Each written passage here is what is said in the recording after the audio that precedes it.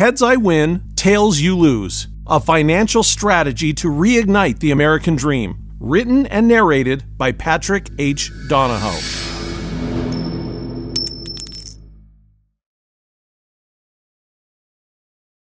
Foreword by Tom Wheelwright.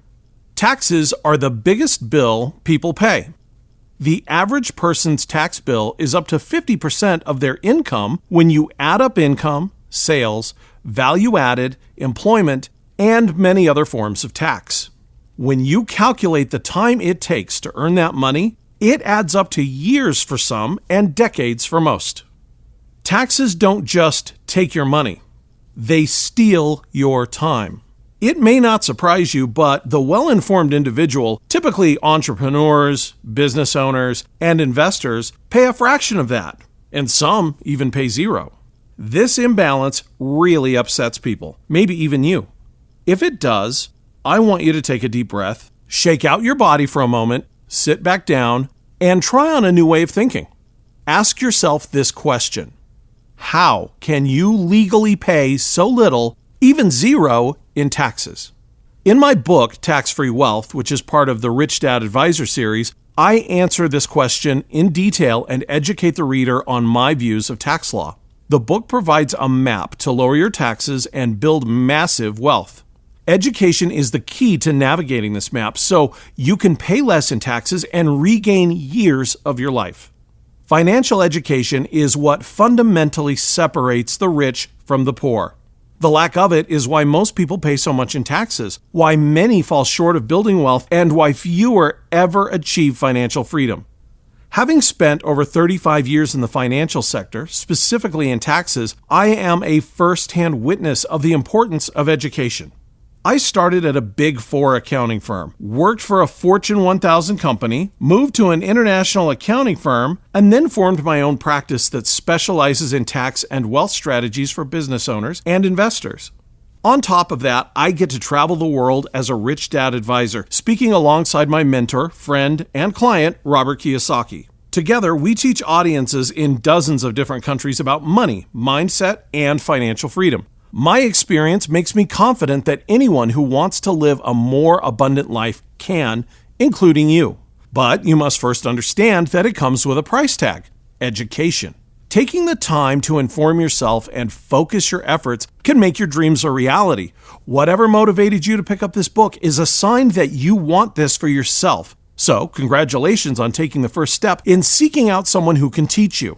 Once in a great while, a person comes along who can explain financial concepts so clearly that all of a sudden, what had been a mystery becomes obvious. For many people, Robert Kiyosaki was that person when he wrote Rich Dad, Poor Dad. Patrick draws on a lifetime of experience to explain the importance of a healthy financial philosophy, mindset, and the ins and outs of strategies that are outside of the mainstream understanding. As an author myself, I have genuine respect for all that it takes to develop and produce a book that has value and truly serves its audience.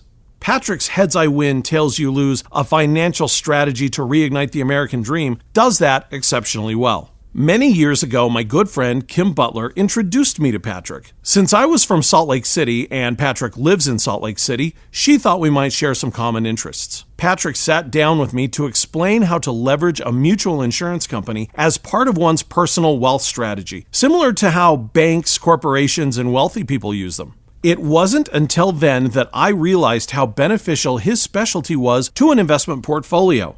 I remember clearly the conversation when Patrick explained that most people use insurance companies to protect themselves from losses like death, disability, and illness. These are events that are statistically not likely to happen while you're insured.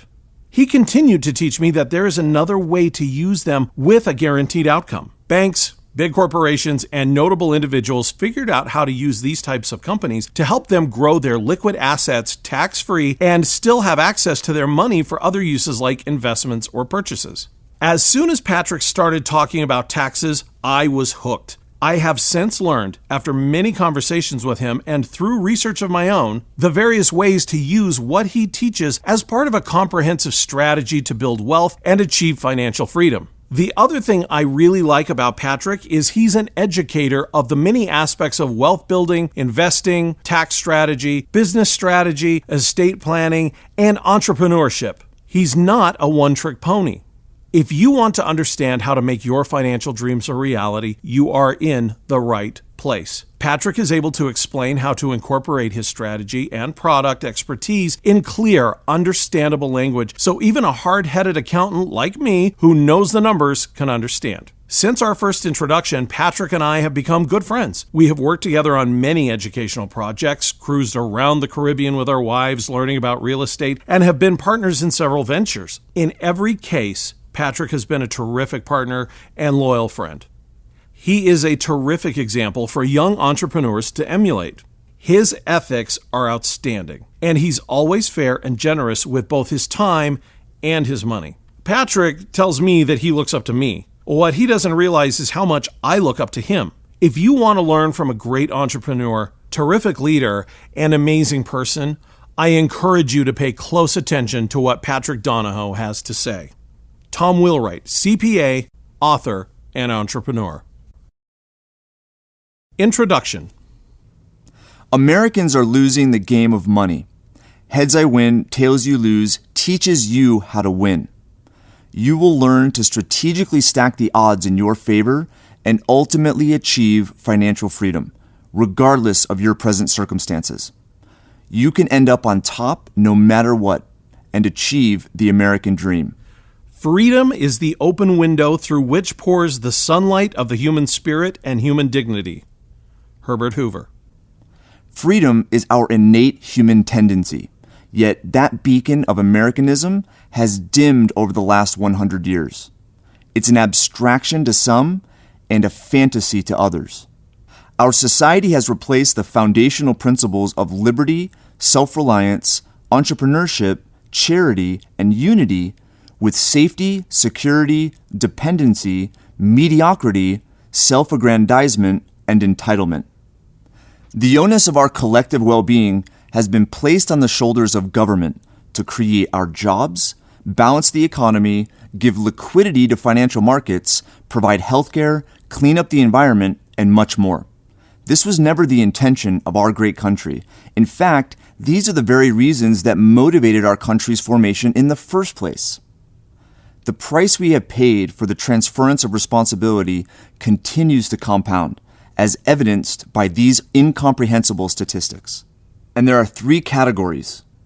Category 1, poor fiscal and monetary stewardship. The U.S. national debt is at an all-time high, over $20 trillion.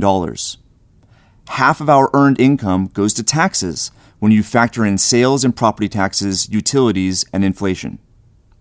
Social Security and Medicare promises are 200% of GDP. Category 2, Americans lack financial education. The retirement savings gap is at $14 trillion.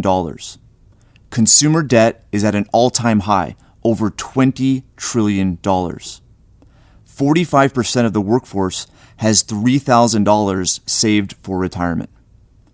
Less than 20% of the U.S. workforce is highly confident they will ever be able to retire. Category 3, the education system has failed. Education expenses keep rising, with marginal, if any, improvement in results. Outstanding student loan debt is over $1.5 trillion. The student loan default rate is over 50%. Employment satisfaction and engagement are staggeringly low. We have double-digit underemployment. A flicker of light. It is during our darkest moments that we must focus to see the light. Aristotle. There is hope. For over 200 years, the torch of liberty has been carried by individuals, businesses, and organizations during such difficult times. They have cleared the path with advancements in every aspect of life. Entrepreneurs have proven what the individual can create by recognizing the true nature of the American dream. The results are a miraculous testament of what humankind can accomplish when the proper internal and external environments exist to foster such growth. Dim as it might seem, the embers of the dream continue to burn. Despite the sobering statistics above, there exists today the sparks of ingenuity from those who are rebelling against the status quo, regaining control of their lives, solving the world's problems, capitalizing on financial and employment opportunities, and becoming wealthy and free in the process. They have reignited the spirit of the American dream. The opportunity today to achieve a life of fulfillment, which includes financial freedom, is available to more people than ever before, including you. This achievement is the quintessence of life and is absolutely possible for you. It may come in different forms. However, there are a few key components that are universal. Number 1, taking control of your wealth. Number 2, establishing passive income or cash flow investments. Number 3, discovering a profession based on purpose, not necessity. The ideal environment to accomplish these ends exists today. Now it's time to stake your claim. An invitation for you. Education is the key to unlock the golden door of freedom. George Washington Carver. This book will teach you many of the principles and strategies to help discover your own path to financial freedom. Most importantly, it will show you the mindset required to carry out a successful plan. A change in mindset, often referred to as a paradigm shift, may require you to question everything you think you know about lifestyle, professional career, money management, investing, retirement, and wealth. The conventional paradigm or mindset that pervades through American society begins in the educational system, is reinforced by the workplace, and is codified by the massive financial services sector. The byproduct of this conventional way of thinking is measurable, and the results are clear that it's not working. From a financial perspective, almost everything you will gain from this book conflicts with what the typical financial planner, financial celebrity, and most financial publications tell you to do. To achieve different results, your mindset and subsequently your strategy must change. The definition of insanity is doing the same thing over and over again and expecting a different result. Albert Einstein. Together, we will explore the most common retirement and financial planning topics, such as the 401k, the stock market, debt, the notion of retirement at 65, and more. We will uncover the actual results and outcomes from history and compare them to widely believed assumptions. You will then discover how to pivot the foundation of your wealth to one of the safest and most secure financial institutions, the private mutual insurance company. These institutions replace many of the roles that Wall Street and banks are currently playing today. You will learn how to store your wealth with them using a uniquely designed life insurance policy. You will ascertain ways to use this financial tool to make more money in your personal life, business, other investments, and assets you may have already acquired. You will not be alone on this journey. I will guide you using my story and the story of several of my clients, many of whom may have been in similar circumstances to yours. Their pursuit of financial freedom led them to take control of their financial life by educating themselves and implementing sound financial strategies. You sit in a similar seat to Neo in the blockbuster movie The Matrix. The outstretched hands of Morpheus are in front of you, offering a choice. You take the blue pill. The story ends. You wake up in your bed and believe whatever you want to believe. You take the red pill. You stay in Wonderland, and I show you how deep the rabbit hole goes. Now, through a new paradigm, let's make it happen. Resources for this book. What I have to share stretches far beyond what I could fit in a book. Therefore, I've decided to create a digital companion to the book, the Financial Strategy Study Guide, that you can access for free at headsortailsiwin.com/study guide. This guide will expand on the various ideas covered within these pages and help further your education with applicable media, resources, and references. You have complimentary access to it, so go ahead and check it out. All calculations in the book were made using the Truth Concepts software. Chapter 1: Origins of the American Dream. The American dream is independence and being able to create that dream for yourself. Marsha Blackburn. Allow me to rewind the clock a few hundred years to the origins of what has become my financial philosophy, what I consider the American dream. One individual epitomized the pursuit of the foundational American ideals and coined a phrase that still echoes today. It is rightfully the backbone of this book and a motivation for you to realize the opportunities ahead. That being all equal and independent, no one ought to harm another in his life, health, liberty, or property.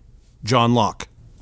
The iconic phrase, or rather sequence of words, was conceived in late 17th century England amid a period of widespread social revolution.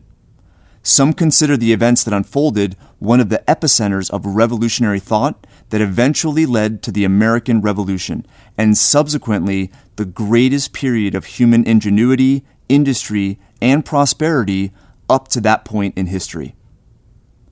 In 1689, English philosopher John Locke published his second treatise of government.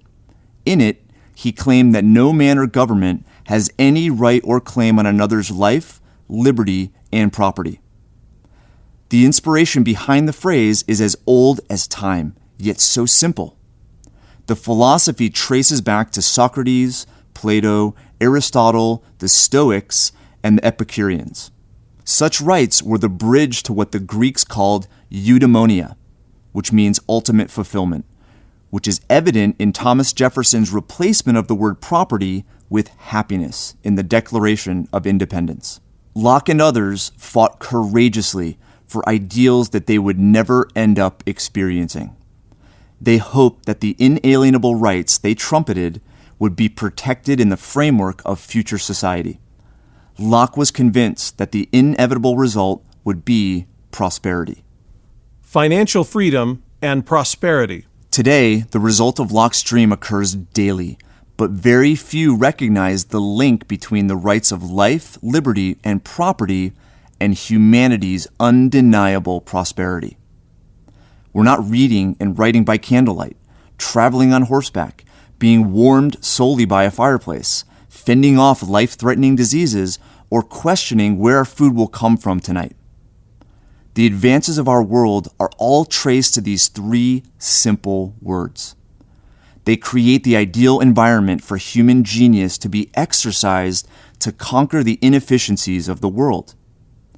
This book is focused education on how to incorporate these fundamental principles into your finances and your life. The teachings are an aggregation of experience that I have been fortunate to gain over the course of more than a decade in business, working with people in every walk of life. You will learn the details of unique financial strategies and tools that embrace these fundamental principles.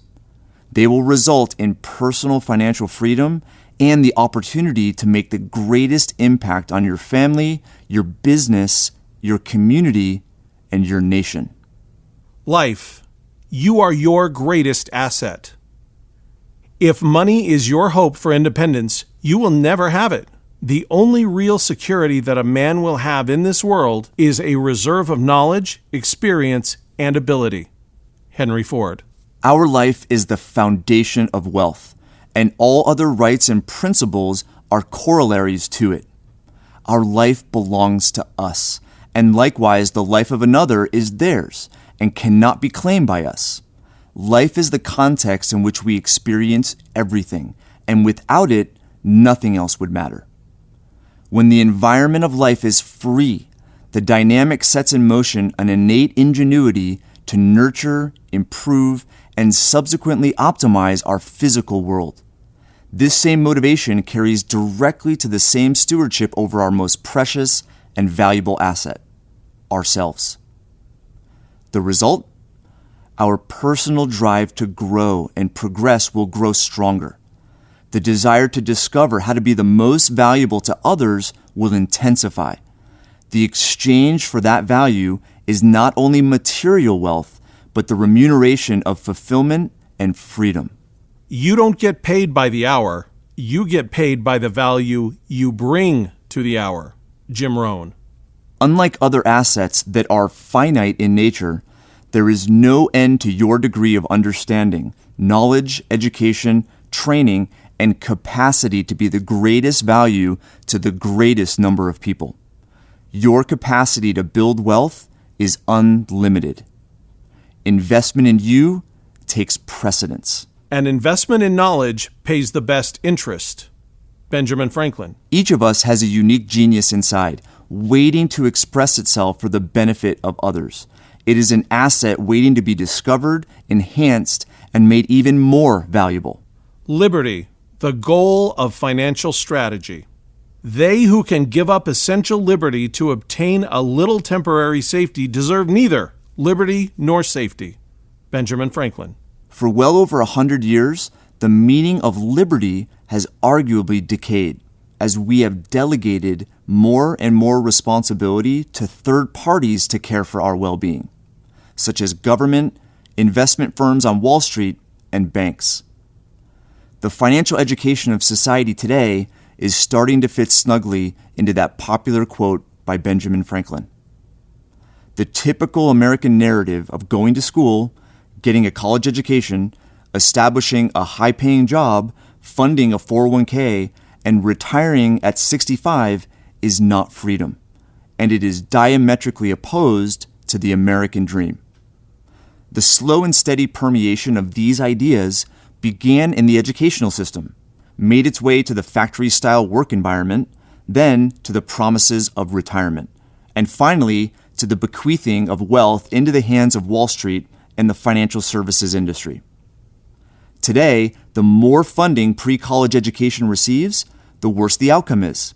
Despite record profits for universities, there is a record student loan debt. Entry-level wages remain stagnant, and underemployment is in the double-digit range. The broken education system and the mindset of factoryism has bled into the modern workplace, where careers are the function of making money by following orders, and where hierarchical management is the law. The carrot of a future retirement comes from the desire for liberty. It has become an elusive reward, and for most, it's just enough motivation to repeat the cumbersome daily grind.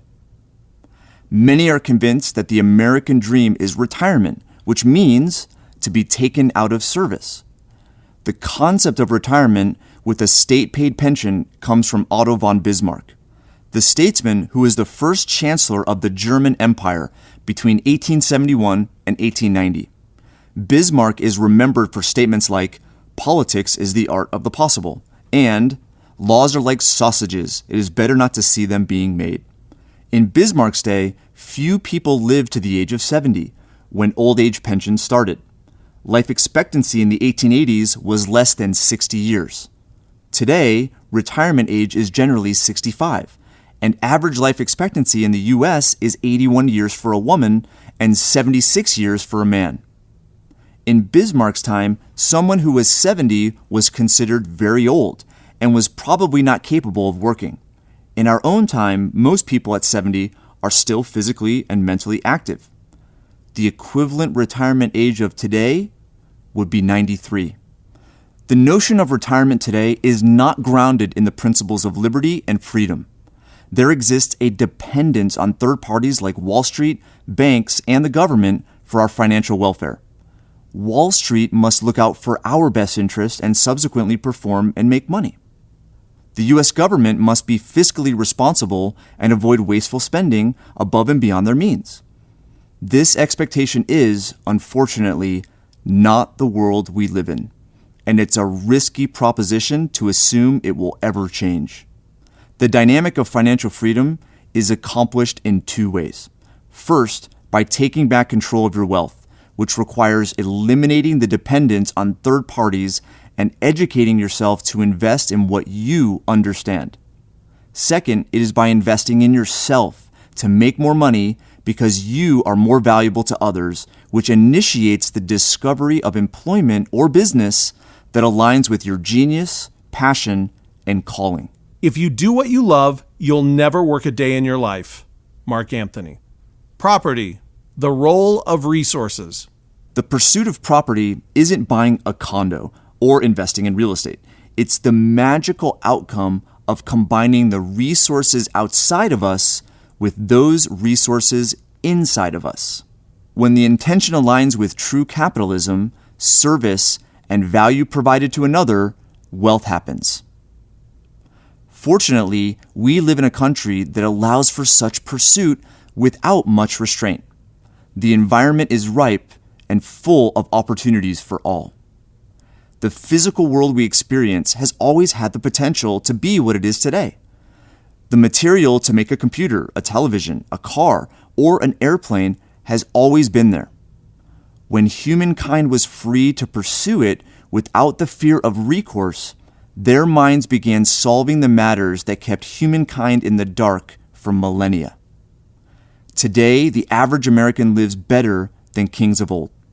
Humanity has solved inefficiencies in health, food, shelter, clothing, transportation, communication, and entertainment by combining the internal resources with those resources externally. What you bring to the world is unique and infinite in scope. The world is full of challenges awaiting your mind to come up with solutions. I've learned that fear limits you and your vision. It serves as blinders to what may be just a few steps down the road for you. The journey is valuable, but believing in your talents, your abilities, and your self-worth can empower you to walk down an even brighter path, transforming fear into freedom. How great is that? Soledad O'Brien. Key takeaways. Humankind instinctively seeks growth, and the ideal environment for growth is freedom. No matter how much we try, we can't stand still. Charles Hannell said, "Our human nature compels all of us to move and change throughout our entire lives. At the same time, nobody who thinks about life wants to experience it as a vegetable. We want to improve and continue to develop mentally." End quote. You will always be your greatest asset. Invest in yourself to be more valuable to others. That is true wealth. Everyone has a unique genius they bring to the world and has a stewardship to share it. Control over your financial life equals freedom. Chapter 2. The Perpetual Wealth Strategy. The Perpetual Wealth Strategy is the creation and expertise of my firm, Paradigm Life. It has transformed the lives of thousands of our clients. The strategy is the utilization of financial vehicles offered by a private mutual insurance company. These financial vehicles provide you with the means to regain control of your finances and build wealth outside of Wall Street. So, who does it work for? For the executive employee, it replaces your 401k or can complement it by providing no annual limits on what you can contribute. For families with children, it provides superior growth, liquidity, and control over the typical 529 plan. For real estate investors, the strategy can give you a superior yield on your liquid savings and enhance the performance of your property portfolio. For business owners, it offers unmatchable privacy and asset protection, while still giving you control based on its liquidity. You will learn about a way to offer it as an incentive to your executives using IRC 162 instead of a 401k or profit-sharing plan. For those 50 years and older and planning on retirement within 15 years, it accelerates that time frame to as little as 5 years by positioning assets to generate guaranteed cash flow, maximize Social Security benefits, and minimize income tax, all within the same strategy. My story is congruent to an economic idea by Austrian economist Joseph Schumpeter called creative destruction. Creative destruction identifies the nature and purpose of failure. adversity engages the process of learning, discovery, and ultimately creation to prevent future failure. The Perpetual Wealth Strategy was conceived during a time of personal and widespread economic failure. Just as nature takes every obstacle, every impediment, and works around it, incorporates it into itself, so too a rational being can turn each setback into raw material and use it to achieve its goal. Marcus Aurelius. The story. September 2008 to October 2009 was one of the darkest times of my adult life. It was a daily battle to drag myself out of bed, only to face the near impossible war of keeping my business alive. I was overweight, my energy came from Red Bull, and the quality of my food didn't really matter. I owed millions and was responsible for tens of thousands of dollars in monthly payments. I barely saw my wife and kids. I sometimes went days without even talking with them. Every month started with the question of whether I could survive one more month. Leading up to the Great Recession. My business went from success to the brink of failure within a matter of months. It was like a tidal wave. Paradigm Life, which was formed toward the end of 2007 in partnership with two other financial services companies, had a successful start. I operated Paradigm, and my partners ran their respective operations that were tied to mortgage and real estate investment. Then the Great Recession of 2008 hit. The businesses within the partnership began to unravel as real estate prices dropped and demand for mortgage lending disappeared. The business environment was completely different. Nobody wanted to invest or was even willing to learn about anything that had to do with finance. People were losing their jobs and homes. They were cashing out of their retirement accounts even after those accounts lost more than half of their value. One by one, the partners left, and we disbanded the entire organization in the summer of 2009. I was running out of money quickly, and my energy and drive weren't far behind. My advisors, friends, and family told me to just hang it up, file bankruptcy, and start over. I spent a lot of time on my knees and many hours pacing the empty offices, searching for guidance and inspiration to know what to do. What was left of my rational thinking kept leading me to one plan: file for bankruptcy, unload the various rental properties and other assets, sell everything we could from the office and house, and move to Phoenix to be closer to my wife's family. We would make a fresh new start. We found a place to live, had the moving van arranged, and were within weeks of leaving. Little did I know, however, that a few miracles were brewing. Through my personal experience and those of others, I've learned over the years that in the depths of despair, serendipity works its magic. An apprenticeship begins. In the months leading up to the climactic panic of the financial crisis, I had hosted dozens of webinars and met with at least 200 people, yet I only did business with about 28. The nature of the presentations and meetings was to teach them how to structure a specific type of life insurance that diversified their savings and retirement assets away from Wall Street and banks. The financial vehicles I was able to offer had a contractually guaranteed rate of growth and the potential to earn a dividend, both tax-free. On top of that, the insurance company offered policy owners a line of credit secured by the policy itself, which was an ideal alternative to traditional bank loans. Working against me was the feeling of euphoria that was still lingering, as stock market and real estate prices were within a few percentage points of all-time highs. The growth and gains people were experiencing made the idea of diversifying to more secure assets pointless. Then the crisis hit. In October, the Dow hit a low of 7,062. It had been 5,700 points higher 6 months before. In that same period of time, the unemployment rate doubled to 7.2%, and over 11 million people were out of work. More than 800,000 people lost their homes, and more than 3.1 million people were issued foreclosure notices. It was a bloodbath. Rebirth. After more than a year of turmoil, the autumn of 2009 was when I almost gave up. Ironically, that was when several glimmers of hope appeared. The first was a voicemail out of the blue from a local real estate investment company. The owners had heard of Paradigm Life from one of my former colleagues and were intrigued by our unique financial strategies. After a brief return phone call, we agreed that there might be a possible business relationship. The second sign of light at the end of the tunnel was a business conference I had been invited to because of Paradigm's success during the first half of 2008. The meetings were to take place in Europe, all expenses paid. And lastly, business started to pick up a bit as the entire country had lost faith in typical market investments and were seeking stability. So, with a few glimmers of hope on the horizon and the business on its last shoestring, Cynthia and I boarded a plane to Prague with barely $150 to spend.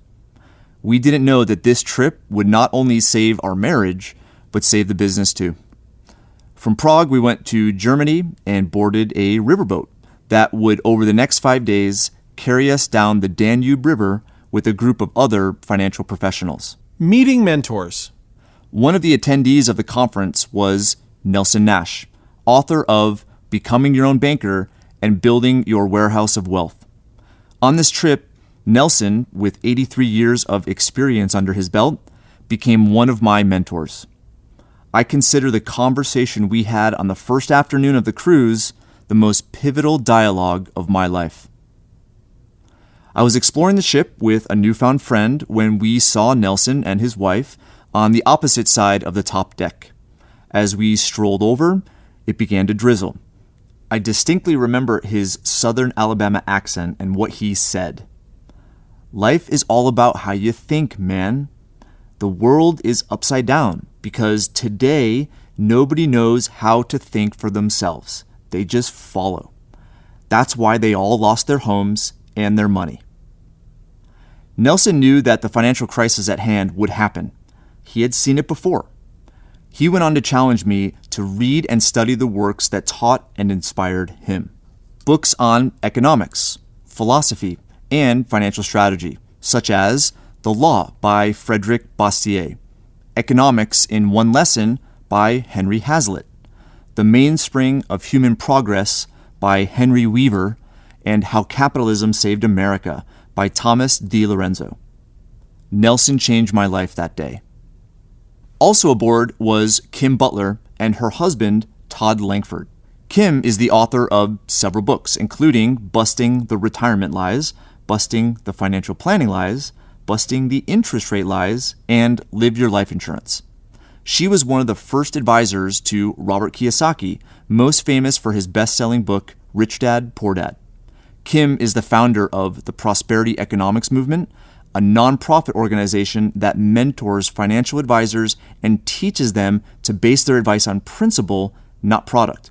She's also a business coach for the highly regarded company Strategic Coach in Toronto and Chicago.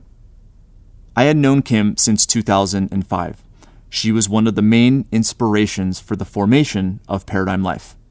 Assuming Kim was experiencing similar effects from the Great Recession, I was anxious for her counsel on the direction she was taking and where I should be going. As intuitive and insightful as she had been for years, her advice to me wasn't much different. She remained certain that the financial principles we mutually subscribed to and the surety of the financial strategies we both taught would shine through this dark financial period. However, there was a twist. Kim's husband, Todd, had just that year developed a software program called Truth Concepts, a tool that illustrated all financial strategies objectively and ultimately reinforced ours with empirical precision. Their excitement about it was contagious, and they were adamant that I attend a training that following year. The Truth Concepts software ended up being foundational to my future and the future of Paradigm Life. When I arrived home, I felt like a new person, more committed to my wife and family than ever before, and more committed to my business. I was determined to dig myself out, no matter how hard it would be or how long it would take. We endured some challenging days from 2009 to 2011, as did the whole U.S. economy. but we were able to hang on and not shut the doors. The education I gained about banking, creditor and consumer laws, bankruptcy law, the collection industry and subsequent laws, and foreclosure and real estate law gave me a perspective on the financial industry that can only be described as loathing. And it fueled my passion even more. It gave me the ammunition to help clients and prospective clients navigate the challenging financial waters and ensure their financial life was bulletproof going forward. I sincerely believe that banking establishments are more dangerous than standing armies. Thomas Jefferson. I had thousands of conversations and hosted hundreds of webinars. I saw firsthand the effects of the financial calamity: portfolio and investment loss, excessive debt, unemployment, bankruptcy, and foreclosure. I heard about divorce, abuse, suicide, and homelessness. It was heart-wrenching, but only strengthened my resolve to make a difference with what I knew. The financial strategies I teach also provided myself and my company the resources necessary to weather the storm. I established my own insurance policies before the financial crisis that were instrumental in helping me make it through. They provided asset protection and credit during times when I needed it most. My credit scores were ruined because the business debt I personally guaranteed had defaulted. The typical bank account is susceptible to garnishment, which means that if a creditor takes you to court and files a judgment against you, they could give that document to a bank and the bank would freeze your account and give them the money. You can visit headsortailsiwin.com/study guide to watch my video about some of the horror stories with creditors. I was able to store cash in my policies without the fear of garnishment because in the state of Utah, they are protected from this type of garnishment. The line of credit the insurance company provides is guaranteed, and I was able to use it for many years to fund overhead expenses, marketing campaigns, and then used it to pay off all my creditors. People and relationships are life's greatest assets. If I can take you back to the cruise for a moment, the myriad of distinct topics of conversation seemed like they were perfectly designed for me. The experience of those on board spanned well past the crisis we were in. They had seen similar economies of the early 2000s, late 1990s, and even earlier. Looking back with every conversation, there seemed to be a growing light at the end of the tunnel. Their willingness to mentor, encourage, and share their war stories was the fuel I had been lacking for those last few months before. That trip, lasting just a few short days, resurrected something inside me that had died. I promised Cynthia and myself that we would make it through. I returned from this life-changing 10-day voyage with a renewed mindset and a contagious optimism for the future. The real estate investment group that had expressed interest in a joint venture partnership before the trip came to fruition. It was perfect timing.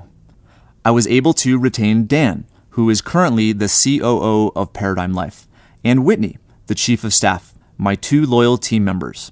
I decided not to file bankruptcy and was adamant about being whole with my creditors. Over the ensuing months, I had jam-packed 12-hour days and was fueled by a fire that had been on the brink of being extinguished. I gained invaluable experience with the real estate investment group. I learned how to implement our unique financial strategies to enhance the opportunity of buying real estate in one of the best markets in decades. The success allowed the team, 4 including me at the time, to move offices. The lingering memories of pre-2008 were still floating around at the old office. The physical move helped to officially close that chapter of my personal and professional life. The real estate guys. These emails and calls won't stop coming in, exclaimed Dan. What did you do? I responded. It's that ad we did with the real estate guys. It's working, he responded with the excitement of a kid whose chemistry set experiment actually worked. Soon after the move, I rekindled a relationship from the pre-2008 era with the real estate guys. The Real Estate Guys was a radio show out of San Jose, California, and at the time, in 2010, the most popular real estate investing podcast. It's still ranked as one of the top investing podcasts on iTunes today, with over 500 episodes. Given the real estate guy's affinity toward Robert Kiyosaki and the rich dad, poor dad philosophy, I decided to team up with Kim Butler, who is closely associated with Kiyosaki's work. Together, we provided education to their audience about financial principles and strategies that would enhance the financial results for a real estate investor. I didn't anticipate the degree of response from their audience. The market correction and the corresponding foreclosures of 2008 and 2009 presented a tremendous opportunity for real estate investors to buy investment properties at a fraction of their market value. The momentum not only boosted listenership profoundly, but it also increased interest in ways to manage wealth outside of the system that had just collapsed. The real estate guys had challenges of their own during the Great Recession and, as a result, were more liberal to the paid sponsors. They began getting a lot of inquiries from their audience regarding our ad, ebook, and strategic recommendations, which included real estate investment. Russell Gray, the co-host of the podcast, reached out and invited Dan and me to San Jose to do an interview to get to know us. Later, we would learn that the real reason was to make sure we were a legitimate business. You can listen to that episode from 2011 on their website. I sounded so young. You can access the link in the study guide. When we arrived in San Jose, we met up for lunch, and each member of the real estate guys were there. Robert Helms, Russell Gray, and Bob Helms. We quickly realized how common our financial philosophies were. They had never heard of the strategies we use. They couldn't believe it worked, especially when most investors were finding it nearly impossible to get credit the traditional way. We also shared a mutual passion. They too were on a crusade to figure out how the economic tidal wave had caught everyone off guard. They wanted to know who the individuals were who foresaw the crash and how they knew. We immediately dove into economics, mainly discussing the Austrian school theory of the business cycle. 2 years earlier, I had taken Nelson Nash's challenge to heart and had been obsessed with how those who knew the crisis was coming had figured it out. Most of the books Nelson recommended were from free market economists, most of whom aligned with what is known today as the Austrian School of Economics. The theory developed by Ludwig von Mises, Nobelist Friedrich Hayek, and others claimed that the boom and bust nature of the business cycle was the inevitable result of stimulus originating from a central bank monetary policy. The conversation was music to my ears. Summit at Sea. A few months later, they invited me to be a faculty member on their annual Summit at Sea, a real estate investor conference that takes place on a 7-day cruise. Although Cynthia and I had planned our first getaway in over 5 years that very same week, I agreed to do it. In my ignorance, I assured her that I only had to speak on one of the days and that we would enjoy the cruise ship and ports of call the remainder of the time. Boy, was I wrong. We arrived in beautiful Fort Lauderdale late that evening, before the event started. The next day, we made our way to the kickoff event, where they introduced the speakers and covered the week's itinerary. I have never seen Cynthia's eyes so wide. She was livid and would have let me have it had it not been for the 100 others in the room. She was very skeptical about real estate investing, given the hardships we experienced with many of our own properties that were acquired toward the end of 2007. She managed the few that we had left, and needless to say, real estate was a sore spot for her. The entire week consisted of education, breakout sessions, cocktail parties, and dinner together. Additionally, each port day involved other activities with the group. No room for vacation. It took Cynthia about a day, but she got over it, and by the end of the cruise, she was enthusiastic about getting back into real estate investing. As a faculty member, I sat on panels, hosted a dinner table each night, and gave an individual presentation for 45 minutes. Although I had done hundreds of webinars and thousands of individual meetings, both live and via web, a live presentation in front of a group was not my forte at all. I was very nervous, and a member of the crowd capitalized on the opportunity. My presentation consisted of talking about the financial crisis, why the real estate market had collapsed, economics, and how the country is taught to trust that banks and Wall Street have our best interests in mind. I then started tying in how to take back control and educate yourself on investments with cash flow. I started explaining how to use a mutual insurance company to store your liquidity, use their guaranteed line of credit to pay off high interest debt, and buy assets with that cash flow. Before I could bring the threads of the presentation together, an interruption from the crowd disrupted my flow. A voice called out, "So I have a question for you. How do you get paid?" My heart sank. The question completely derailed me. The inquisitor was an older faculty member. He already had an established rapport with the entire group, including the real estate guys. I tried to answer coherently, but it came out sounding very awkward. I said something like, "Well, I don't get paid anything until someone sees the value in what I do, and then we're paid by the financial companies we represent." His eye-rolling reaction was all that was needed to keep the frog in my throat. Then, as I tried to continue, he said, "I don't know about you guys, but for the last 10 minutes, I've sat here not understanding anything Patrick just said." And then it happened. He turned to Russ and Robert, the real estate guys, and rhetorically asked, "Are you guys following this?" I was sweating bullets, and Cynthia was too. Then, a knight in shining armor came to the rescue. In the crowd was a client I had done business with about a year earlier. He spoke up and stated that he spent months working with me and learning about what we did, and alluded to it being one of the best financial decisions he had made in a long time. He used his insurance policy as liquidity for his business instead of a bank account, and then used the line of credit to purchase construction equipment and fund operational expenses. Additionally, he bought rental property using the lending provision. Fortunately, others who I had done business with were on the cruise, and over the next few days, they would reinforce the points laid out in my presentation and how they were using the strategy. Every year since, I have attended the Real Estate Guys Investor Summit at Sea as a faculty member alongside many other iconic names in the financial world. In 2011, a lot of our prayers would be answered. We were swamped with business, and I needed help desperately. Not uncommonly, many clients of Paradigm Life end up being evangelists of the strategy, to the point where the shifting economy caused a few of them to look deeply into their careers and futures. The next several advisors to join the Paradigm Life team were clients who ended up leaving their field of expertise, including accounting, construction management, engineering, and law, to join us. It was perfect timing.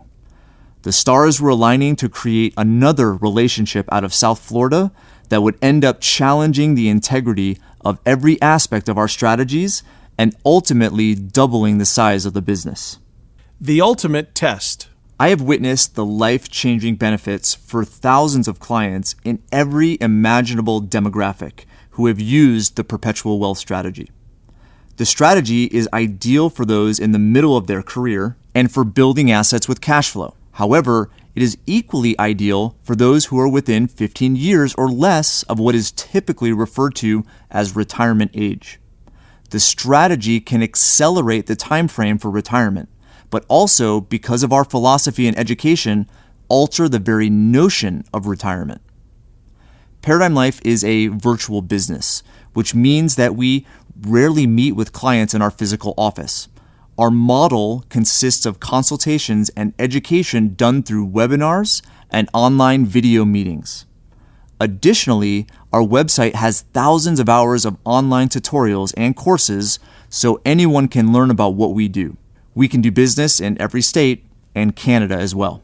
Therefore, it's not uncommon to meet with and teach intriguing people with very diverse backgrounds. like Tim. Tim from Africa. In 2011, Tim contacted me and requested we schedule a time to meet. What I assumed was going to be a routine one-on-one webinar turned into a friendship, a professional relationship, and the most rigorous test of the strategy to date. Tim had worked with another one of the handful of professionals who advocate what Paradigm Life does. Not entirely happy with the ongoing support he was getting, he began using the resources on our website to further his education. He reached out to me and we hit it off. Tim was originally from Western Canada, but had grown up in Africa where his parents were Christian missionaries. One day, Tim said to me with sort of a chuckle, "Hey, you're not going to believe this." I said, "What?" He jumped back and said, "So I just subscribed to this new financial newsletter, and one of their pieces talked about why the only life insurance you should buy is term insurance, and to stay away from cash value insurance." "Okay," I responded, a bit confused. "I'm not surprised. That's what everyone says." "I know. That's not what I was trying to say." Tim was clearly excited about something. "I actually wrote them and told them about the Perpetual wealth strategy and what you do." The editor wrote back. He told me that they would commission me to write an editorial brief on the whole thing. "Really? That sounds cool," I responded, not knowing the extent of the opportunity. "No, you don't get it, Pat." Tim was getting a little nervous. This conservative financial newsletter was started by really reputable guys. These guys know their stuff. Now he was really starting to sound anxious. "Are you going to do it?" I asked, trying to sound encouraging. "Yeah, but I don't know where to start." I could hear the last bit of air come out of his sail of excitement. "Don't worry, man," I said. "I'm here for you. I can help you through the entire thing." For months, Tim and I dug in for a deep dive into every aspect of our strategy. Questions came up that I hadn't ever been asked. Tim attended the Truth Concepts software training in Houston and got an even more comprehensive picture there. After what seemed like a lifetime, his piece was complete, and he sent it off. At the time, Tim was working for a small company in Atlanta as a controller in their accounting department. He was doing well, had a young family, and would never have imagined the result of a simple inquiry and subsequent challenge of authoring a research brief. Tim was ultimately offered a full-time position at this new publishing company. He ended up combining the wisdom of true financial analysts and writers to create the most comprehensive educational program on insurance-centric financial strategy ever. Since 2011, if you have come across material referencing the Income for Life, 770 account, 702J, President's account, or 501k strategies, it originated from the team at the Palm Beach Letter, now called the Palm Beach Research Group. Although Tim's research was compelling, Tyson, the editor of the newsletter at the time, dove in and verified the legitimacy of what Tim had so tirelessly compiled. Tyson from England. Tyson's interest was like that of many business owners and executives who recognize that the best return on investment will never come from a mutual fund, rental property, or stock. They themselves will always produce the greatest return. That's why Tyson and his newsletter subscribers gravitated toward the strategy. They know deep down that they and their businesses are their most valuable asset.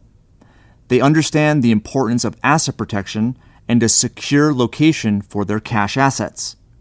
Tax efficiency is also a priority because the less they pay in tax, the more they must invest in themselves and their business. Additionally, they want a return on their money that's comparable to a retirement plan. For business owners, however, one of the most attractive benefits of the strategy is that they can borrow from the insurance company against their liquid cash, guaranteed. I still remember the first call I did with Tyson. His confidence in speaking and his charming British accent about anything that had to do with money was immediately conveyed. My normal position for a phone call is on my wireless headset, hands behind my head, staring at the ceiling while sitting on a worn love seat in my office. That position only lasted a minute during that first call. I knew almost immediately that the call was going to test me. I was on my feet in a hurry, pacing the room while answering and verifying questions and statements for about an hour. The call concluded with Tyson wanting to not only write more about what we do, but also become a Paradigm client. He started accounts for himself and his wife, and eventually opened multiple accounts for himself and his kids too. Tyson has a vast experience analyzing investment strategies and writing about them, which gave him first-hand experience with the risk associated with most investing. The benefits of our strategy, such as tax-free guaranteed growth, privacy, and liquidity using the loan provision, were becoming clear to him. But no one knew investing better than Mark, his partner in the Palm Beach letter. Meeting Mark. I was planning a family Christmas visit to Pompano Beach that winter. That's not very far from the Palm Beach letter office, so Tyson and I agreed to meet up in person. We had lunch, and he told me more about his business, his experience in the financial world, and what he was planning for this new publishing venture. Then, in what seemed to be on impulse, Tyson suggested that we go see Mark at his office. Up to that time, I knew Mark by his pen name, Michael Masterson, who is a highly regarded author and business person in the publishing community. His office was straight out of a movie. The beauty of South Florida in December was breathtaking, especially given the contrasting wintry weather back home in the mountains of Utah. The air was 75 degrees, it was sunny, and a light breeze barely moved the leaves of the thick palm trees that surrounded the unassuming building, while a vintage sports car stood out front. As we walked in, his secretary greeted us in a perfectly manicured waiting room, adorned with shelves of Mark's books. His office was at the other end of the building. The walk to reach it seemed to last for a half an hour. The uniqueness of Mark's office would make anyone stare. In one part of the spacious room was an art studio with completed works on the wall and an easel holding a painting in progress. There was a pool table, a sitting area, and a massage table. As we crossed the threshold into his office, the decor made it seem like you were transported back in time. As I sat in awe, I noticed that there was still a faint scent of cigar smoke in the air. And before I knew it, Tyson interrupted my daydream. "Mark, this is Patrick from Utah. Patrick, tell Mark what you do." I tried not to look startled at the on-the-spot request, even though the blood in my body seemed to rush to my face. I stammered out, appropriate to the entire experience, an impulsive response describing the uniqueness of the strategy, some of the high-level characteristics, and how I originally connected with Tim. I was met with some pushback and skepticism you would only expect from someone who had been pitched every financial strategy under the sun. It was an enlightening few hours. A shift to solid ground. My experience that day solidified in me the importance of highlighting the more intriguing aspects of the strategy for individuals building wealth. It also made me realize the importance of teaching and illustrating how those who had already amassed wealth can also benefit to the same degree. For someone who's 55 to 65 years old, planning retirement the typical way is getting riskier every year. If you look at the recommended distribution rates for a market-based portfolio, both inside and outside of a government-qualified plan, such as a 401k, you're looking at 3.5 to a maximum of 4% distribution rate. What that means is that someone with $1 million in their retirement account is being told by financial advisors that they can only take out $40,000 a year if they don't want to run out of money. They may be a millionaire, but at that level, they can't live off of the cash flow it's producing. The perpetual wealth strategy for someone in this stage of life can significantly increase not only the rate at which cash flow distribution is recommended, but also provide peace of mind through an income that lasts as long as you live. Using this approach means it is not only possible, but imperative to take back control of your financial future. If you don't control your wealth, then Wall Street, banks, and the government will. But they're poor stewards of our money. They don't represent values and principles. They represent profits. Too often, our protection and our certainty are sacrificed in favor of their gain. The perpetual wealth strategy means storing your wealth with a mutual insurance company in a uniquely structured life insurance policy. The financing needs you experience in your life, such as buying a car or a home, are covered by a provision of your policy that allows you to borrow from the insurance company against the equity that you're building. It's simple, straightforward, and safe. The Elevation Group. When I first started Paradigm Life, the socioeconomic spectrum of clients I worked with was confined to a somewhat narrow range. In 2012, a highly regarded CPA named Tom Wheelwright, who also wrote the foreword to this book, was instrumental in broadening that range and teaching me how to make a bigger impact in people's lives by improving my teaching quality, as well as teaching me higher level financial and tax concepts used by the wealthy. On the 2012 Real Estate Guys Investor Summit at Sea, I reconnected with Tom, whom I had been acquainted with in the past. That year of the summit, Robert Kiyosaki, author and investor, best known for his book Rich Dad Poor Dad, was the headlining faculty member. Accompanying Kiyosaki were his personal advisors, called Rich Dad Advisors, which included Tom, the expert on tax and wealth strategy. Among CPAs, some just do your taxes. Others advise you on what to do with your money, which usually focuses on how to save the most now on your taxes, with little regard for future consequences. Tom's firm, Wealthability, takes a different approach. They work primarily with entrepreneurs, business owners, and investors and provide them with education and strategy to live tax-free. Tom was also part of an organization called the Elevation Group that had created a popular online financial education program with tens of thousands of participants. Tom informed them of what Paradigm Life did, and they wanted to add it as part of their growing curriculum. A few months later, toward the end of 2012, I flew down to Austin, Texas to officially meet the group and film the initial video tutorials. From there, I had the experience of a lifetime. I hosted several webinars for them, recorded dozens of educational videos, and worked with thousands of their members from all over the country. I learned directly from Tom about new ways to think about taxes, interest rates, debt, business, and real estate that I could not only apply to the new clients I had been working with, but also to my more established clients. Heads I Win, Tails You Lose, and the accompanying resource, the Financial Strategy Study Guide, are the culmination of philosophy, perspective, guidance, financial strategies and tactics, motivation, and inspiration based on these experiences and many more, to teach you how to regain control of your wealth and achieve financial freedom. Key takeaways.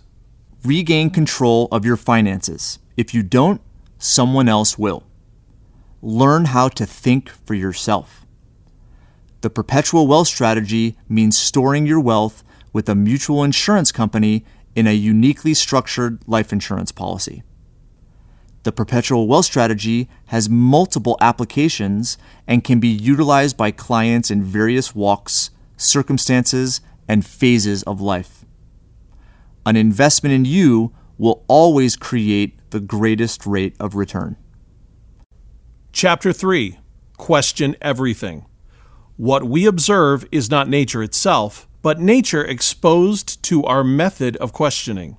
Werner Heisenberg. The Great American Labyrinth begins while you're still in high school, where you're taught the following. Number 1, go to college because college leads to a career with healthcare and retirement benefits. College is expensive, but there are student loans available that will pay for the whole thing. Number 2, after your 30-year career, you don't have to work anymore and should retire. To retire, you're told that a 401k account with mutual funds as investments is the way to go, and that the government will provide you with Social Security income during retirement on top of that. Number 3, when you have the means necessary, you should buy a house and put at least 20% toward the purchase. You are told to pay the mortgage loan from the bank off as soon as possible and even consider a 15-year loan to do it quicker. Your real estate agent has taught you well, and you firmly believe, as she does, that your home eventually becomes your most valuable asset. Number 4, a new vehicle must occupy the new garage of your new home. And because of your great credit score, you can qualify for a 0% automobile loan. Number 5, when your bank account gets a little thin from payments going to income taxes, health insurance, your 401k account, Social Security, and Medicare taxes, and the bank who gave you a student loan, mortgage, and car loan, don't worry. Number 6, credit cards will give you points and rewards. This is the vicious cycle that most Americans find themselves in. The empirical data evidenced in the introduction tells a story that conventional wisdom isn't that wise, and that this route may not be the best course of action for everyone. These social beliefs and expectations are not as realistic as they seem. Who's teaching you? The people who are telling you that this is the way to use your money wisely are those who have the most to gain. They're looking out for themselves, not for you. Everything financial advisors are taught goes to confirm the standard narrative. Look at the college loan industry. The higher education lobby is huge. If those government-backed college loans went away, what would happen? The college business model, especially for the for-profit model, would be destroyed. Tuition would drop. All that investment in new buildings and other ways to attract students would be lost. Look at banks. Banks control everything, and they spend vast sums on advertising and promotion and lobbying for their benefit. They work hard to convince you that you should borrow for everything and keep your savings with them. Unburdened with the experience of the past, each generation of bankers believes that it knows best, and each generation produces some who have to learn the hard way. Irvine Sprague, former chairman of the Federal Deposit Insurance Corporation. Wall Street has taken over the massive amounts invested in 401ks and mutual funds. The amount spent on lobbying and advertising and promotions is enormous. The financial lobby alone is an $8 billion industry. It all goes to convince you that this is the way financial planning is done, that your 401k is the best way to save for retirement, and that the best way to build that retirement fund is to invest it with them. Look closer at consumer credit and lending. Huge amounts of money are spent to advertise and promote credit cards, car loans, and mortgages. Rationally, you should step back and think, if they're spending so much on TV commercials and celebrity spokespeople, they must be making a lot of money off these products. Where is all the profit coming from?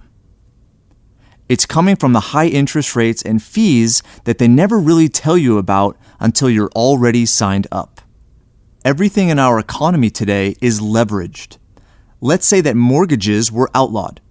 You would have to significantly reduce the price of your house to sell it, because no one could afford the cash up front to buy it. But because mortgages do exist, you don't have to come up with the entire balance, which increases the price of homes. Same thing with cars. If you had to buy a car with cash, hardly anybody could. Everything in our economy is priced with leverage, even the stock market. At the same time, we're all taught to pay off debt, to get out of debt, to be debt-free. In fact, that's not a good thing to do, because you're battling everything else that is priced with debt factored in. That's why people always find themselves in bad situations. The typical mindset. The result of following the typical mindset about your finances is that Wall Street and the banking industry get bigger and bigger. Any gains you might have made on your investments are wiped out during the inevitable downturns in their cycles, fees and commissions, and inflation. People continue to follow the typical approach to their money because of the sheer number of those doing the exact same thing and thinking that any alternative is too risky. People are naturally trusting, and they trust the crowd's opinion of financial markets and the conventional wisdom of investment, debt, and retirement. The typical models don't work. Banks and Wall Street are collecting your money for retirement savings in one hand and lending you back the same money at higher interest rates with the other hand. All the money you're investing in mutual funds earns some money, but the earnings are offset by the interest and fees you pay when you borrow the same money at higher interest rates. The numbers are staggering. Mortgage debt is more than $15 trillion. Consumer credit is almost $4 trillion. Auto loan debt is $1.1 trillion, and student loan debt is $1.5 trillion. That much money in debt is hard to fathom. What will it take for people to wake up to this? Control equals freedom. When you control your money and financial potential, you are truly free. The biggest step to financial freedom is to consider yourself your most valuable asset, not your 401k, home, an investment property, or your bank account. When you adopt this mindset, you start to think differently about how you dress and groom yourself, how well you maintain your body, how you treat other people, and how you look for opportunities, how to be more valuable to your employer, your colleagues, your children, and yourself. If you don't have control of your money right now, that means the control is with someone else. Who is that someone else? It's someone who didn't earn the money that you're investing with them. It's someone who is managing a lot of other money from other people as well. Do you really think that the mutual fund manager who's taking care of your 401k account is thinking, what can I do with, insert your name, money that is in their personal best interest? No, that person is thinking, how can I make the most money for me? How can I hit my bonus this quarter? At the banks and financial firms, collectively they think, we're a public company. We need to hit our quarterly projections. If that means individual account holders suffer, too bad. Everybody's pressured to grow at your expense. You're putting control of your financial future in the hands of people who don't have your best interests in mind.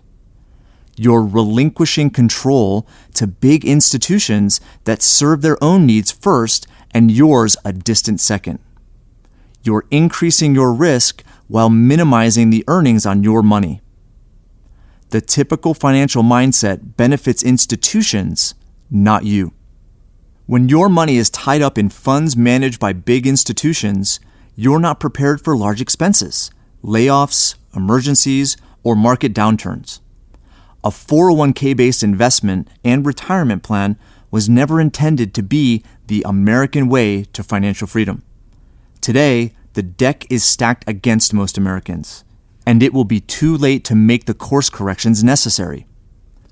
When you consider fund manager performance over time, fund and administrator fees, and back-end taxes upon withdrawal, the 401k looks like the best retirement plan only for Uncle Sam and the financial institutions. Then you take into consideration the increases in life expectancies, caps on contributions, and falling retirement account distribution rates. The 401k makes no sense.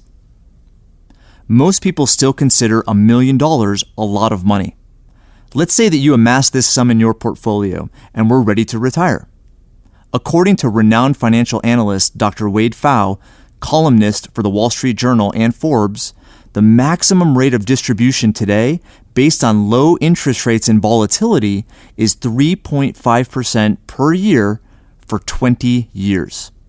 That means that you can withdraw $35,000 per year for 20 years and be certain that you won't run out of money.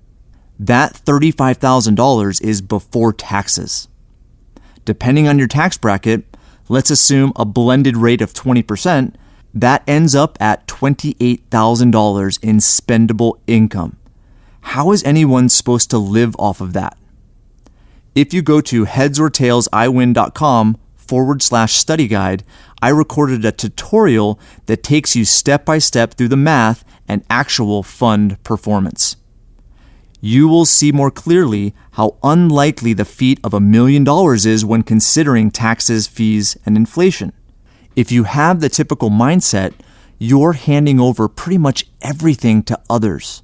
You're obligating yourself to debt because when all your money is in your investment account or retirement savings, you're not able to spend it. You're pushed into using expensive consumer credit. You're also obligating yourself to a tax code that can change. The widely held assumption of typical retirement specialists is that you'll be in a lower income tax bracket when you retire. That's risky. You're basically wagering that your tax rate is either going to be the same or better than the tax rate when you put the money in today. You're tying up money until you're of retirement age. But what if you need the money before then? What if you have an emergency, medical expense, or you get laid off and you can't find a job for a year? If you need to tap that retirement money, you have to pay taxes and get slapped with a penalty. What if you want to tap your 401k to pay a child's college tuition? You don't want your child to have to go into debt, but tapping your own money could wipe out well over $1 million of retirement money because of opportunity costs and lost interest. All the retirement models assume you'll be willing and able to work until you're 65. But in today's economy, you might find yourself pushed out of the workforce at 55. You might never find another job as good. That affects your retirement. And because the likelihood of living into our 80s is now higher, that means even less. At the same time, Social Security funds are steadily depleting. According to a study by the Social Security Administration, the disability fund is going to run out in 2028 and Social Security by 2034. Social Security and Medicare have huge unfunded liabilities coming up. If you're betting on Social Security to provide for or supplement your retirement, you're in for a rude awakening. Resisting the pressure. People feel powerful pressure to put their retirement funds into 401k plans and take the employer match. That advice can be misleading.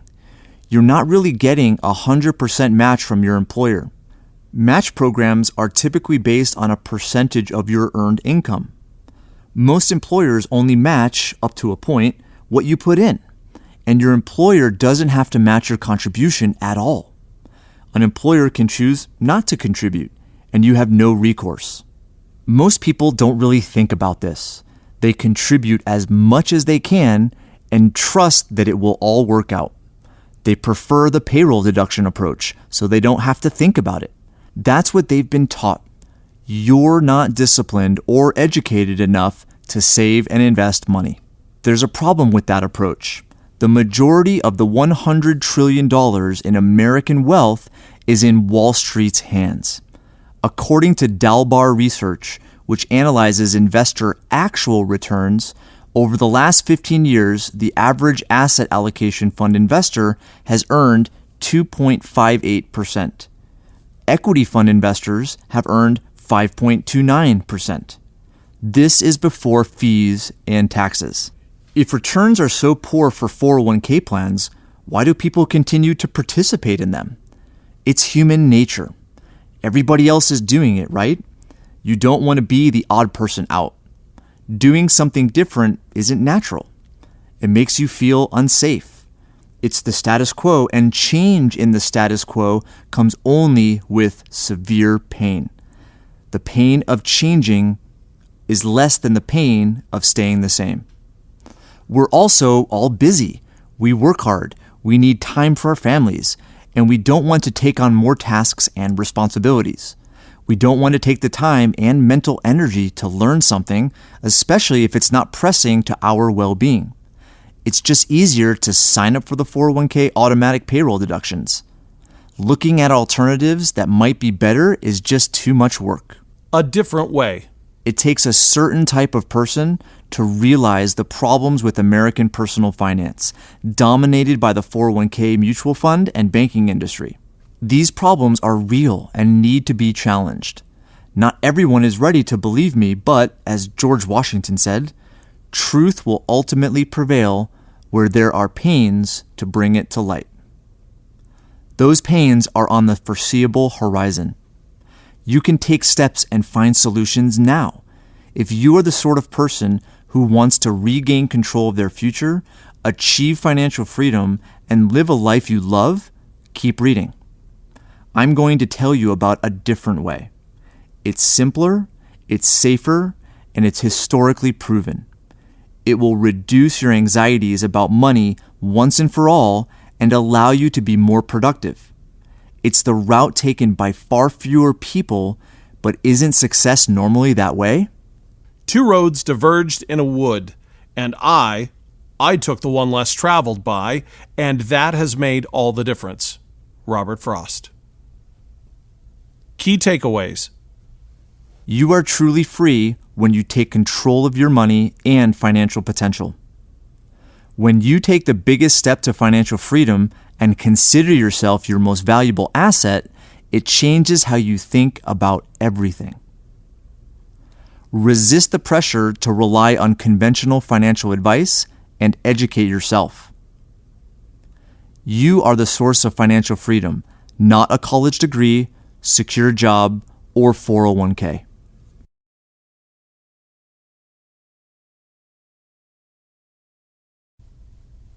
Chapter 4. Break away from Wall Street. Corporations and Wall Street in pursuit of short-term profits have given the economy away. Paul Craig Roberts. Wall Street isn't simply the New York Stock Exchange and the surrounding financial companies that share the same neighborhood. Wall Street refers to the financial business in general, whether that be investment banks, stock exchanges, stock brokerages, or investment companies. They have the largest influence in the world, and no matter the circumstances, they always seem to wind up on top. For each of the last 3 decades, their influential clout has grown. Despite their continuous scandals, market manipulations, booms, busts, and eventual bailouts, they are still trusted to be stewards over most American savings. Wall Street's typical financial advice was called into question once again during the 2008 to 2010 meltdown. Although many alternative investments, strategies, and tactics became popular and available, most people still hang on to one of the strongest bonds I have ever seen: Wall Street and their retirement plan. Question the experts. The reason for the bond is that we tend to make decisions about a person based on their reputation or how credible they seem, rather than understanding what they're talking about. Look at Alan Greenspan, known as the Maestro. He was the longest-standing chairman of the Board of Governors of the Federal Reserve System. Greenspan testified before Congress numerous times, both during his tenure and after. Until the financial crisis, rarely did anybody question his tactics for fear of looking incompetent. Most people trust those who are deemed competent. We assume that if someone wears a nice suit and sounds credible, they're going to do the right thing. But as Warren Buffett once said, only when the tide goes out do you discover who's been swimming naked. The sound banker, alas, is not one who foresees danger and avoids it, but one who, when he is ruined in a conventional and orthodox way along with his fellows, so that no one can really blame him. John Maynard Keynes. During the financial crisis, that unguarded trust became apparent as the shady business practices of many firms were exposed. Here are a few examples. 2009, Bernie Madoff's $65 billion Ponzi scheme. 2009, Alan Stanford gathered $8 billion in a Ponzi scheme by falsely promising the safety and security of certificates of deposit. 2010, Chase, GMAC, Bank of America, and others were caught performing non-judicial foreclosures. 2010, Countrywide CEO Angelo Mazzillo misrepresented company data to appease investors. These investors consisted of many Americans who held mutual funds or had pensions. 2012, several investment firms, including Chase and Barclays, were intentionally manipulating LIBOR, a benchmark interest rate affecting trillions of dollars of loans. 2012, HSBC was caught money laundering for Mexican drug cartels and countries known to shelter terrorists, such as Iran. More recently, even as the tide seems to be approaching heightened levels and not receding, the poor fiduciary stewardship of many financial firms continues to be exposed. Just consider the recent event with Wells Fargo. In 2016, we learned that over 5,000 Wells Fargo employees were knowingly involved in opening more than 3.5 million fake bank accounts. That means 5,000 employees thought it was perfectly okay to create fraudulent accounts to inflate performance numbers. A company that does the right thing often has to make decisions that don't benefit them, like issuing a recall or firing a chief executive. The financial industry, however, is focused on quarterly earnings and yearly bonuses, which makes them willing to sacrifice the long term for short-term gains. Wall Street has become a monstrosity that manipulates the American public and saddles them with the bill. The massive fines that are paid reduce shareholder value. Bailouts and government intervention result in higher taxes and/or inflation. The reality of passive investment. Markets are not inherently sinister, but they can easily be manipulated and typically are, and not in your favor. Unless you've been educated to understand how this happens, you can get hurt when you invest. The market is not a place for your savings. If you know what you're doing as well as understand how to make good investments and how to hedge your risk, you're the exception. Even experienced people who work in finance don't have full knowledge about how everything works. Sophisticated investors do understand Wall Street, but most people don't know what mutual funds they own or what stocks and bonds are in that mutual fund. They don't know what the end game is and what they should do in retirement. One of the many things I teach our clients is how the market works from a mathematical perspective. A common misconception in the narrative of typical financial planning is compound interest. The typical financial planner will state that over the last 20 to 30 years, the market has grown by a certain percent every year. This number is what they use to project what a portfolio balance might look like in the future. Let's dissect this simply. Now, for you audiobook listeners, there are going to be many charts and graphics in this chapter and in subsequent chapters. So make sure you go to headsortailsiwin.com/study guide, and you'll find there a special resource with these images just for you. From 1998 to 2017, a period of 20 years, the S&P 500 index earned an average rate of return of 6.78%, according to Pinnacle Data Corp. What does this mean? The average American doesn't really know. They see these numbers and erroneously conclude that if they had money in the stock market, their wealth would grow by 6.78% yearly. Using that logic, a $100,000 investment would turn into $371,363 over 20 years. That's a lot of money. But it's not how the market works. If that $100,000 were invested in the S&P for 20 years, that's not what it would have earned. Markets don't operate on a straight line and never have. They have good years and they have bad years. Yet somehow the narrative concludes that they miraculously end up balancing out to a simple equation. This next part is where most people tune out, but it's exactly where you should be paying close attention.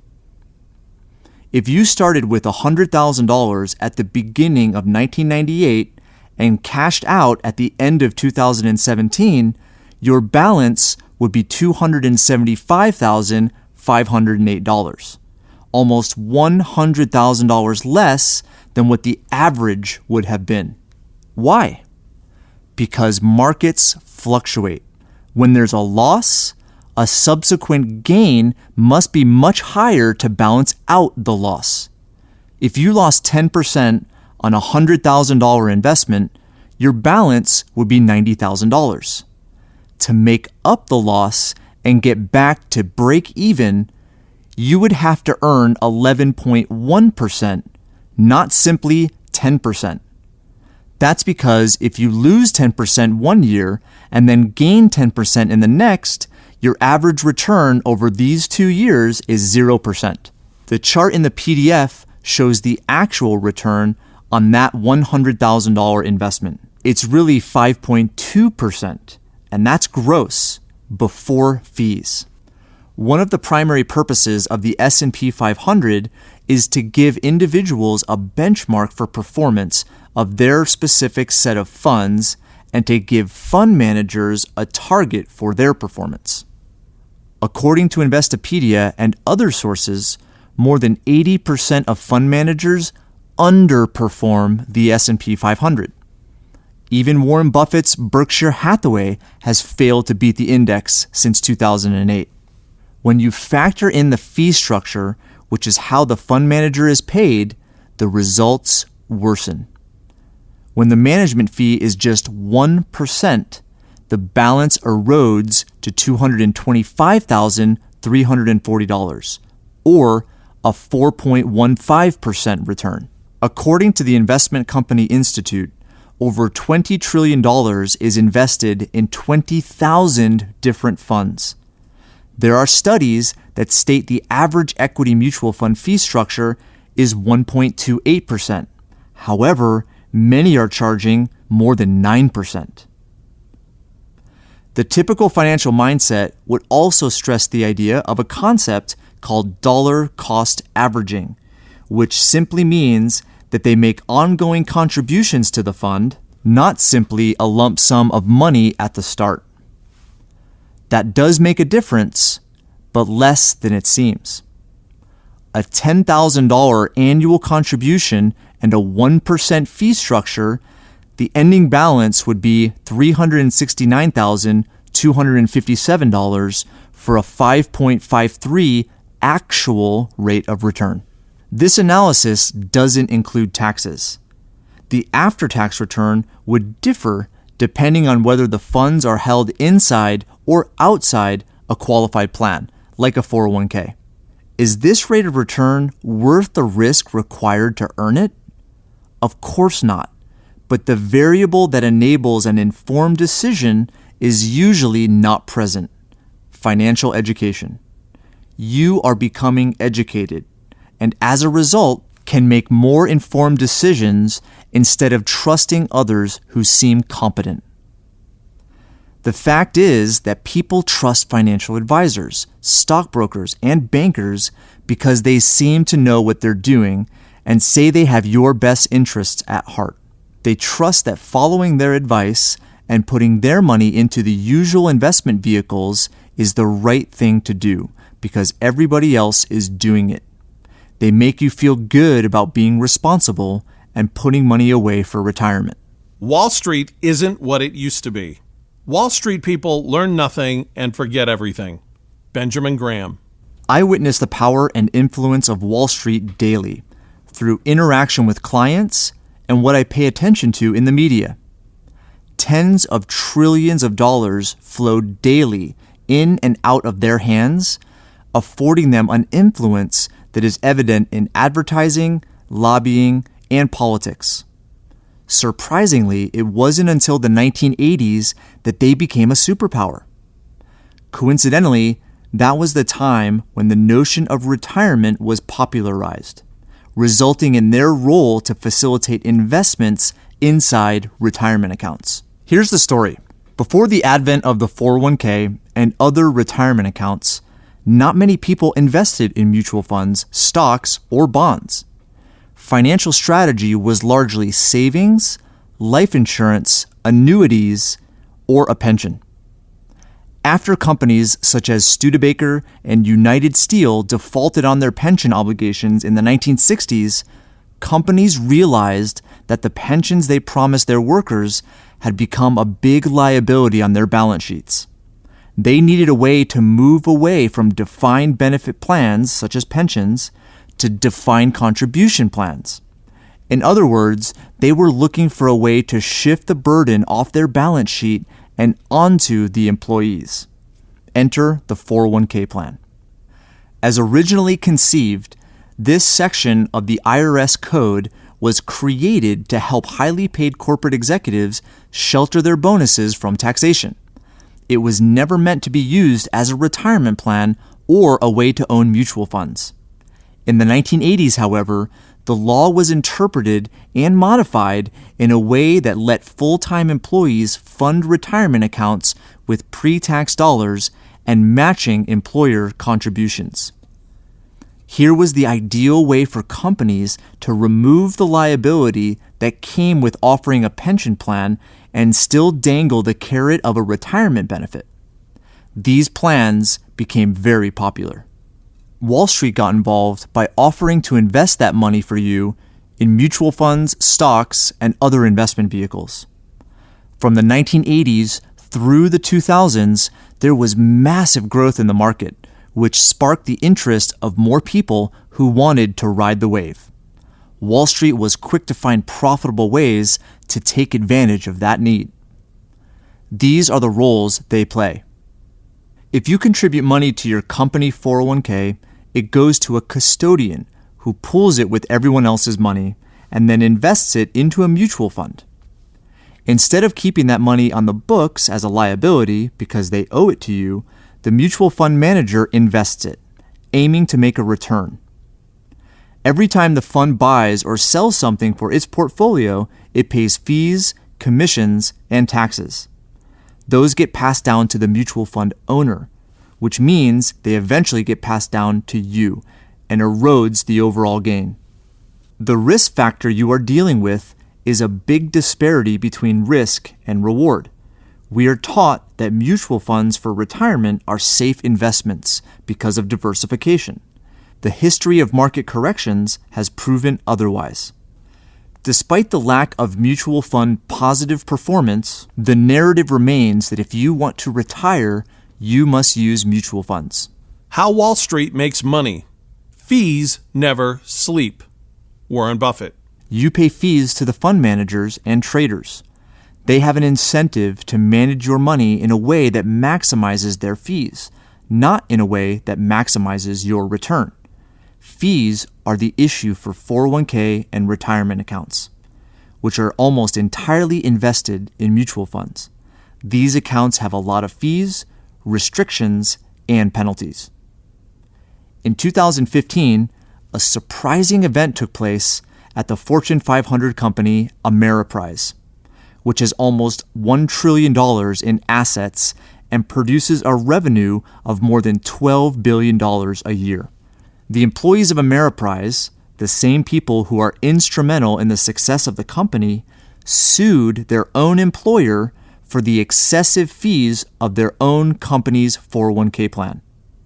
The lawsuit was settled for $27.5 million. That settlement money came from Ameriprise revenue, so they basically paid it from the fees they got from other plans. Ameriprise boldly states on their website, Ameriprise is a trusted financial firm that empowers you to enjoy the full and rich life you've earned.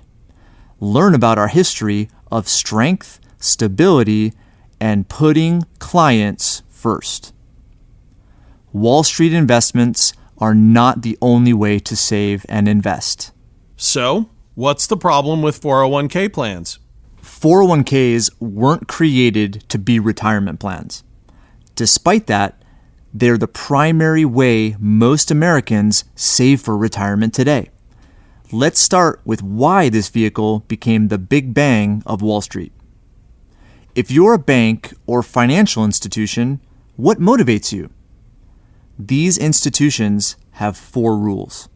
Number 1, get money. Number 2, get money as often as possible. Number 3, keep the money for as long as possible. And number 4, give as little of the money back as possible. As pensions became too much of a burden for companies, the 401k was the ideal alternative. It aligned with every motivation above. Number 1, get money. A successful financial exchange between two parties requires a mutually agreed upon outcome of both getting what they want. The participants in a 401k want financial benefits, such as earnings, tax benefits, and the confidence that their money will grow sufficiently to provide for their expenses when they stop working. A pension played this role previously, guaranteeing income for as long as the employee lived. When pensions were the only option for employers to incentivize their employees, that's what they had to offer. When the 401k arrived on the scene, it was the superior choice for the employer. They had less liability, less hassle, and the same promise of retirement to the employee. Wall Street has done a phenomenal job convincing the American public of this now widely held narrative. Number 2, get money as often as possible. In 1981, adjustments to the 401k section of the tax code allowed employees to make contributions through a payroll deduction. In 2006, through the Pension Protection Act legislation, employees were automatically signed up for the plan unless they manually opted out. Automatic contributions and enrollment greatly increase the amount of money put into 401ks. They are getting money from people every payday. Number 3, keep the money for as long as possible. Your money is tied up in these plans. You can't touch it without paying significant penalties until you retire or reach age 59 and a half. If you're currently employed, no matter what your age, you can't withdraw at all. If you stop working before age 59 and a half, you can't touch it. If you change employers, you can roll it over, but you can't use it until you meet the employment or age requirements. So, you have a big pot of money in your 401k, but the only way to get to it involves paying penalties. These plans have the serious drawback of lacking liquidity. The incentive to the employee is that they don't have to pay any taxes on their contributions or gains up to a determined limit.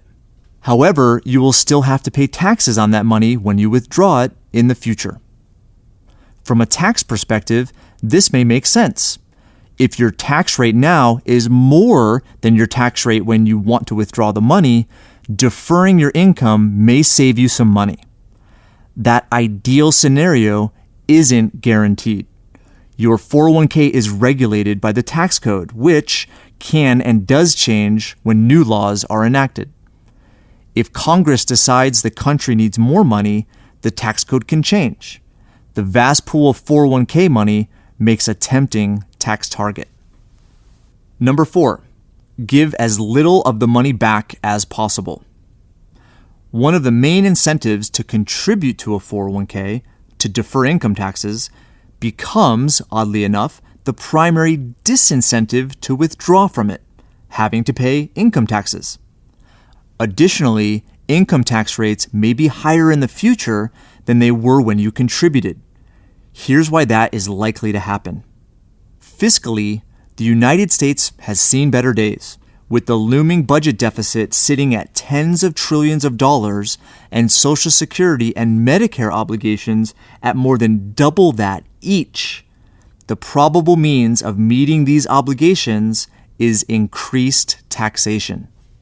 David M. Walker, who served as Comptroller General of the United States from 1998 to 2008, has stated on many occasions the dire condition of these future obligations, mainly the deficit and healthcare expenses. He predicts taxes will rise 200% from their levels today. Although it is not certain, an increase in future taxes is a good bet.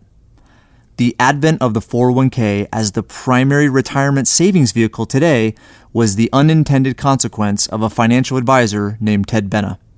Benna was seeking a way to help executives defer end-of-year bonuses and never intended the 401k to be what it is today. However, because it aligns perfectly with the 4 rules of financial institutions, it remains, despite its challenges, the go-to vehicle for Americans to secure their financial future. There will be a rude awakening. I was fortunate to meet Ted Benna and even did a podcast with him. Check out headsortailsiwin.com/study guide to listen to our conversation and learn more about the 401k. It is well enough that people of the nation do not understand our banking and monetary system, for if they did, I believe there would be a revolution before tomorrow morning. Henry Ford. I want you to think twice about the risks of the typical retirement investment system and consider a serious alternative to it. Key takeaways. Wall Street isn't what it used to be. The vast inflow of 401k money since the 1980s has made mutual funds very popular and incentivized fund managers to make money off fees and commissions. Those costs get passed down to you. The risk isn't worth the return. The money you put in your 401k is subject to market volatility, inflation, taxes, and fees, while returns on the investment are low. You don't have access to your investment until you retire or reach age 59 and a half. The lack of liquidity means you may need to go into debt even though you have a lot of money in your retirement account. Breaking away from the Wall Street mindset isn't easy. You must go against what everyone else is telling you to do and think for yourself.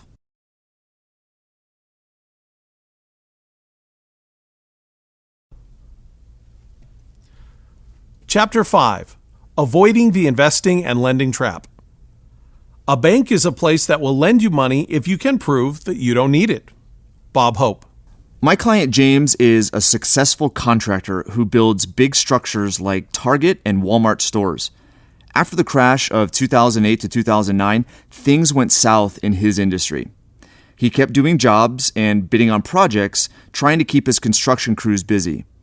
As a new source of business, he decided to look for dilapidated apartment complexes that he could buy, fix up, and then rent out. He knew there were a lot of complexes in foreclosure, owned by out-of-state people who had wanted to invest in real estate. These buildings were usually priced at $500,000 to $1 million.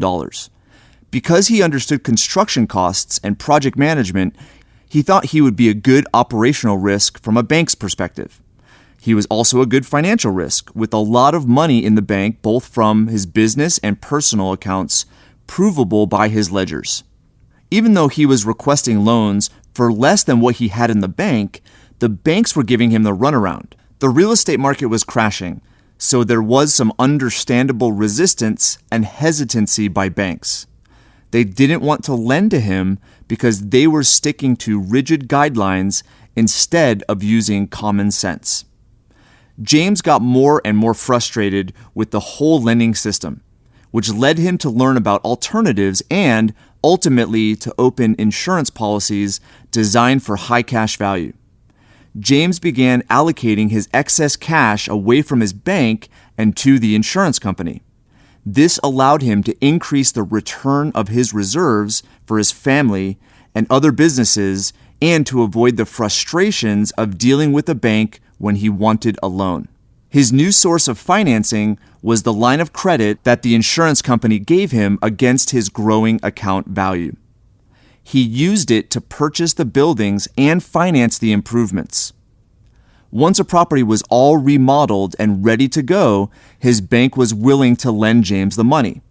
Of course, that was only after he'd done all of the legwork and taken all of the risks. He was able to secure conventional financing to pay off the loan from the insurance company, which freed up liquidity to fund his next deal. The concept of using a loan to purchase investment real estate is also known as leverage. Using leverage increases your return on investment because when you acquire the property, you don't have to come up with 100% of the money.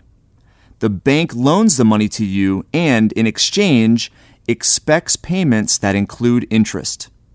A profitable investment is when the cash flow from the property is higher than the bank payment and the other operational expenses. Without bank financing, the typical real estate investment would require the entire purchase price as the investment. The bank James had a relationship with required the property to be in a certain condition before they would lend him their money. Using a loan from the insurance company allowed James to acquire and rehabilitate the building to comply with the bank parameters. The banking industry is dominant when it comes to loans. They control a lot of market share, which means they can choose when they want to take risk. During and after the Great Recession, banks were being very conservative and risk-averse. They simply weren't lending. They're willing to accept your money and pay you almost nothing in interest, but when you want to borrow money to invest in your business, they aren't there for you. Banking is necessary. Banks are not. Bill Gates. Both storing your money in a bank and asking a bank for a loan are inefficient and inflexible ways to manage your cash. Savings and investment are indissolubly linked. It is impossible to encourage one and discourage the other. Murray Rothbard. Let's talk about the difference between saving and investing. Saving is supposed to be the preservation of capital. With savings, ideally, you're not going to lose money. If you have $1 now and you put it into a savings account in a bank, you're going to have $1 tomorrow or 5 years from now. The saved money is guaranteed by the bank. It's not at risk, other than the bank's stability. It's also liquid. You can take it out at any time. You get a yield, and you're not likely to lose any principal. Saving is about preserving money. Investing is about growing money, but it comes with risks. Nothing is guaranteed. With investing, if you start with $1 today, you might have $1.50 in a couple of years, or you might have only 50 cents. A big dilemma with the U.S. personal finance industry is that saving has now somehow morphed into investing. They're considered the same thing, but they're not. Most people are confused about the definition of an investment. An investment to most people is the stock market, a mutual fund, an exchange-traded fund, a 401k, an IRA, a piece of real estate. The best investment strategy is to figure out a way to make another dollar, not give money to a stockbroker so that they could make you another dollar. The first one you have control over. The second, you don't. If you want money to grow, you need to figure out how to do it with what you can control, like your business or an investment you understand. When you make a profit, then you can store the capital in savings. I teach clients that once they have their reserve in place, typically 6 months of your earned income, the remaining amount is your opportunity fund. That's the money available to you to capitalize on ways to grow it, what most identify as an investment. Investment covers not only how you grow wealth, but also investments in yourself, like getting a certification, an education, advanced degrees, and improving upon or learning a new skill. Maybe you have a passion for marketing, so you spend $5,000 for a marketing course. Soon, that helps you become a marketing director, making $10,000 more per year than you were making before. That's a 100% return on your investment in the first year alone, and you have full control over it. One of the best ways to make more money, especially for people just starting out, is to invest in specialized education or other things that have a big value proposition and personal control. I also think starting a business is one of the number one investments. Starting a business is how most people grow much of their wealth. Ironically, successful business owners fall into the same trap and end up gravitating toward typical financial planning and get their employees involved as well. What's one of the most popular benefits? Offering a 401k and matching employee contributions, an investment the business owner doesn't control. The business owner makes their own contributions, upwards of $35,000 to $40,000 per year, transferring money from a location they control to one they don't. Thankfully, the business owners reading this book will have a better way to save and grow their wealth that doesn't carry the risk and uncertainty that the typical strategy carries. The extinction of savings. The traditional savings plan, until the advent of the 401k, was cash value life insurance policies. People also had pensions, which are a combination of life insurance and an annuity. They were saving for their future. In the early 1980s, it started to change. Pensions were true savings vehicles. A calculation of a percentage of an employee's salary was determined, and money was put aside by the company, the employee, or a combination of both. A pension was a contractual obligation that guaranteed a predetermined stream of income unless the company or municipality went out of business and failed to fund or manage the pension money properly. A pension and 401k plan work completely differently. A pension is based on actuarial science. You know how many people work at the company, you know how much each contributes to the pension fund and what their retirement benefit will be, you know how many will retire and when, and you know how long after retirement most will pass away. That tells you very precisely how much money the plan needs to have at any given time to meet its predetermined obligations to the retirees. Typically, insurance companies would be delegated the responsibility to properly create the pension plan. However, the business world realized the opportunity for more revenue by administering the plans themselves. They started taking on the responsibility, but also the risk. Those obligations placed a lot of liability on the company. Many companies went bankrupt because of the mismanagement of their pension funds, including American Airlines in 2005, Delphi Corporation in 2009, and Bethlehem Steel in 2001. The 401k was an ideal solution for companies. A 401k is often described as the modern replacement for a pension, but it's not an equal replacement. A pension is a sure bet contractually with a defined benefit paid out every month. A 401k doesn't guarantee anything. A 401k doesn't guarantee the rate of return, fees, income, or the future balance. The money invested in a 401k could grow, but that's not a certainty. The stock market could crash, for instance. The tax benefits aren't guaranteed either.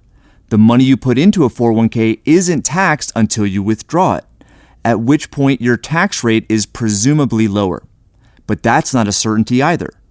Your biggest deductions are gone, such as a mortgage interest and child credit. And tax rates can and do change, and so does your personal income. Inflation, the inconspicuous erosion of wealth. Inflation is as violent as a mugger, as frightening as an armed robber, and as deadly as a hitman. Ronald Reagan. In my experience, inflation is one of the most misunderstood financial concepts.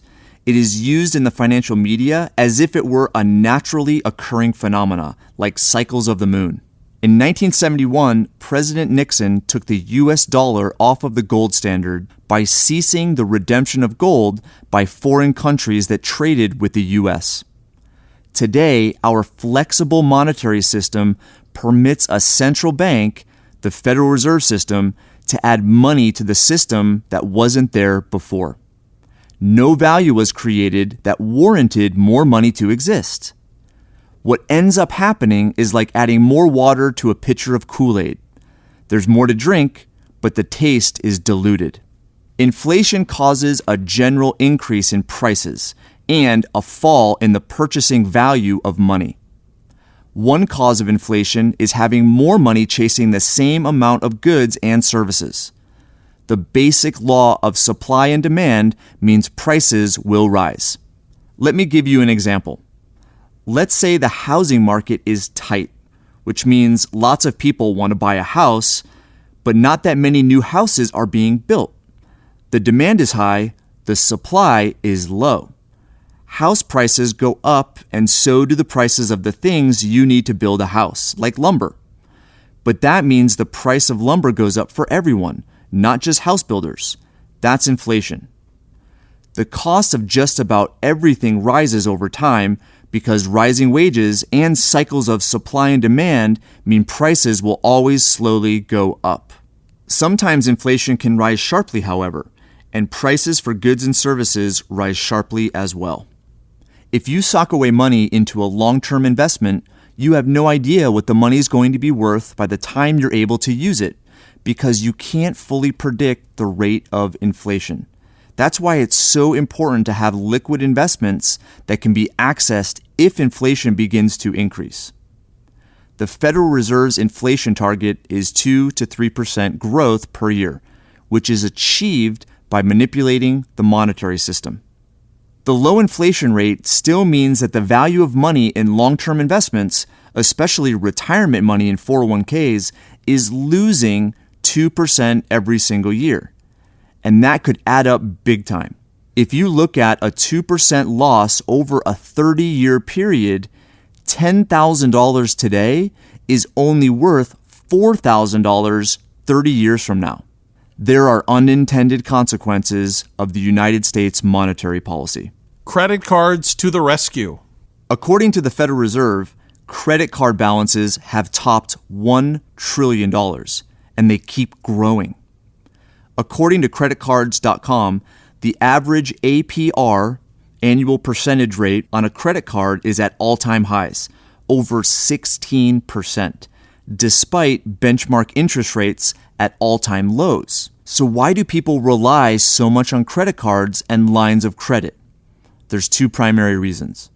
First, if you're saving or investing for retirement, that money is locked away in a pension, 401k, or some other illiquid tax-deferred vehicle. Even if you want to use the money, you don't, because it's earmarked for your long-term retirement strategy. You don't have excess savings for things like a car, college tuition, vacation, house repair, or deductibles on your automobile or homeowners or medical insurance because it is likely in your retirement account. Because your money is in long-term instruments that can't necessarily be liquidated, you have to borrow from the bank instead for big expenses like a new car or major home repair. The second reason people use credit is because they're just not good managers of their money. They spend more than they're bringing in, which forces them to supplement their earned income with credit. The problems with bank financing. Banking is very good business if you don't do anything dumb.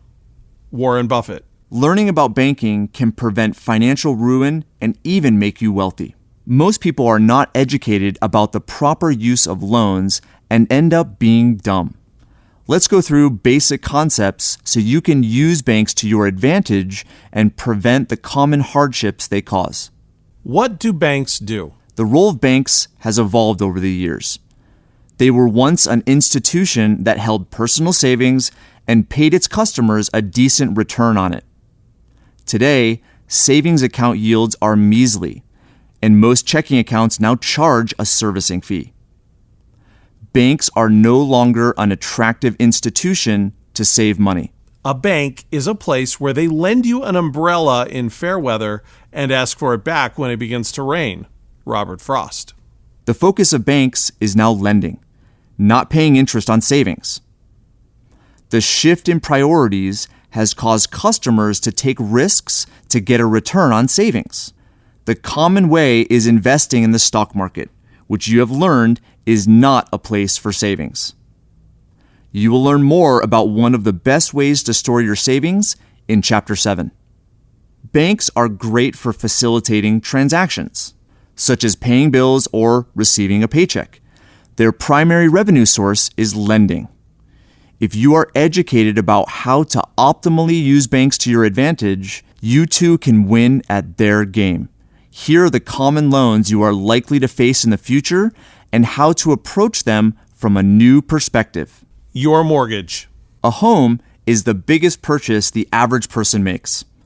According to a study done by NerdWallet, almost half of home buyers would do something different if they were to buy again.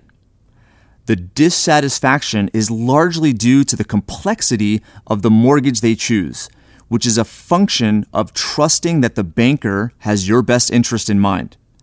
Let's analyze the concept of a mortgage. The typical financial advice to buy a home is as follows. Make the largest down payment possible. If you can afford it, bite the bullet with a 15-year or lower mortgage. If you take out a 30-year mortgage, pay it off as soon as possible with extra payments.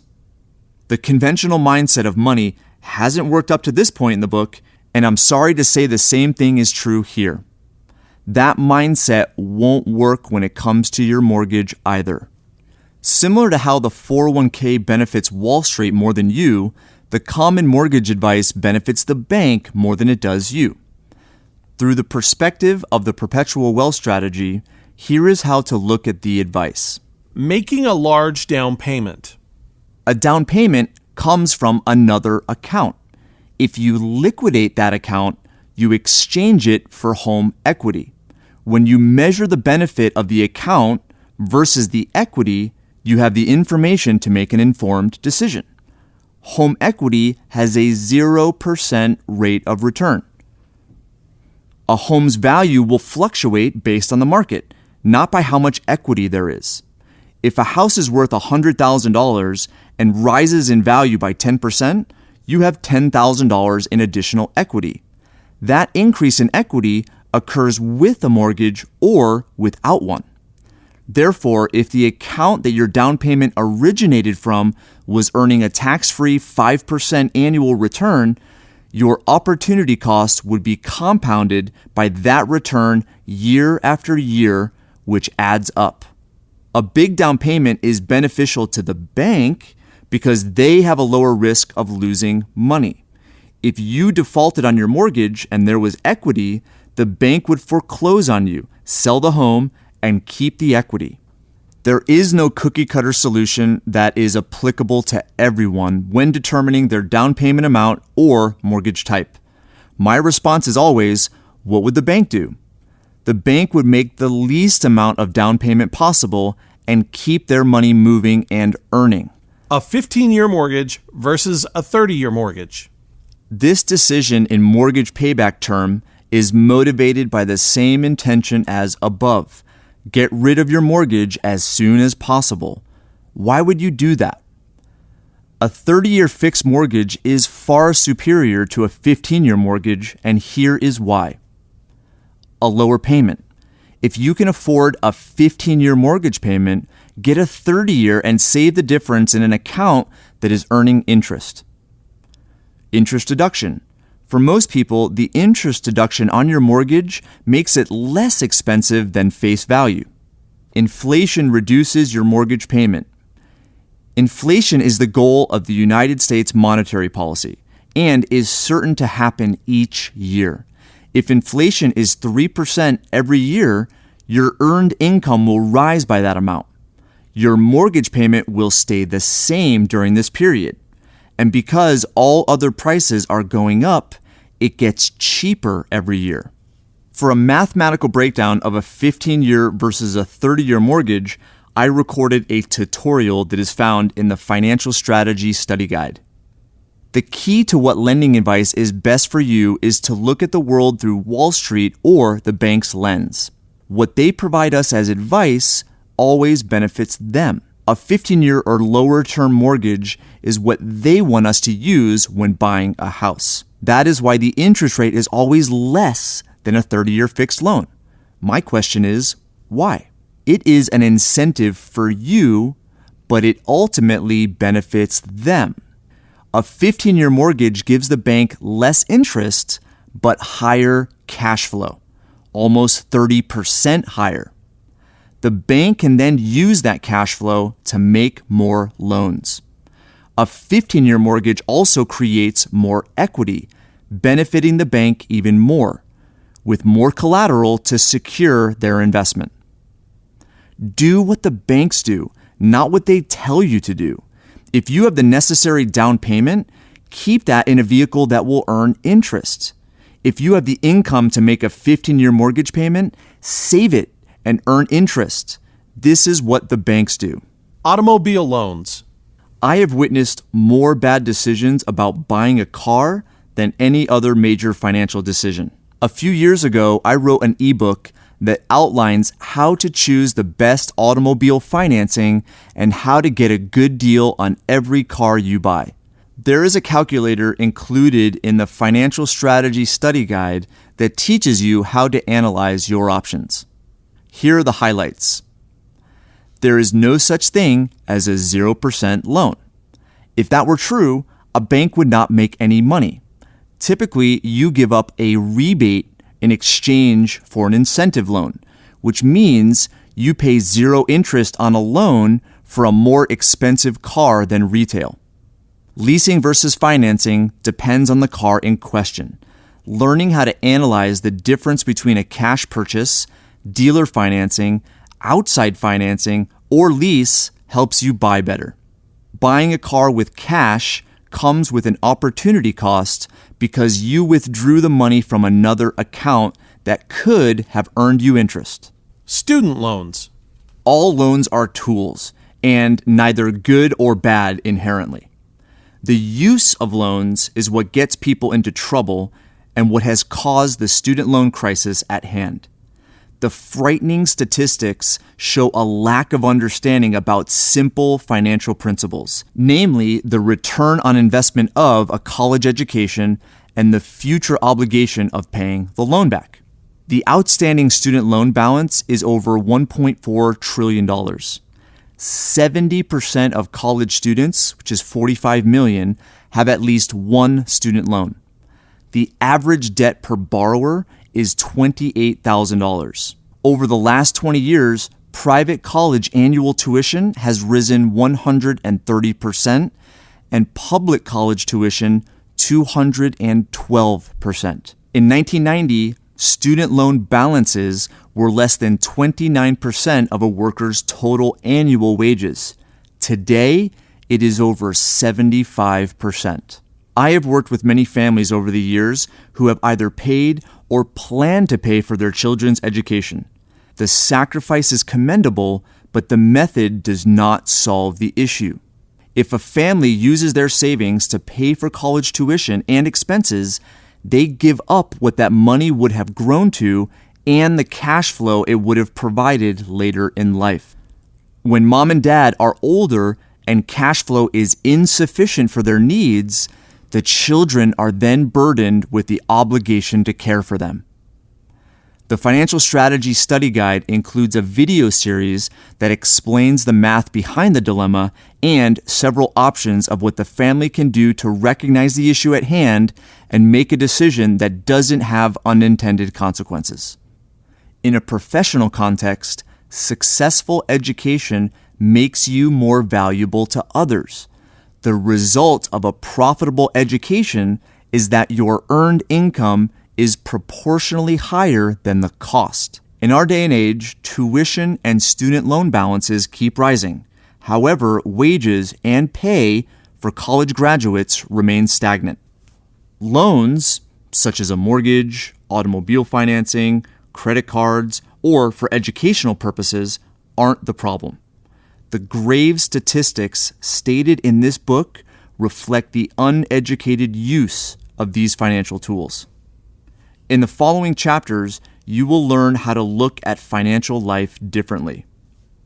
This new perspective will positively influence your decisions and subsequently the results you are getting in your profession, earned income, cash flow, investments, and overall sense of financial freedom. The paradigm shift you are about to experience is paramount to capitalizing on the opportunities at hand, which include the use of specific financial tools that replace the need for Wall Street and banks. Key takeaways. Ask yourself these questions. Are you saving or investing? If you're investing, where are you investing and what types of risks are you taking? How much control do you have? Redefine what you consider an investment. Does an investment have to be a bond or a mutual fund or a stock?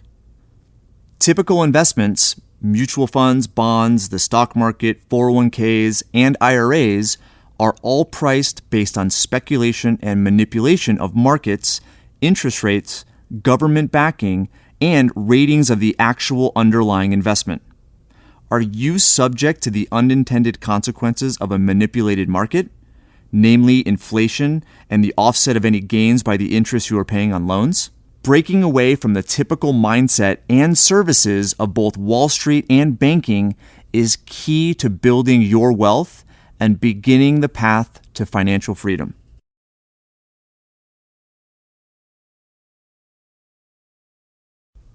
Chapter 6. Think for yourself.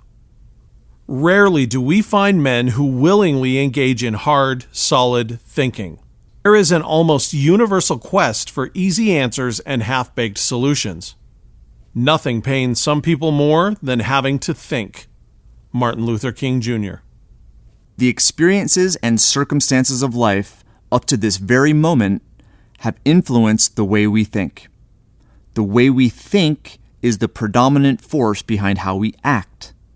Our actions lead to our present-day results. If you are not completely satisfied with your results and desire a better future, you must start by changing your thinking. The thinking patterns that produce our words, statements, and questions were impressed on us by our parents, community, friends, and professional environment. Equally influential were conduits like social media, TV, magazines, blogs, and books. You will be the same person in 5 years as you are today, except for the people you meet and the books you read. Charlie Jones. Volitional change of your environment is the starting line. Surround yourself with people that inspire you, who encourage you, who push you to be better. Fill your mind with written and audible material that has the same impact. I promise you will see the results. An example of a profound personal transformation that results from a shift in environment is my wife. Cynthia's upbringing was atypical of the American standard. Her neighborhood is in a relatively dangerous area of Hermosillo, Sonora, located in northwestern Mexico. She grew up in a simple cinder block home with concrete floors and a metal roof. Her family never had a car. They vacationed only a few times to a small beach town 45 minutes away. She never had her own bed, and food was often scarce. She only had a few birthday parties growing up, and Christmas paled in comparison to what I was accustomed to. You can hear her story firsthand, including her thoughts on mindset and environment, in an interview I did with her on the Wealth Standard podcast shortly after we arrived home from a humanitarian trip with a nonprofit organization called Stefano, which serves underprivileged children in Mexico. When we were married, Cynthia's environment completely changed. She had to acclimate to a foreign country, culture, and language. The first few years were strenuous on both of us, and she faced a lot of pressure. However, her transformation is beyond impressive, and the lens she sees the world through today contrasts with what normally perpetuates in an upbringing like hers. Humankind is designed to grow, improve, and constantly strive for better results. Our past experiences, whatever they may be, influence our perception of the world, how we make decisions, and how we subsequently get results. But they don't define our future. If you want different results financially, the way you look at finances must change. That change can take place today. Books are a common catalyst to a paradigm shift and were the medium for my own. The book that shaped my future has had a similar impact on others. It has sold more than 27 million copies and been translated into over 50 languages. A life-changing book. Books are a common catalyst to a paradigm shift. Of all the books I have come across, there is one in particular that I have seen do just that repeatedly. The most significant change to my thinking was the result of reading that book. So here's the story. After going to college for a few years, mainly to play hockey, I decided to serve a mission for my church. Upon returning home to Connecticut, I decided to move west and finish up school at the University of Utah. I had about 5 months until the day of my departure, so I decided to get a job. Through a temp agency, I found a position as the executive assistant to the director of the Hartford Public School System's bilingual department. My placement counselor warned me about the position, stating I would be the 5th temp in 6 months. The department director was a stern Argentinian woman, and based on previous reports, the position was grueling. I love a challenge, so I signed up. Although the job was difficult, it was an incredible 5 months. On my last day, the department threw me a going-away party and gave me $500. Additionally, several individuals in the department attended our wedding. 1 month into the position, my childhood friend Brandon insisted I read a book by Robert T. Kiyosaki called Rich Dad, Poor Dad. It changed my life. Not only did it help me get through those 5 months, but it changed the way I looked at everything. The advice was 100% the opposite of what I had been taught. The narrative that was seared into my mind was go to school, get a good job, save for retirement, and avoid debt like the plague. Kiyosaki's counter-philosophy resonated with me because his poor dad was a successful teacher like my dad. Kiyosaki said, the rich don't work for money. Money works for them. Own your own business. Your house is not an asset. Invest for cash flow, not a nest egg. I experienced the poor dad mentality growing up and had a front row seat to it in the Hartford public school system. I decided that this is not what I wanted. Later in my life, I was fortunate to learn directly from this great man's knowledge. I have been privileged to share the stage with Robert on a few occasions. He and his wife are keynote speakers for the virtual financial event I co-host called the Cash Flow Wealth Summit. Additionally, his advisors have become good friends. A few have become business partners, and a few have become my clients. Poor dad to rich dad. Let's dig deeper to the rich dad philosophy. Robert Kiyosaki describes 4 different financial mindsets in his second book, Rich Dad's Cash Flow Quadrant, Rich Dad's Guide to Financial Freedom. He describes the 4 ways a person can produce cash flow: as an employee, a self-employed worker or small business owner, a large business owner, and an investor. A mindset is associated with each quadrant.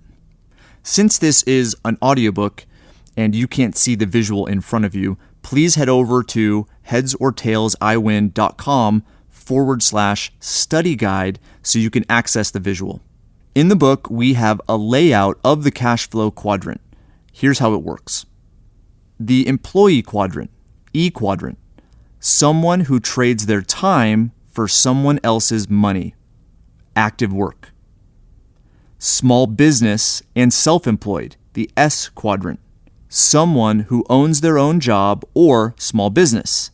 They still do active work to make money. Business owner, B quadrant, someone who owns a business with over 500 employees. This person is not actively performing work to make money. Investor, I quadrant, someone who invests in business. Those in the E quadrant are employees. That's a pretty simple description. People in the S quadrant have a very dynamic mindset. They believe they own a business, and they also believe they're an investor, but they're neither. In the S quadrant, you can get away with not having systems, but as a company grows into the B quadrant, the business will fall apart if systems aren't instituted. Kiyosaki considers a true business owner, B quadrant, to be someone running a business with over 500 employees, because at that stage, you need systems, processes, metrics, and a culture and value system. You also must have a vision of where you're going.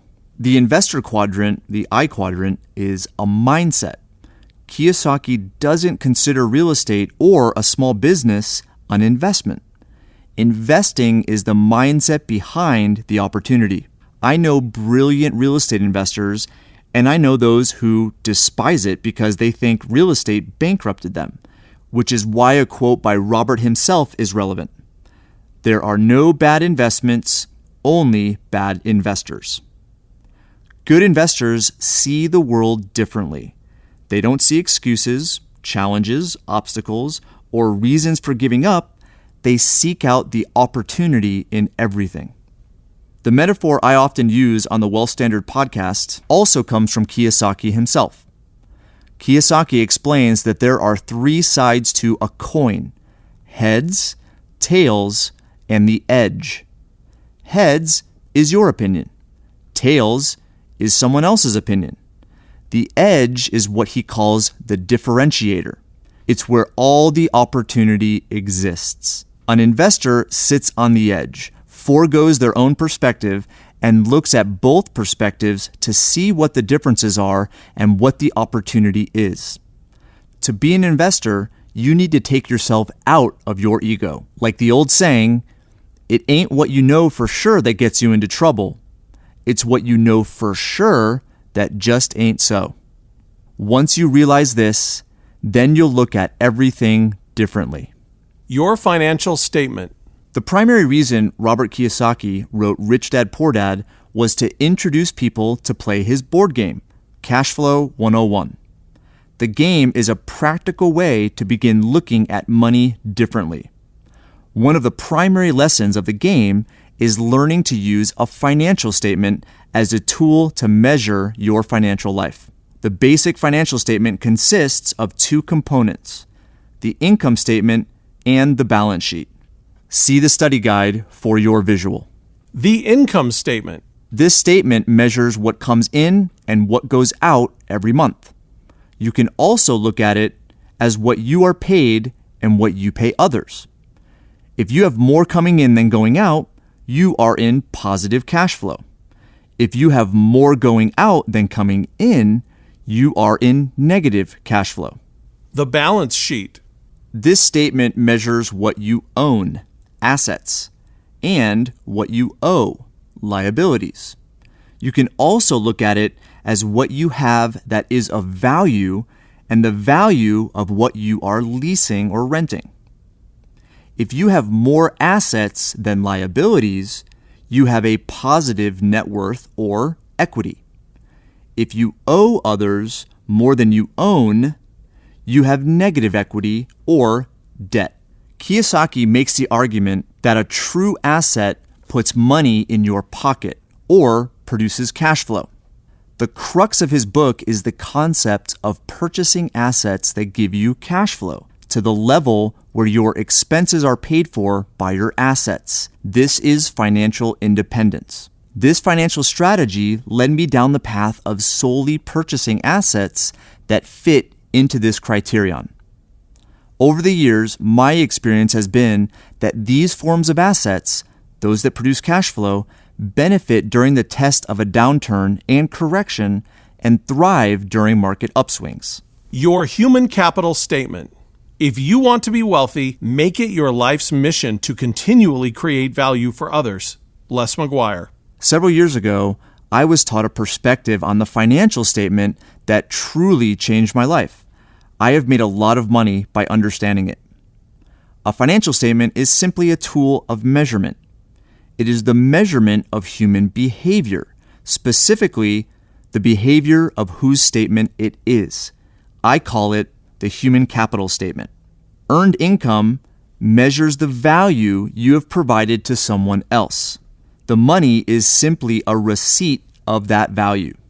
Expenses are the recognition of value in someone else, shown by your willingness to pay for it. The assets that are producing the cash flow are your experience, talents, training, certifications, what others see as valuable enough to pay for.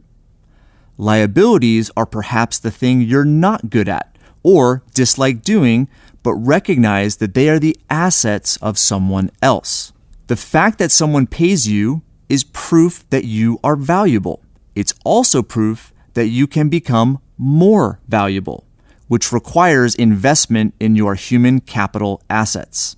Magnification of these assets through training, certification, specialization, and experience will increase your value and subsequently increase your earned income. Try not to become a man of success, but rather try to become a man of value. Albert Einstein. I often hear the words from others and even in my own mind.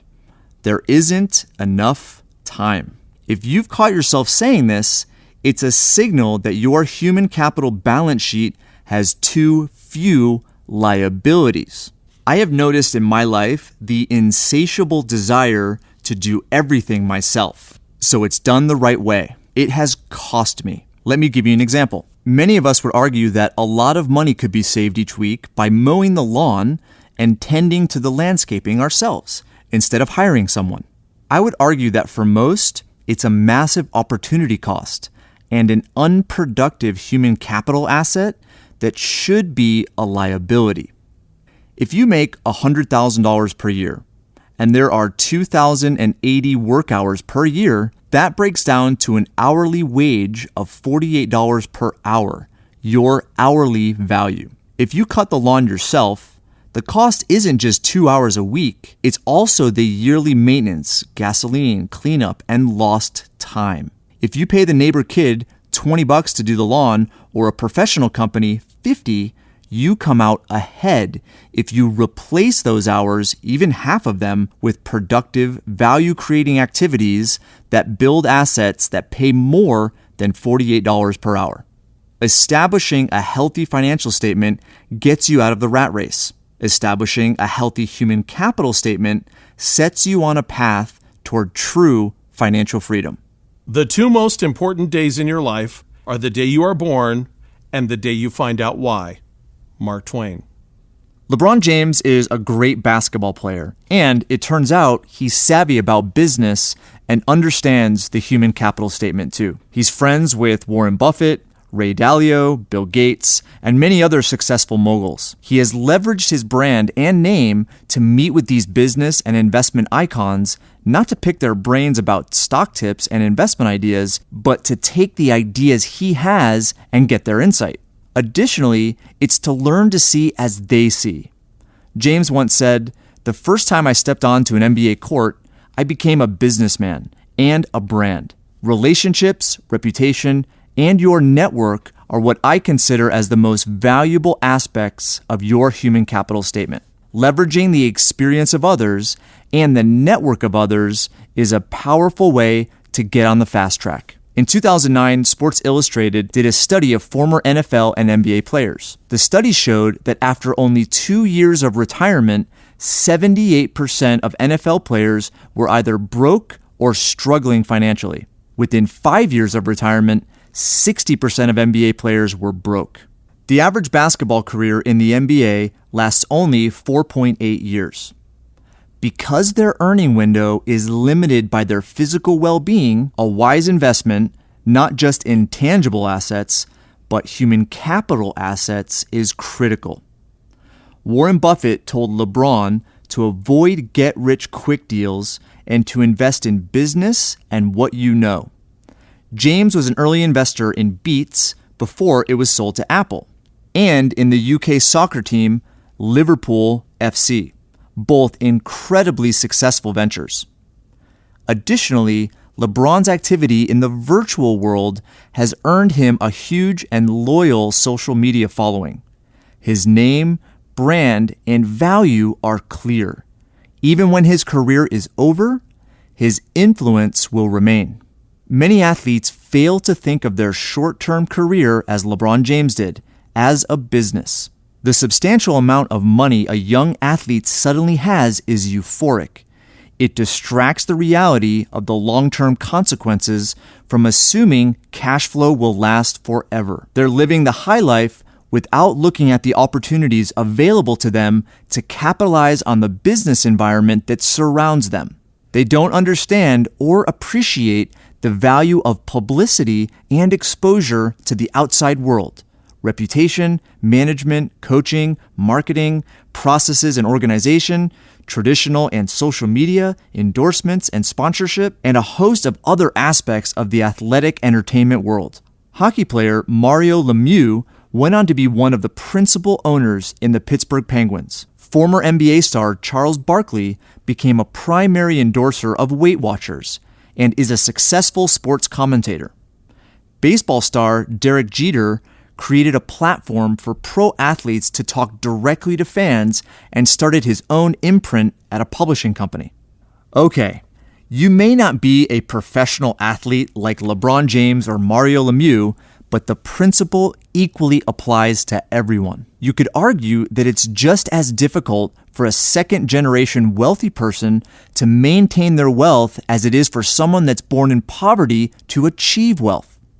It really comes down to three fundamental attributes: mindset, what people think they know, and what they're open to learning. I love Carol Dweck's book, Mindset, The New Psychology of Success. It talks about two different mindsets, a fixed mindset and a growth mindset. If you have a fixed mindset, you think your intelligence and talents are fixed traits. You don't see much point in trying to improve on your skills because you think you already know everything you need to know. If you have a growth mindset, you have a lot more humility. You believe you always have more to learn and that your basic abilities can be developed and improved by working at them. You're open-minded and resilient because you know you don't have all the answers. Be your best financial asset. Robert Kiyosaki identifies an asset as something that puts money in your pocket. If you have employment where someone pays you, that is proof that you are an asset. If you are making more now than 10 years ago, that is proof that you can become a more valuable asset, and that process can continue infinitely. I'm agnostic about what a person does for a career. Do what motivates you or what you're passionate about. Whatever that is, maximize your performance to be of the most value to someone else. Invest in yourself, the greatest asset of all. Take online classes, get certified, look for opportunities. Think of yourself as your main financial asset before you look at anything external to make you more money. Realize that the responsibility is on your shoulders, not the circumstances of the economy, not the market or interest rates, or some outside factor. Take responsibility for who you are and what you do. Invest in yourself before you invest in anything else. Understand who you are, what your strengths and core competencies are, what you want from life. Beyond just understanding yourself, strive to maximize your understanding of leadership, organization, markets, how to create a team, and how to bring on partners. You don't have to get hung up on degrees. Most people associate accreditations with success, but it's not that straightforward. An MBA will get you an interview, but an MBA won't get you a meaningful profession. And does an MBA make a person wealthy?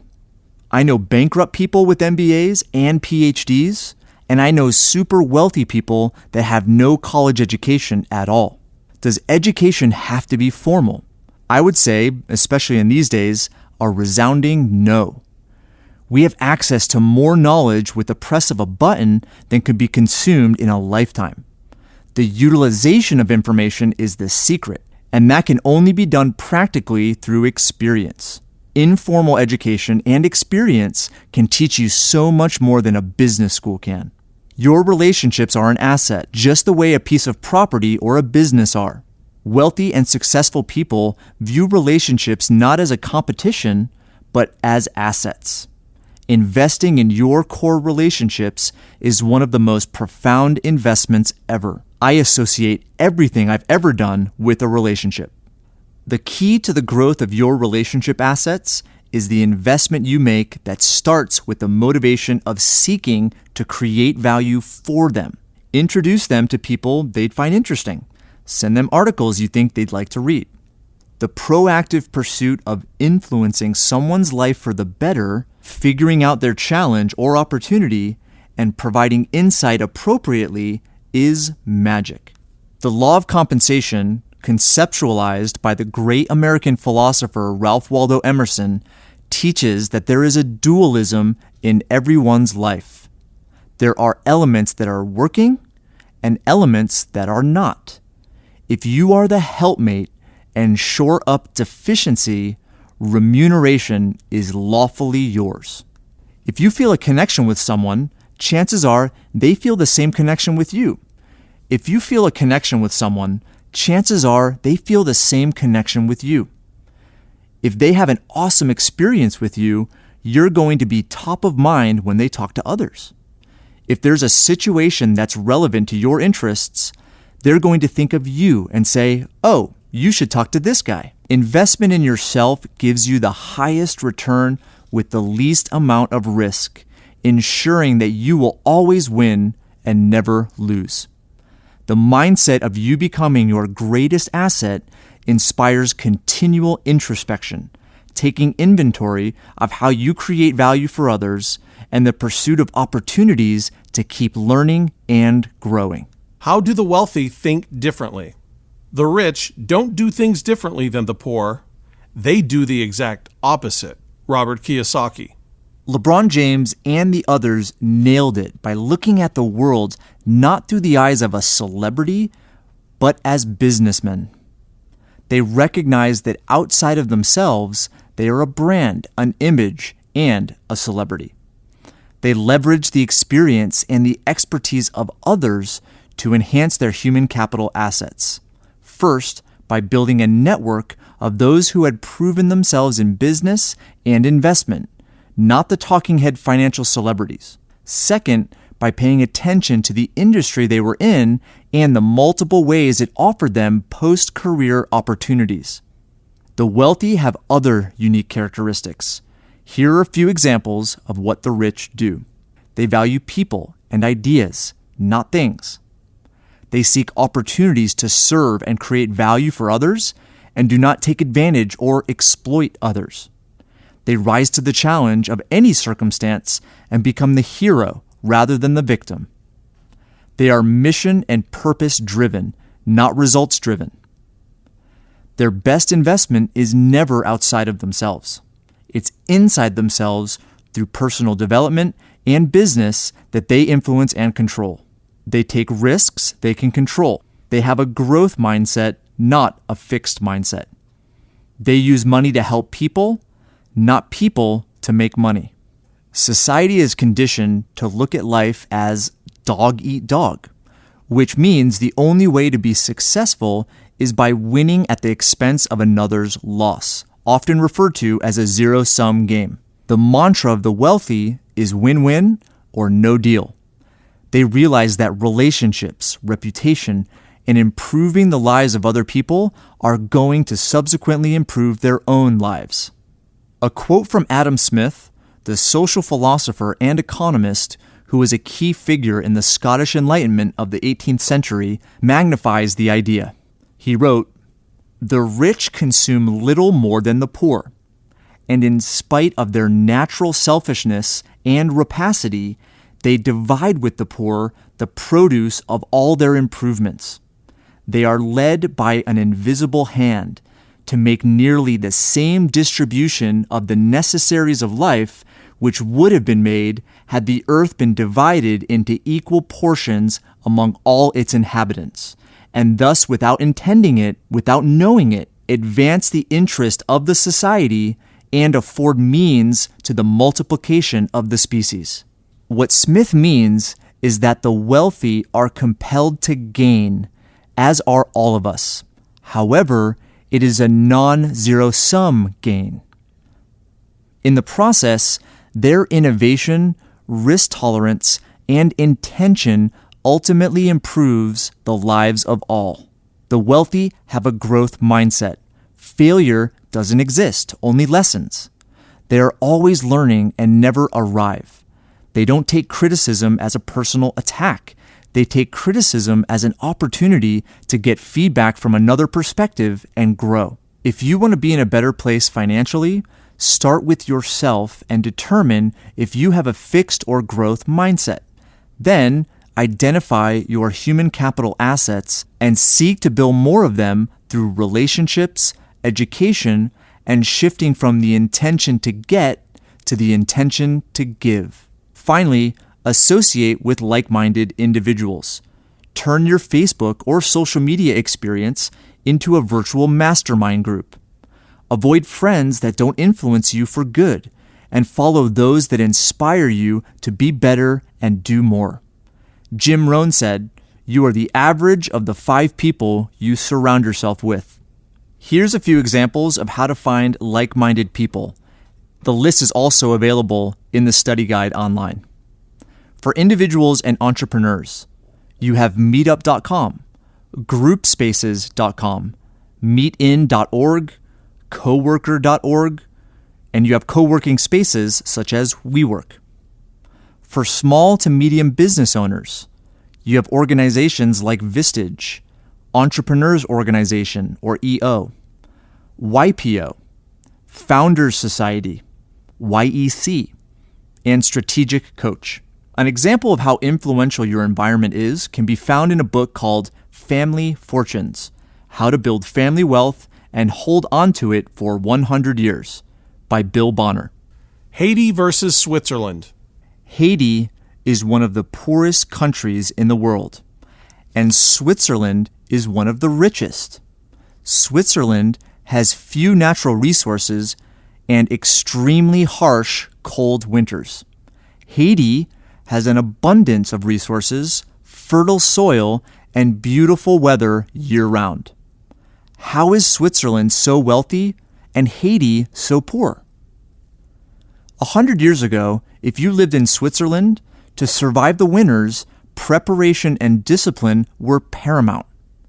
Innovative and disciplined farming was a necessity. So was the efficient storage and consumption of food. Equitable trade was also airtight due to the potential consequences during winter months. If you failed to prepare, you did not survive. That mentality perpetuated from one generation to the next. Today, the winter months are still harsh, but with modern technology, it is much easier to survive. The ingrained discipline, however, remains. It has influenced business, foreign relations, and trade, and has made Switzerland one of the wealthiest nations in the world. 100 years ago, if you lived in Haiti, survival was simple. The environment was rich with resources. The soil was such that if you planted anything, it would grow year-round. The weather was rarely harsh and didn't threaten life. However, the abundance created a different mentality. The discipline to be efficient and prepare didn't exist, as life wasn't on the line. Today, it is evident that although Haiti still has an abundance of resources, the discipline and mindset to be resourceful doesn't exist. Society has conditioned the belief that individual effort is the ideal and group effort is cheating. The power of identifying everyone's talent and skill set within the framework of a team or group and then dividing the corresponding roles and responsibilities is one of the most profound forces in business and one of the catalysts to wealth. Embracing your new mindset. The quickest way to more money is to maximize your earned income. You maximize income by creating more value for others. Your human capital statement will give you clues to discover exactly how. A traditional financial health assessment shows the state of your finances. Typically, financial advisors will look for opportunities here to help you increase your wealth. There are strategies to reduce your taxes, increase the rate of return of your investments, and reduce high-interest debt. Most financial advice will be similar here, no matter the firm that the advisor represents. However, the results of improving the financial statement alone pale in comparison to maximizing your human capital statement. The assessment of your human capital statement, namely those assets that are currently producing your income and the liabilities that are taking some of it, show your biggest opportunity. Focus on enhancing or adding to your human capital assets, especially those activities that inspire and give you energy. Then, delegate your liabilities to those people who consider them assets. These relationships in your network will do a much better job and save you not only money, but time, patience, and energy. Examples of these assets include your core competencies, talents, and strengths, your professional training, experience, and credentials, your key relationships, your key business contacts, your key business opportunities, and your reputation. Most people don't know what their assets are, let alone those of others. I recommend investing in one of the many personal assessment tests that help you evaluate your strengths, what you gravitate toward, and what you are resistant to. The most widely used are the Myers-Briggs Type Indicator Test, DISC Personal Assessment Tool, Gallup's Strengths Finder, and the Kolbe A Index. Links are available to these tests in the study guide. Knowing more about you can help you in a myriad of ways. For example, if you don't know how you prefer to integrate in a team, you could be like a bull in a china shop. You could mess everything up because you don't understand what role you play based on your natural competencies or abilities.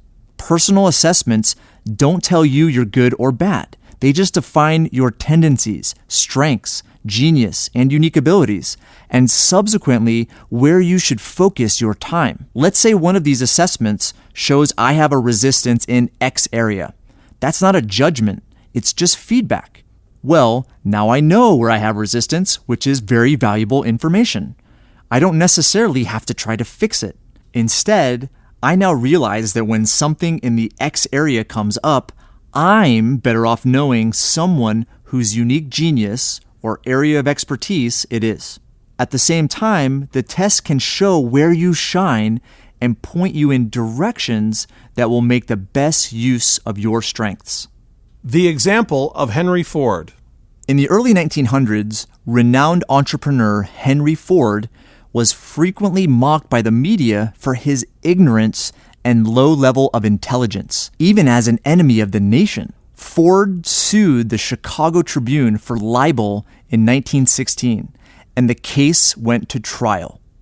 Over the 14-week trial, Henry Ford spent 8 days on the witness stand answering questions to prove his intelligence. During the lengthy engagement, Ford became frustrated and made the following profound statement. If I should really want to answer the foolish question you have just asked, or any of the other questions you have been asking me, let me remind you that I have a row of electric push buttons on my desk, and by pushing the right button, I can summon to my aid men who can answer any question I desire to ask concerning the business to which I am devoting most of my efforts. Now, will you kindly tell me why I should clutter up my mind with general knowledge for the purpose of being able to answer questions, when I have men around me who can supply any knowledge I require? Iconic men and women are often categorized as an omniscient archetype in our minds. I argue that iconic men and women of past times and today discovered their genius and surrounded themselves with those who have discovered theirs. A client of mine owns franchises in the oil change business. He's successful because he learned how to operate a system. One day while we were talking, he said, I'm thinking of selling a percentage of the franchises and investing it. I have a potential buyer who is offering to buy 40%. What should I do with that money? Should I put it into cash flowing properties and apartments or somewhere else? He was in his early 40s at the time, and he lived in Southern California. I said, you're young, and you could put that money into apartments, but then what are you going to do? Are you just going to sit around the beach and hang out with your kids all day? I continued, you are the asset here. Look at the skill set you've acquired over the last decade. Could you replicate that in another industry? He eventually made some real estate investments, but he also explored other franchise opportunities where the business model already existed and just needed a good operator to implement it. He found partners, and they've opened some healthy fast food franchises with more in the works. He had an awesome business that was bought out because it was so successful. He invested back into a franchise operation in a different field because he already knew he was an expert at it. He wanted to do it again with something else. That was his core competency.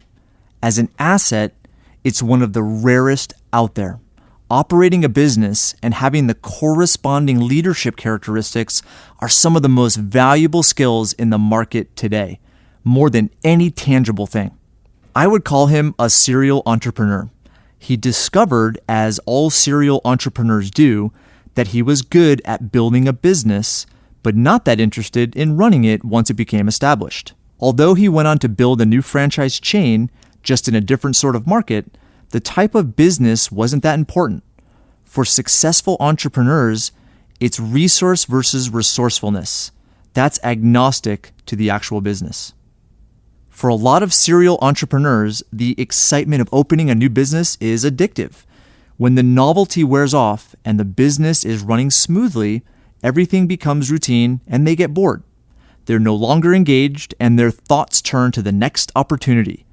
Ultimately, this ongoing pursuit lacks luster until a greater purpose beyond success is discovered.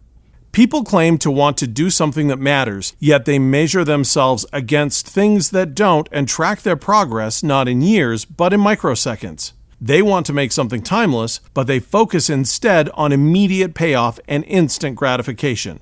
Ryan Holiday, perennial seller, The Art of Making and Marketing Work That Lasts.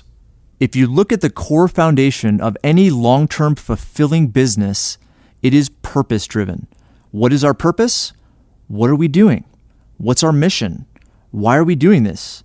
If your purpose isn't clear, or if there isn't a deep-seated passion behind it, then you and your business won't thrive perennially. The next step, build your human capital statement. What lies behind us and what lies before us are tiny matters compared to what lies within us. Ralph Waldo Emerson. No physical asset can compare to the greatest asset of all, you. You are the source of all wealth you have created and will create. Your capacity to do so is infinite. To experience true financial freedom, a healthy income statement is simply one part. The other, and most important, is to discover how to give the greatest value within you to the greatest number of people. Knowing your option comes down to knowing who you are as an asset and then figuring out what you want. Once you know that, you can assess opportunities and decide which options will help you get from where you are now and where you want to be. What are your assets? Identify your strengths, core competencies, and passions. What are your liabilities? List them. What are you paid for, and how well does it align with your assets? What do you pay for, and how well does it align with your liabilities? As you work to align your earned income with your true assets, it will go up. Part of the process might entail the identification of liabilities such as being a handyman, mowing the lawn, doing your own taxes, or washing your car. Your expenses will go up, but the time it frees lets you leverage your assets. This understanding is why most wealthy people don't just hang it up at 65 and go play golf for the rest of their life.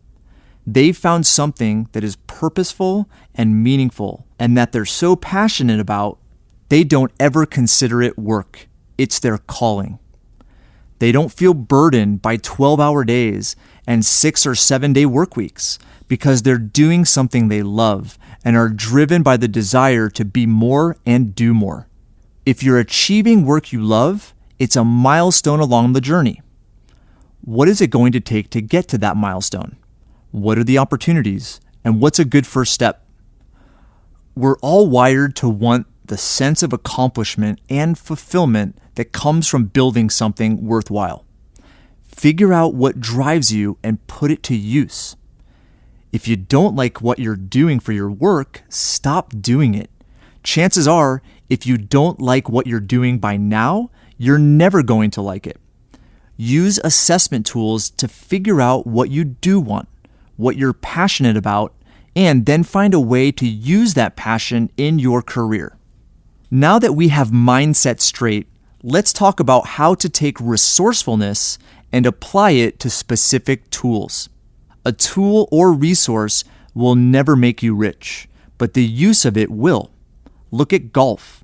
Lots of golfers spend money on their clubs as something that will improve their game, as opposed to improving themselves, which will ultimately improve their game. Pro golfers could play with a set of cheap, secondhand clubs and still beat you. In the end, it's not expensive, high-status clubs that win. Winning equals mindset plus experience plus tools. Key takeaways. Your financial results are a function of what you do. What you do is a function of who you are. Who you are is a function of how you think. Learn to think like the wealthy by reading, studying, and surrounding yourself with like-minded people. Your human capital statement organizes, focuses, and guides you to optimize your financial life.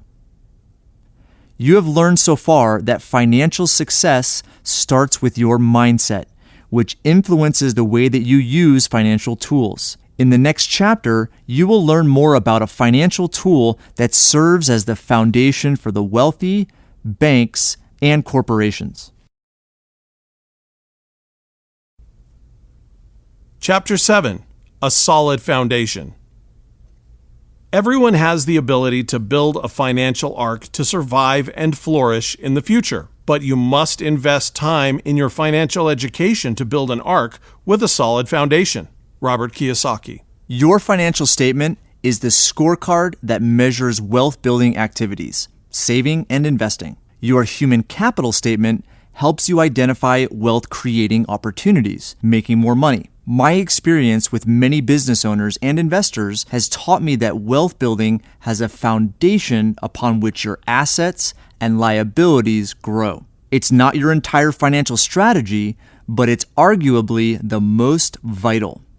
The financial tool we recommend as your foundation dates to the turn of the 20th century and has been used by wealthy families, big banks, and corporations. These guys understand the value of liquidity. They are the ones who capitalize on market downturns. This understanding originates from decades of experience with market and business cycles and the knowledge that life doesn't always work out as planned. They are prepared to prosper in those moments because they have a solid foundation. I met Martin in 2011. He was a real estate developer, author, and entrepreneur, having started several businesses. He seemed to be wealthy, had a big house, drove a fancy SUV, and traveled to exotic places. Martin was charismatic. We had similar philosophical interests and hit it off immediately. I told him about my business and my perspective on securing a financial foundation before investing. Although my specialization intrigued him, setting up what I call the wealth maximization account, he sneered at me, sat back in his chair, and shaking his head said, "Savings is for losers. I can make 30% return in my sleep. That's hard to sell to a guy like me, Pat." Years earlier, before 2008, I heard this statement a lot. Martin's words seemed to replay in my mind in slow motion, bringing back some of those not-so-fond memories of my personal liquidity crisis and those of many people I knew. I must admit, Martin's words caught me a little off guard, since the aftermath of the crisis was still palpable. Years later, Martin connected with me through a text. Apparently, one of his businesses had lost its biggest contract, and his tech startup was running out of cash. He only had 2 months left and needed a $75,000 loan. His situation escalated from there, and he was forced to take on partners and give them a hefty percentage of the companies. Martin had made millions, probably tens of millions up to that point, but he couldn't come up with $75,000. Fortunately, his business did rebound, but his share of the company was less now, much less. Martin would have benefited from a solid foundation. Your foundation, the wealth maximization account. Imagine what you would want out of a foundational asset before you started to put a portion of your assets and earned income into it. What would you want the account benefits to be? Here are the common responses I have received over the years. Availability or liquidity on demand. A good return. Insured or guaranteed to not lose money. Tax favorability. A simple transfer of ownership. Private and possibly protected from creditors. No limit to yearly contribution amounts, and offered and administered by a reputable company. The Wealth Maximization Account, or WMA, offers you these attributes and more. The WMA is a uniquely designed whole life insurance policy with a paid-up additions rider that creates instant liquidity. It is offered by a private mutual insurance company. The design of the policy, specifically how much PUA can be added, adheres to the Internal Revenue Code section 7702, which defines the maximum contribution level of a life insurance policy without the growth being taxed. A mutual life insurance company is a private corporation owned by specific account owners referred to as participating policy holders. Participating also refers to the payment of company profits to policy owners through a dividend. The WMA is your ideal foundational asset. It is the only asset that exists to offer numerous foundational benefits. The growth is free from income, dividend, or capital gains tax. The cash value is liquid. Annual growth is contractually guaranteed. If the insurance company is profitable, they distribute a dividend on a pro rata basis to each policy owner. The insurance company guarantees a line of credit against the total amount of policy cash value. The value is private and typically not subject to the claims of creditors.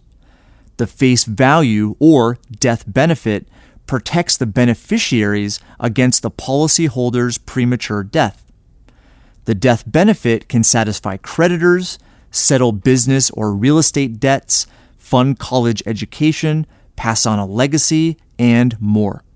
The policy can be pledged as collateral and can be used to improve the financial situation of an individual, investor, or business owner. To be fair, the WMA isn't going to yield double digits per year. By itself, it isn't going to make you wealthy. Rather, it's your foundation, where you store your reserves. It also fulfills much of the benefit of a typical investment, such as a mutual fund. When you factor in the tax benefits and low costs, the typical market investment mutual fund has trouble outperforming the WMA after fees and taxes. I'll show you some examples in later chapters. Will your insurance policy give you the returns you need to have all of your dreams come true through the magic of compound interest and tax-free cash flow? Maybe, but maybe not. That is why it's the foundation, not where all of your wealth is stored. The following is a simple way to categorize the WMA and other types of assets you may acquire to build your wealth. Classifying assets. The individual investor should act consistently as an investor and not as a speculator. Ben Graham. I like to classify assets in terms of risk and control and get the highest benefit for each class, which is the rate of return. The more control you have over the asset, the less risk you have. The WMA is the ideal foundation because you have optimal control, protection, and a great return. To classify other assets by these terms, risk and control, I developed an easy-to-understand model that helps you prioritize wealth building. I call it the hierarchy of wealth, modeled after the famed psychological model Maslow's hierarchy of needs. The hierarchy of needs, developed by psychologist Abraham Maslow, is a 5-stage model that describes the motivation behind human behavior and does so sequentially. The foundation is physiological, then safety, belonging, self-esteem, and finally self-actualization. Maslow found that you must have your physical needs, like food and shelter, before you seek safety, such as humane living conditions or a stable community. These needs come before the innate desire for relationships, and then your pursuit of self-esteem comes after that.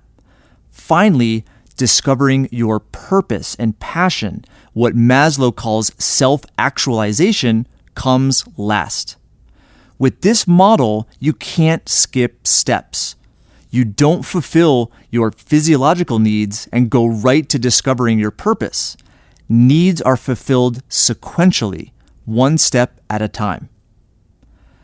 The hierarchy of needs model parallels the financial strategy I teach, the hierarchy of wealth.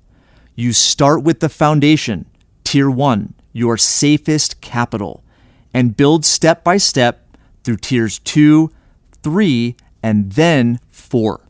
I work with clients to maximize their income producing potential and optimize their financial statement. The goal is to put away 15 to 20% of earned income and then reallocate assets to align with the hierarchy of wealth. One of the first steps is to secure their foundation, tier 1, by capitalizing their WMA. The following describes a visual that you can find online in the Financial Strategy Study Guide. Tier 1. Criteria: guaranteed, liquid, prudent return, and control. Strategy: put away 15 to 20% of earned income and establish 6 to 24 months of living expenses before moving to Tier 2. Tier 2. Criteria: control, collateral, cash flow, and consistency. Strategy: invest in your personal development to make more money, which includes investing in your business. Invest in hard assets like residential real estate that you own, control, and that produces passive cash flow that you don't work for. Tier 3. Criteria: no guarantees, limited collateral, no control, or control is relinquished to a professional. Strategy: once you have maximized your Tier 1 and Tier 2 assets, Tier 3 investments are next. They provide higher returns and have higher risk. Examples are hard money lending against collateral or syndicated funds for hard assets such as real estate or commodities. Tier 4. Criteria: no guarantees, no collateral, speculative, could lose 100% of the investment. Strategy: Tier 4 is speculative investments where you can lose everything. This tier comes after at least 90% of your assets are in their respective tiers 1, 2, and 3. The hierarchy of wealth is a system that works.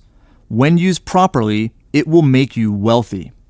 I have seen hundreds of different investments, strategies, and businesses. Some work, many do not.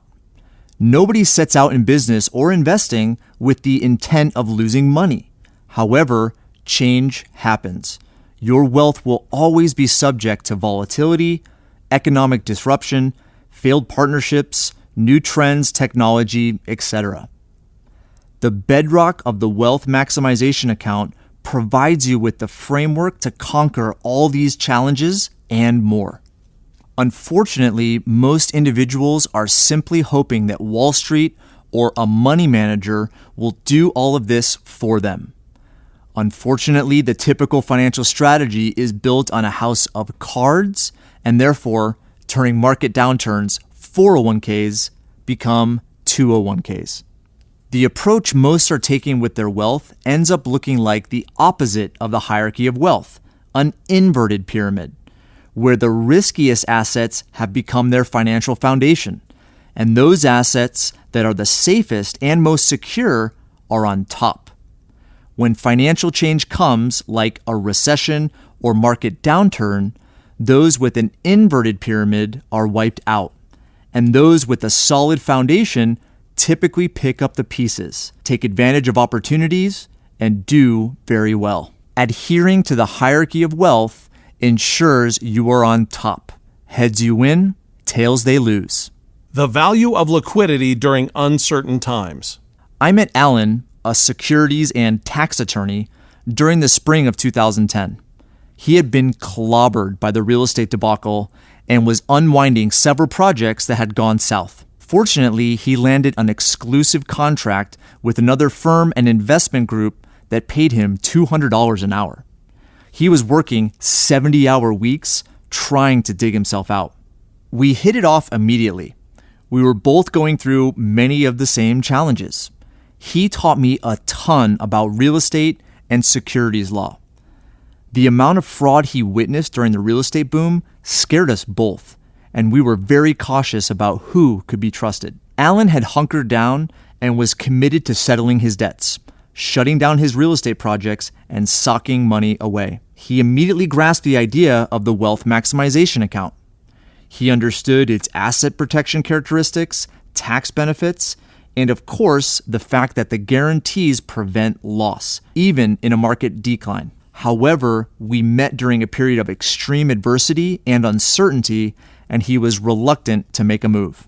The final decision was to replace his expensive term life policy with a convertible term policy, which was less expensive and gave him more coverage. The goal was to convert parts of it over time to multiple wealth maximization accounts as his situation changed. Alan took a long time to make a decision to start shifting his assets and savings. We met every year or so for 3 years, at which point he decided to convert enough for a $5,000 per year WMA. The size was extremely small relative to his earned income, but because I knew his cautious state of mind, I understood. The year after, Alan had all of his debts paid off and was in the clear regarding his real estate debacle. He had amassed savings of $200,000. He was 6 to 12 months away from beginning a real estate development project where he would be one of the principals. He would need to invest somewhere between $100,000 and $300,000 of his own capital in the project. He was comfortable saving $50,000 per year and could commit to 7 years at this level. It took Alan several years to feel comfortable enough to go all in with a WMA as his primary savings vehicle and primary source for his opportunity fund. He's financially better off, and he's emotionally better off as well. He considers his decision the best financial move he has ever made. The hardest part of shifting your thinking is going against the conventional wisdom of typical financial planning and advice. Max out your 401k contributions, invest in mutual funds, and bet on the stock market for long-term returns and wealth. It's hard to buck the advice that just about every financial advisor gives you. It's hard to explain to your family and friends why you're doing something so different. You might also mistakenly think it's hard and complicated to set up these accounts and that you'll need to pay an advisor a ton of money to do it right. All those pressures might combine to keep you from acting in your own financial interest. Key takeaways. The wealthy think differently. They don't gamble and sacrifice their wealth. You are your own best financial asset. No other asset can replace an investment in yourself through training and education. Know yourself. Use personality assessments to learn your strengths and weaknesses and find the work you love. Know your options and leverage them. Use the hierarchy of wealth to position your current assets and prioritize new investments you make. Now it's time to take what you've learned so far and apply it.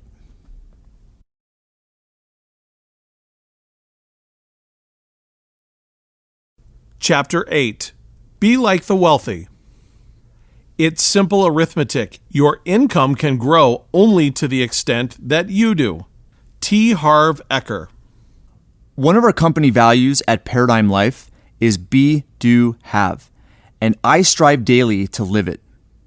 We instinctively want to grow and have more. Paradoxically, most of us carry the thought pattern, once I have, fill in the blank of whatever you want, then I will be, fill in the blank. For example, you might think, if I got that promotion, then I would be able to afford that house. Or maybe, if my investment doubles, I will have more freedom. Having is a function of doing. The reason you don't have something is because you haven't become the person who creates sufficient value to justify what you might get in return. Therefore, the counsel is 3 simple steps. Number 1, seek out the person who has the results you desire. Number 2, discover what they are doing differently, then distinguish their behavior compared to yours, whether it's work ethic, interaction with others, schedule, organization, etc. Number 3, adopt their behavior, mimic their interactions, embody who they are. When it comes to wealth, the formula isn't any different. B. If you want the results of wealth, you must acknowledge that who you are hasn't sufficiently developed into the person who produces that measurement of value. Therefore, focus on yourself and the tremendous opportunity to course correct and be that person who warrants wealth. Study the person who already has what you're seeking, their persona, their characteristics, their demeanor, and overall behavior. Do. Your behavior will change. The way you interact with others, your vocabulary, your schedule, your work ethic will be different. Have. Money is simply the exchange of value. Those who have the money exchange it for what they value more than money. As you evolve into a wealthy being, you will naturally be driven to create more value for others. That value is reciprocated with money. How the wealthy use insurance to grow their wealth. Observe families that have been around for a long time and have passed wealth from generation to generation. Their objective isn't just obtaining present-day wealth. It's also perpetuating that wealth into the future for their heirs. One of the best parts of what I do is meeting amazing people. On my podcast, The Wealth Standard, I interviewed David Drake, a family member of a family office in New York City. Family offices serve very wealthy families by providing traditional private wealth management along with handling non-financial issues such as private schooling, travel arrangements, and other household arrangements. Some family offices build their business by serving many clients. It was a fascinating conversation. We spent much of the interview discussing the significant focus family offices place on training and educating family members. It was crystal clear that they fully understood the be, do, have principle. The Rockefeller family is a perfect example of be, do, have as it relates to wealth, not just creating it, but preserving it. John D. Rockefeller made his fortune in oil. When he died, he had amassed a fortune of more than $1.5 billion. During that same era, another iconic figure, Cornelius Vanderbilt, amassed a fortune of over $100 million, the equivalent of over $215 billion in today's dollars. The difference is that today, the Rockefeller fortune continues to grow. The Vanderbilt fortune is completely gone. What distinguishes the two families? The Rockefellers hold to a set of values known as the Rockefeller rules, similar to the be, do, have idea. Through dynamic estate planning and wealth management, their family office not only manages and perpetuates wealth, but it also ensures that the heirs are taught and educated accordingly. The Vanderbilt legacy did not align with the mindset that created the fortune in the first place.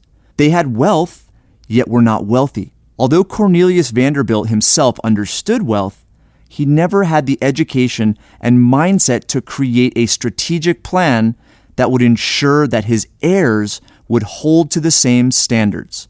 In 1973, Vanderbilt University held a family reunion. Over 100 direct heirs attended the reunion, and not one was a millionaire. How do the Rockefellers and other dynasty families manage their wealth across the generations? They place significant focus on the heirs' personal development. They also diversified their investments, including real estate and business holdings, natural resources, and equities. One of the most common foundational strategies is holding a permanent cash value insurance policy on every heir with a mutual insurance company.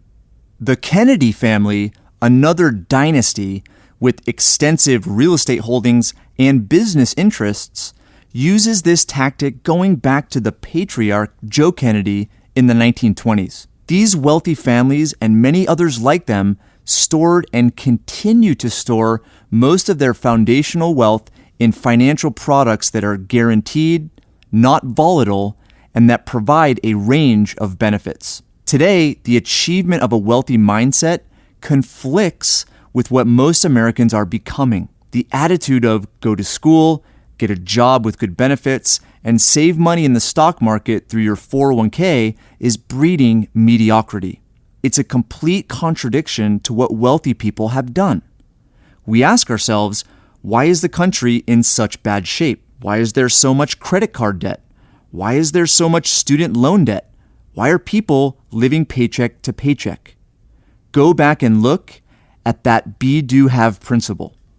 It says it doesn't matter who you are. Executives, famous people, dynasty families are doing the opposite of the typical American. Their greatest assets are people, relationships, and personal development, themselves. Their financial strategy is based on certainty, not rolling the dice. Insurance-based financial strategies. Banks and corporations hold billions of dollars in an asset that most Americans have never heard of, let alone own themselves: cash value life insurance. Life insurance in America started in the mid-1700s in social institutions such as churches, charitable and fraternal organizations, and small communities. Many of the major mutual life insurance companies, Penn Mutual, New York Life, Mass Mutual, and others, started when people in these groups pooled money that would be paid out in the event a member of the group passed away. These groups were formed for mutual support, not to make a profit. They didn't have shareholders or boards. They were mutual insurance companies owned by the policyholders. Back then, life insurance through a mutual company served a moral function, managing a pool of money for the benefit of those left behind after a breadwinner passed away. Life insurance policies today serve the same function, just through much bigger institutions with more sophisticated investment strategies. If the mutual company makes a profit, it's distributed to the policyholders. When insurance started, it was vanilla. In the beginning, a policy was permanent. It was active for the whole life of the insured person. Term life, which covered the insured person only for a specified time, came later. If the policyholders stopped paying into the pool, they'd lose all the benefits, and they'd lose the money they put in. Life insurance started becoming more sophisticated as time went by.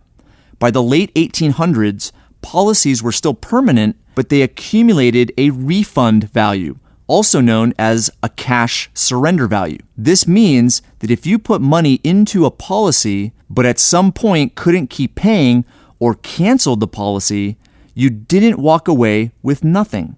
You'd get a cash payment based on how much you paid in. Farmer savings accounts.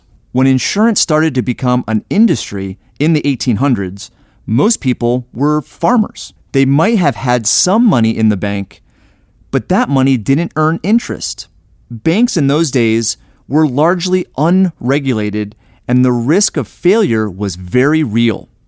Insurance was a much better, much safer savings vehicle. It paid interest and was a more secure way to pass on any accumulated wealth. Back then, farmers didn't get subsidized like they are today. They didn't have a consistent income and cash flow. Income came only after the crops were harvested. During the rest of the year, farmers didn't have much cash income for months on end, but they needed money to buy seeds and equipment, hire help, and run the farm. In the absence of modern banking, they used loans on the cash value of their insurance policies to finance these expenses. In effect, the insurance company loaned the farmer money to get through to the harvest, and the farmer paid it back after the crops were sold. Insurance started in churches to provide benefits to widows. Then it transitioned into a savings vehicle. Then it became a vehicle for loans. Finally, these institutions evolved into the modern mutual life insurance company. They started investing the pooled money, making money on the investments, and then returning the profit to policy owners as dividends. All these benefits were added onto the central, foundational vehicle of an insurance policy that provided for the family by paying a death benefit. Life insurance through a mutual company was a major vehicle for savings right up until the advent of the 401k in the 1980s. At that point, employees started to divert money from life insurance into the stock market and investment-based vehicles, not savings vehicles. Life insurance became a lot less popular. Its value as a method to save was drowned out by the barrage of promotion by financial institutions trying to sell you their products. Insurance has become something that people think is sold, not bought, is expensive, and doesn't benefit you as much as it benefits the person who's selling it to you. The typical 401k, IRA, and mutual funds compete with life insurance for your money. They keep winning the battle, even though they keep losing people's money, charging high fees, and having scandal after scandal after scandal. Insurance as the foundation for wealth building. How do the wealthy use insurance differently than the average person? It's not that the wealthy have all their money in insurance. Rather, insurance is used as a foundational wealth vehicle by dynasties, executives, banks, and corporations. The middle class aren't doing that. Author Barry J. Dyke, in his book Guaranteed Income, writes that Wall Street is the mechanism used by the elite to become massively wealthy. The bulk of their assets come from the middle class through their 401k contributions. The contributions by mutual funds to the tune of billions a year. Mutual funds use the money to buy stock in the companies the elite control. A seemingly infinite flow of money goes into their coffers month in and month out. The profits and wealth that result are often stored in insurance products. For the wealthy, insurance fulfills multiple roles. Number 1, traditional role of death payout. The original purpose of insurance, dating back to the 1800s. If something unexpected happens, there's a payout. Number 2, liquid assets in case of emergency. Money withdrawn or loaned against the policy can be used for an unexpected event, such as a medical emergency or job loss. Number 3, guaranteed loan provision. You can borrow against the policy to take advantage of any purchase opportunity, including business, investment, or personal, that requires liquidity and fast action. Insurance isn't an exclusive investment vehicle the way a 401k is. If you have a 401k, you tie up your money, possibly for decades. To take advantage of a business opportunity, for instance, you'd have to find another source of capital, even though you might have enough money in your 401k to do the deal. But if you allocated the money you were previously saving into your 401k into a wealth maximization account instead, you can have all its benefits, plus you can use the loan provision to take advantage of any number of opportunities. I often use the saying, when you have cash, opportunities seek you out. Private versus public insurance companies. Insurance was originally set up through private insurance companies that were organized as mutual companies. A mutual insurance company is owned by specific policyholders. It's a private company that is operated for profit. The profits go to providing benefits to the policyholders. If you own a participating policy in a mutual insurance company, you are a pro rata owner of the company. The responsibility and mission of the mutual company is to do what's best for their owners, the policyholders. The company is driven by this mission, which affects how it performs its fiduciary responsibilities, makes returns on the policyholder's money, makes business decisions, the whole agenda. For many years, mutual companies such as Prudential, MetLife, and John Hancock were the main providers of life insurance. Starting in the 1990s, however, many of these companies demutualized. They converted themselves from being owned by policyholders to being capital stock companies owned by shareholders. Instead of profits being distributed to the policyholders, the profits were now distributed to investors. Private mutual insurance companies are not beholden to the demands of shareholders. Their stewardship is to policy owners. When they make money, you make money in the form of a dividend. Insurance and taxation. The only difference between death and taxes is that death doesn't get worse every time Congress meets. Will Rogers. The taxation of financial accounts and products is a key variable when weighing options to save and make an investment. Life insurance, as compared to alternatives, has some of the most lucrative tax benefits.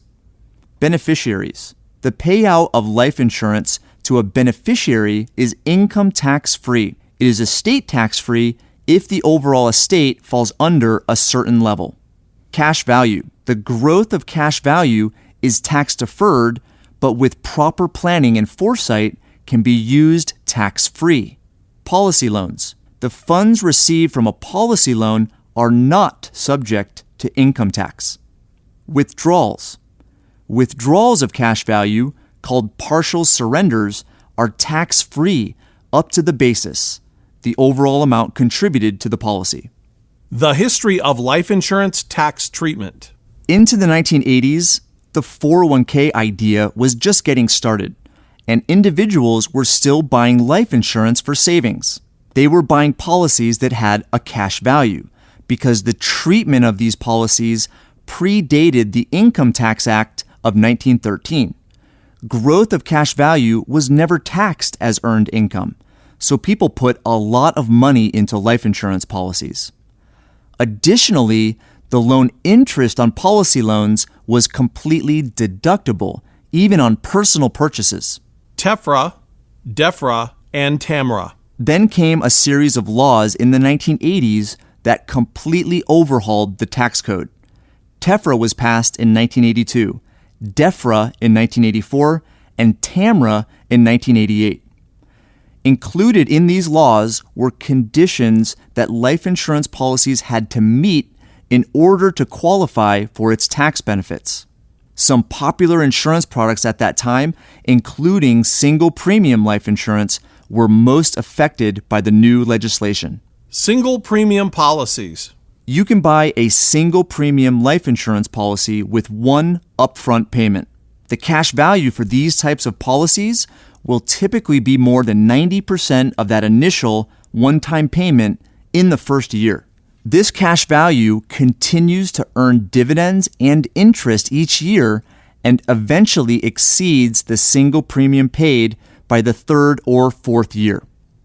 The gains earned on the cash value on a single premium policy were tax-free for a long time. If you bought and funded a policy at a young age, the accumulated interest and dividends on it could have been substantial. These policies were popular because they were an ideal savings vehicle. Congress passed the Technical and Miscellaneous Revenue Act of 1988, TAMRA, to make the gains on single premium policies tax-deferred, not tax-free. This caused a slight disruption to how life insurance cash value growth was taxed. This led to the development of the twin sibling to single premium policies, the PUA rider. The PUA rider can be added to a whole life policy to create the same dynamic as the single premium policy. How to maximize the modified endowment contract, or MEC. Since 1983, all life insurance policies have had a requirement called the 7-pay test. To understand this concept, start with the IRS's point of view. People were using flexible premium life insurance policies to buy policies that had very small death benefits. They would make a substantial upfront payment instead of paying yearly premiums, and then reap the tax benefits. Billions of dollars poured into life insurance every year because of this. The IRS saw this as a tax shelter, not insurance, because the point of life insurance is the death benefit to replace the lost financial value of the insured. So, over the course of the 1980s, Congress passed several laws that changed the rules. Among other things, life insurance policies now had to pass the 7-pay test. The 7-pay test is a formula created by the IRS to define how an insurance policy is taxed. The 7-pay test measures the amount of money that is paid into a policy over the course of 7 years, relative to the amount of coverage or death benefit. If the death benefit is too low, the policy is taxed unfavorably. If the death benefit is sufficient, the cash value grows tax-deferred and with proper planning, accessed tax-free. When you buy life insurance, the insurer looks at your age, sex, health rating, and coverage amount. Because everyone is different, each policy is individual to the purchaser and slightly different from any other policy. That's why each insurance policy ledger includes the dollar amount associated with the 7-pay test. Until the government clamped down, the single premium policy was attractive to millions of people for savings and wealth building. Those who purchased a policy before the ruling weren't affected, only those after. Today, you can set up a high cash value policy with a paid-up additions rider. The majority of the PUA premium paid is immediate cash value, which earns interest and dividends. However, when adding the PUA rider, it must comply with parameters set by the 1980s legislation.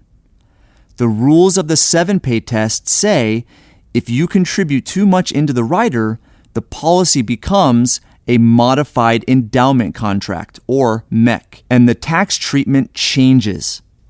How much is too much? This is a per-policy calculation to ensure that there's sufficient death benefit for the premium. If there's too much premium and not enough death benefit, then the policy is a MEC. This chart, which you can access in the study guide, illustrates the difference between single premium, 7-pay, basic whole life, and term insurance policies. For the purposes that have been described up to this stage, you don't want to have this happen to your policy because the tax treatment of a MEC is such that you could end up paying a lot more tax on any distribution from it. If you don't follow the 7-pay rules, your life insurance policy can become a MEC almost without you noticing it. Strategically setting up this wealth building tool and compliance with all the regulation requires a trained professional. You want someone who both understands the role this type of policy plays in your finances and owns it themselves. Paradigm Life and our team of wealth strategists work with clients throughout the U.S. to ensure that these invaluable tools are not only set up the right way, but are suitable to your specific situation. How to fund an account. If you were to call up your local life insurance agent and ask to buy a whole life policy, they'd sell it to you, most likely based on the life insurance coverage you need. The cash value in the typical policy builds slowly over time and gives you a marginal benefit. When you fund a wealth maximization account, however, the purpose is different. Your objective is to establish high cash value for wealth building. The primary factor in the policy design is not coverage. It's your contribution amount. Once this dollar amount is determined, also known as the premium, the coverage is as low as the MEC rules allow. If your circumstances demand life insurance protection, that is taken into consideration and offered accordingly, typically by using term insurance that can be converted to a WMA in the future. Most people think of life insurance as having a single-dimensional use, something you buy to protect your family in case you pass away prematurely. The purpose of the WMA, however, is to store cash and build wealth, which are living benefits. The following image, which you can access in the study guide, gives you an idea of the spectrum of premium amounts ranging from a low premium, a 10-year level term, to the highest premium, a single pay, as well as the 7-pay level where you retain all the tax benefits. Let me give you an example using some dollar amounts. The variables I'm going to use is a male who's 45 years old and a life insurance coverage amount of $1 million. The term insurance premium is only $780 per year. The whole life insurance premium is $17,320 per year. The wealth maximization account is $46,340 per year. And the single premium policy is $332,150. To reiterate, in a properly designed WMA, the life insurance coverage is minimal, and the contribution amount is close to the 7-pay threshold. When this is done, the policy performance is optimal. The next images show how the different policies would illustrate out over the course of 50 years, based on current dividend schedules. The amount you put into your foundational asset, the WMA, is based on your specific financial situation. This is just an example. You can start a small account on newborns for $50 to $100 per month, juvenile insurance, while wealthy families may buy many millions of dollars in policies. And remember, banks and corporations have billions in cash value across numerous insurance policies on their employees. Insurance has evolved since the tax code changes of the 1980s. Life expectancies have gone up, so the mortality tables, the actuarial data that show the incidence of death by age among groups of people that determine what you'll pay for a policy based on your age, have changed as well. The insurance industry has adapted to tax code changes and longer lives. They've created whole life policies that can be utilized as ideal savings vehicles with optimal liquidity. To set up one of these accounts, one way to determine the amount to contribute is by looking at a few things: your earned income, cash flow from investments, and cash on hand. Now, instead of your savings sitting in the bank, it will be earning more and will be accessible. Your ongoing cash flow to accumulate more savings will no longer sit in mutual funds or the market, where it's subject to loss.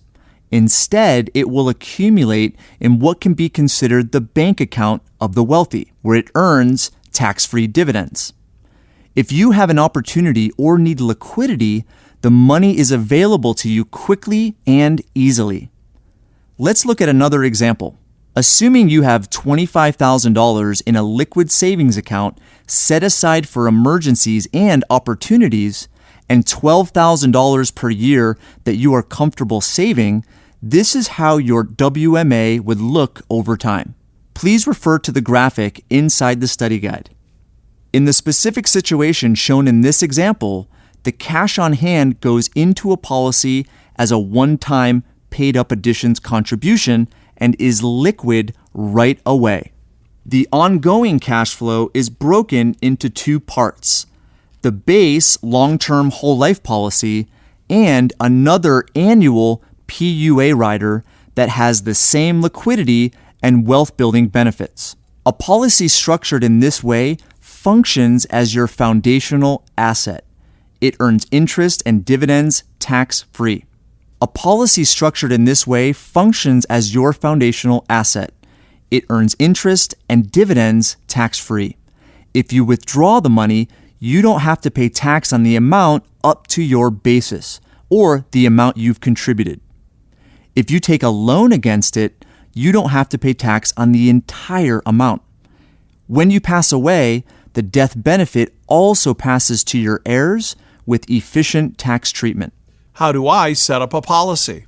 If you want to set up a policy, you can go on your own and find a mutual insurance company, insurance agent, or financial advisor who genuinely understands how to design a policy that best suits your situation and provides these benefits. Most mutual life insurance companies have independent representatives who are familiar with the concepts and will understand how to set up a policy for you. But it could take you months of calls and meetings to find the right company, the right representative, and the right policy. Even then, you might not end up with the best product. Or you can contact my team. Our phone number is 855-238-1833, and our email address is headsiwin@paradigmlife.net. We offer complimentary, video-based online consultations, so you don't even have to leave the comfort of your own home or office. How many accounts? The IRS limits how much money you can put into savings vehicles like a 401k, IRA, or a Roth IRA. With insurance, the IRS has created the 7-pay limit, which is a per-policy measurement. However, the actual limits on how many policies you can have are set by the insurance company, not the IRS. You can put a lot of money into policies, although the company won't insure your life for more than you are worth. The whole idea of insurance is to replace a loss, and what's being lost is your future earned income potential, plus interest. The company actuaries have equations to calculate that figure, which varies depending on age, profession, education, and other factors. For instance, if you are 50 years old and your annual earned income is $100,000, the insurance company won't let you buy a policy for $10 million. That amount of money would replace more than what your future income would have been. Underwriting is the way an insurance company decides whether to accept your application for a policy and how much the policy should cost for insurance you require. The underwriters are the gatekeepers. The underwriters are there to look out for the best interest of the insurance company's stockholders, its policyholders. They will insure you only if you fit into the models that are profitable to them. The underwriters look at a lot of standards to make the decision: underwriting standards, health standards, financial standards, and insurable interest standards. This benefits you as a policy owner as you receive a portion of company profits in the form of a dividend. The insurable interest standard is important. You can take out insurance on anyone whose death would affect you financially. You can insure family members, business partners, employees, or anyone whose loss will inflict a justifiable financial loss on you. I own insurance on myself, my parents, my wife, my kids, and on some of my key employees. But if I were to try to get insurance on my neighbor, I couldn't. I don't have an insurable interest in him. I would be sad if he died, but his death wouldn't affect me financially. The privacy of insurance. Today, insurance is really the only private financial contract you have left. You're a private person. The mutual life company is a private company, and you therefore have a contract between two private parties. Nobody knows you have it unless you tell somebody. There's no public record, unlike bank accounts, brokerage accounts, or a 401k. A life insurance policy is a separate asset from corporate interests and business interests. It's protected anywhere there's going to be risk. Many states consider insurance a financial tool that is protected against bankruptcy or a lawsuit. Take the example of Kenneth Lay, the former chairman of Enron. He was convicted of fraud, but most of his assets and compensation package were in annuities and insurance. Because he lived in Texas, where these assets are protected against legal judgments, the assets went to his spouse after his untimely death and couldn't be touched. Policy loans. The ability to borrow against your growing account value makes this financial tool extremely attractive. Most people have only one option for financing: banks. This tool gives you an alternative. The terms for a policy loan are by far the loosest lending terms, period. Here are the primary differences between private policy loans from the insurance company and a bank loan. Please refer to the graphic in the study guide. Policy loan versus traditional bank loan. Insurance company, no credit check with credit bureaus. Bank, credit score qualification required. Insurance company, private loan not on the UCC1 reports. Bank, public information on the UCC1 filing. Insurance company, payment history does not show up on credit bureau reports. Bank, payment history available on credit bureau reports. Insurance company, interest only with flexible payment provisions. Bank, strict lending terms and payments. Insurance company, loan limit is based on amount of cash value. Bank, loan limit is based on collateral, credit score, and earned income amount. Insurance company, access to money within days. Bank, access to money based on the loan purpose, immediate to months. Other loan considerations. Number 1, a policy loan does not have a specific term. Number 2, you can pay interest only or defer all payments. The insurance company will bill you for the interest annually. If you have enough cash value left in the policy, they'll allow you to defer the payment without penalty. Number 3, with a policy loan, you don't have to sacrifice the growth of your savings to take advantage of a business deal or other opportunity. With a loan outstanding, your cash value keeps growing.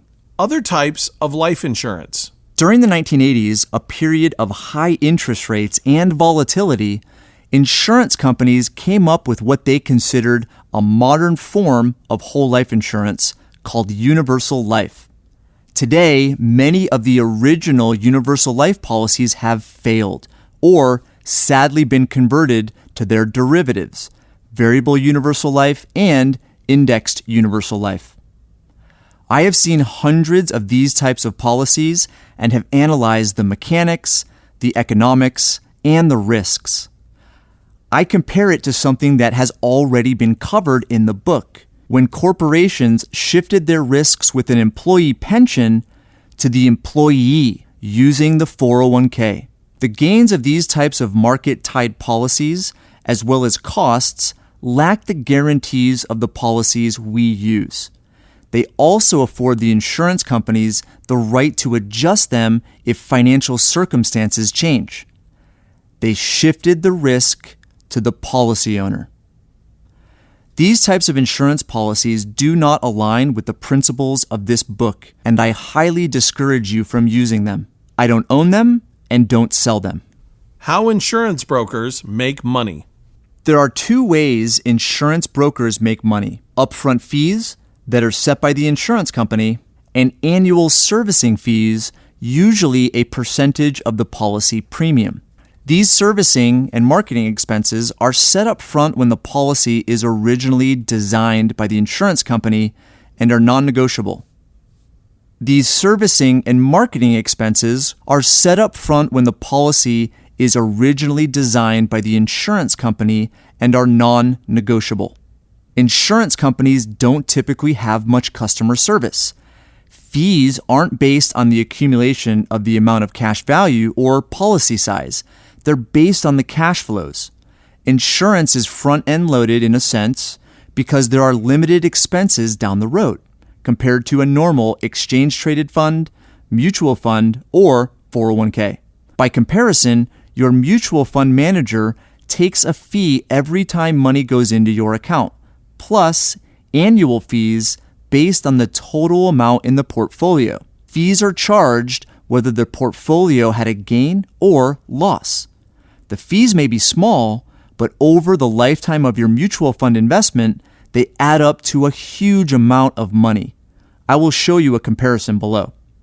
Let's do an example based on the assumption that you pay a policy premium of $10,000 per year, set up for maximum cash value to the preset limitation of the IRC 7702 rule.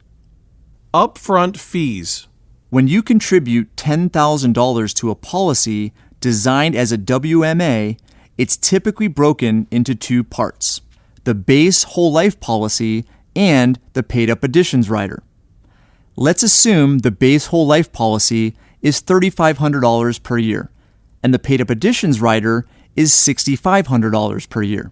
The $3,500 base policy usually provides a one-time compensation to the servicing agent in the amount of 50%, or $1,750. Then, 50% also goes to the agency that the agent works with.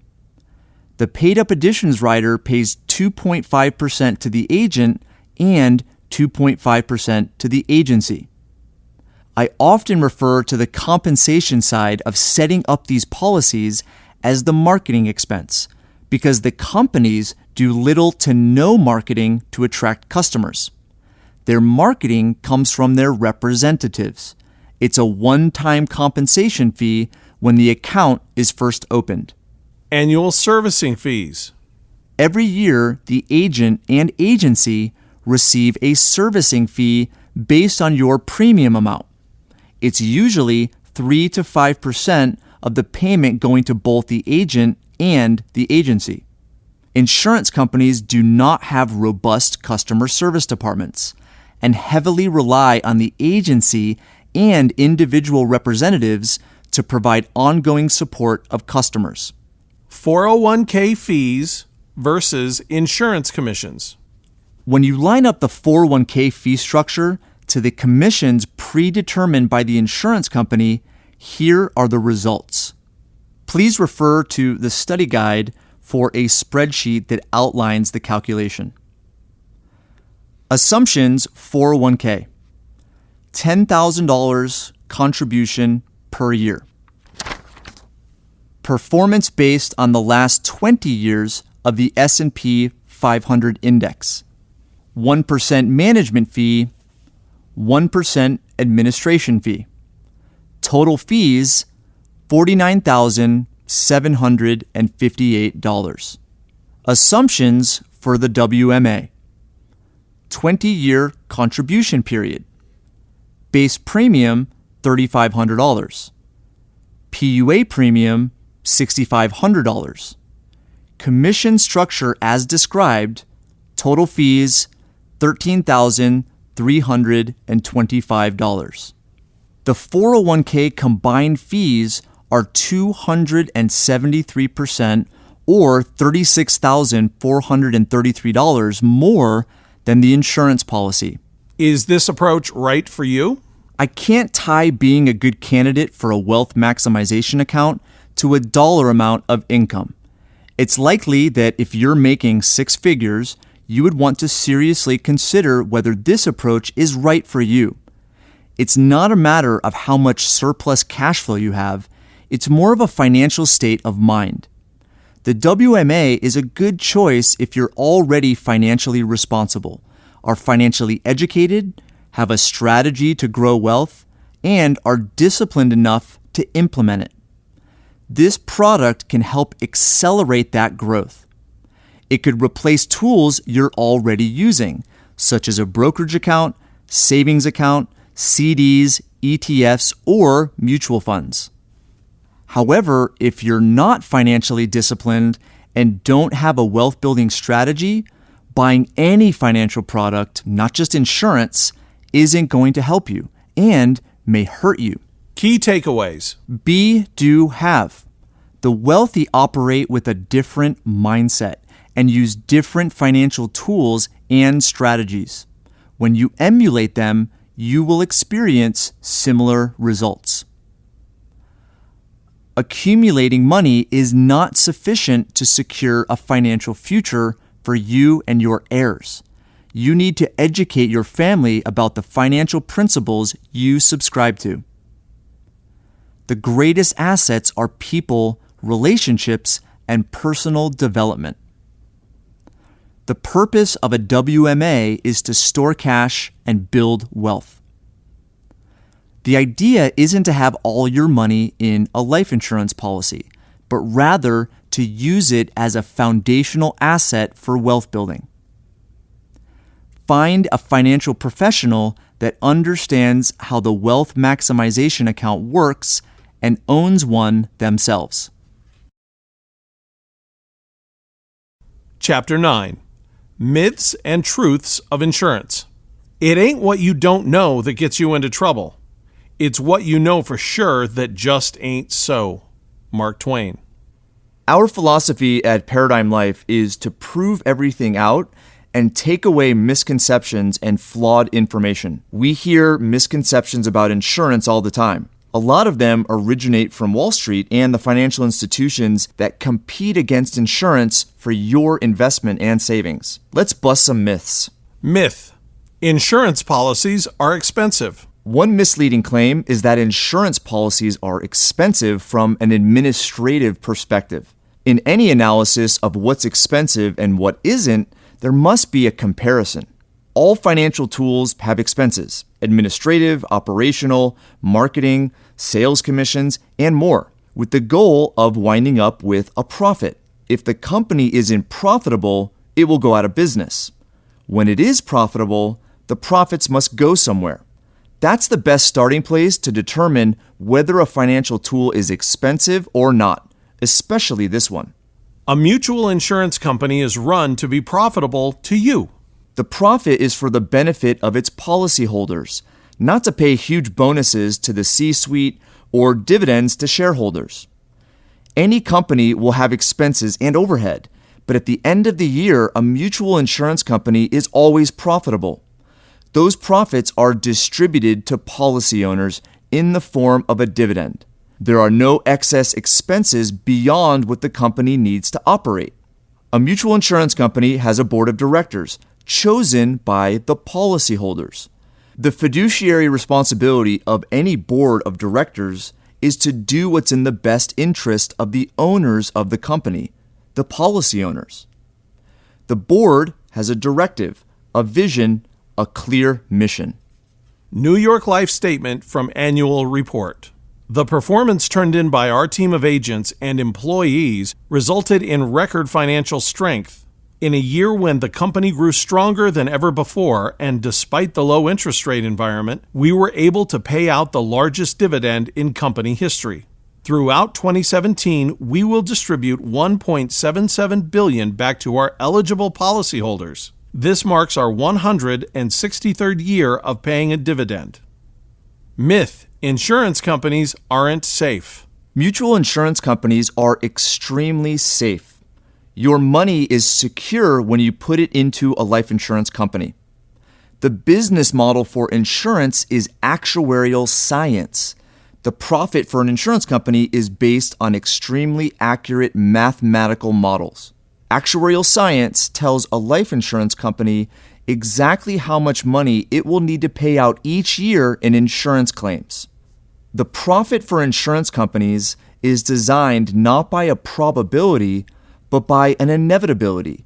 Some highly predictable number of people covered by their insurance will pass away each year.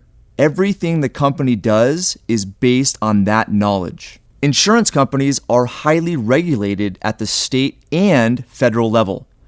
Among many other strict requirements, they must have enough regulated liquid assets in reserve to pay 100% of the present value of claims.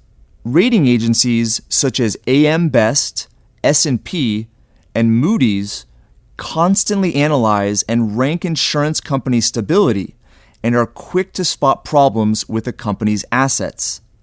Each state has a guarantee association that acts as a safety net for policyholders in case an insurer becomes insolvent. It's as if every single state has its own FDIC. The amounts each state will cover are regulated by the state insurance department. They vary a bit from state to state. You can check online for your state, but generally cover the value of most policies. Regulators can almost always spot a company in trouble well in advance of insolvency and force it to take steps, including selling itself to another insurer to correct any problems. The insurance industry is separate from the financial industry. The insurance industry is very different from the rest of the financial industry. Insurance companies aren't highly leveraged like other financial institutions. If there's a stock market collapse or big adjustment, the insurance industry is typically prepared and resilient. The money you have in policies isn't affected by stock market movement. In fact, when the stock market goes through a big adjustment, guess who swoops in and buys up assets at a great price? Insurance companies. To take just one great example, in the 2003 to 2004 recession, right after the dot-com bubble, a mutual company wrote a check for $100 million for a couple parcels of land on Boston Harbor. That's a whole lot of money to have on hand, but they had it because they had liquidity. They are institutional investors and they understand opportunities. They later sold part of that development for over $1.1 billion. Most insurance companies, if they wanted to go out of business, could pay off every single policy owner with their assets and probably give each a bonus as well. That's not something a bank or financial institution could do. They don't have that kind of money on hand. In fact, since 2008, over 500 banks have failed. Over that same period of time, only 17 insurance companies failed, none of which were mutual life insurance companies. Very few insurance companies go out of business. Publicly traded insurance companies may be risky. Mutual insurance companies are very safe. Publicly traded insurance companies are a bit risky. These stock companies are still highly regulated and get the same scrutiny from outside rating agencies, but their allegiance isn't to you, the person who's buying an insurance policy. They make short-term decisions to appease existing and potentially new shareholders by showing optimistic quarterly earnings. Their allegiance is to their shareholders, who want profits above all else. If the company can't deliver on this short-term basis, the stockholders are going to sell or not buy. Look at the people running the company at the highest echelon. They have a lot of their bonuses, retirement plans, and benefits packages in stock options. They want the company stock to be high. They're not going to purposely figure out ways to lose value. They're going to be tempted to boost the stock price with gimmicks. That's how the insurance giant AIG, the biggest insurer in the world, came very close to default in the crash of 2008 and had to be bailed out by the government to the tune of $85 billion. AIG insured collateralized debt obligations that included bonds that funded subprime mortgages. They made a lot of money doing this until the credit market started crashing and they had to make good on their insurance obligations. AIG was on the hook for way more money than they had. After the bailout, AIG returned to profitability and in 2017 was taken off the government's list of companies considered too big to fail. The problems AIG experienced would likely not have happened with a mutual company. Myth: I'm too old. A lot of my clients think they're too old to buy insurance. Age doesn't have much to do with the decision. We've done business with people over 80 years old. Wealth strategy differs by individual. Someone over 60 typically isn't focused on long-term objectives. Someone who's 30 isn't focused on turning all their assets into cash flow. Rather than looking at an age number, look at the larger goal and how the WMA improves it. That said, if you're older, let's say in your 60s, the value of the policy is twofold. First, it becomes your legacy asset to be passed on to your heirs, as well as a location of certainty for your cash. Second, it acts as a permission slip to maximize cash flow from the other assets you have accumulated, such as your retirement accounts, primary residence, rental property equity, business interests, and so on. If you can figure out a way to write a check for the last of your money on your deathbed, have fun. But by the time you pass away, you're most likely either going to be short of money or have too much. If you're short right now, somebody else has to pay for you. These strategies make sure you don't spend all your wealth by the time you pass away.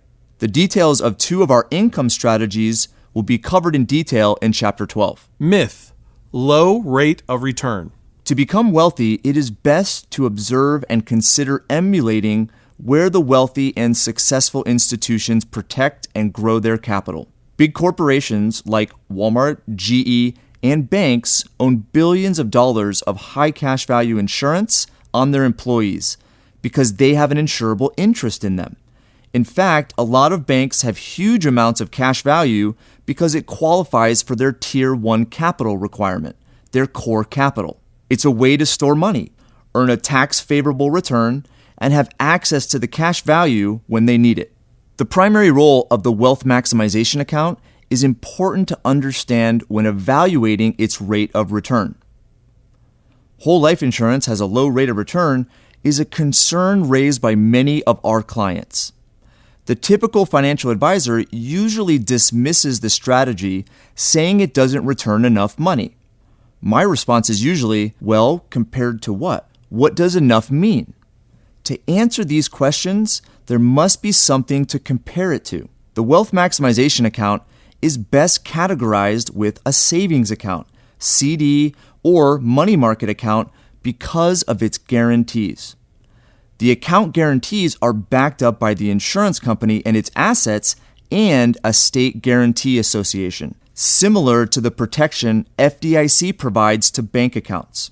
For nearly a decade, savings accounts, CDs, and money market accounts at banks have been paying historically low yields. These accounts are all taxable at ordinary income tax rates.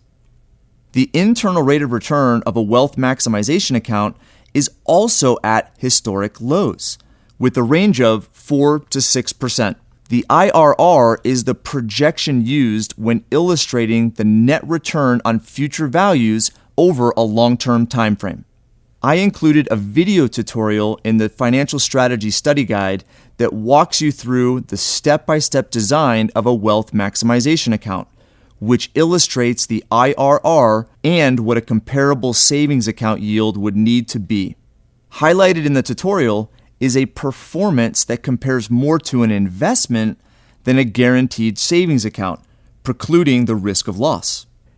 If you compare the performance of a WMA to a long-term investment in the stock market, it will surprise you. When you factor taxes, fees, and inflation into market-based investment, you don't end up with much more than you started with. The money you put into mutual funds for your 401k isn't available to you unless you pay a high penalty.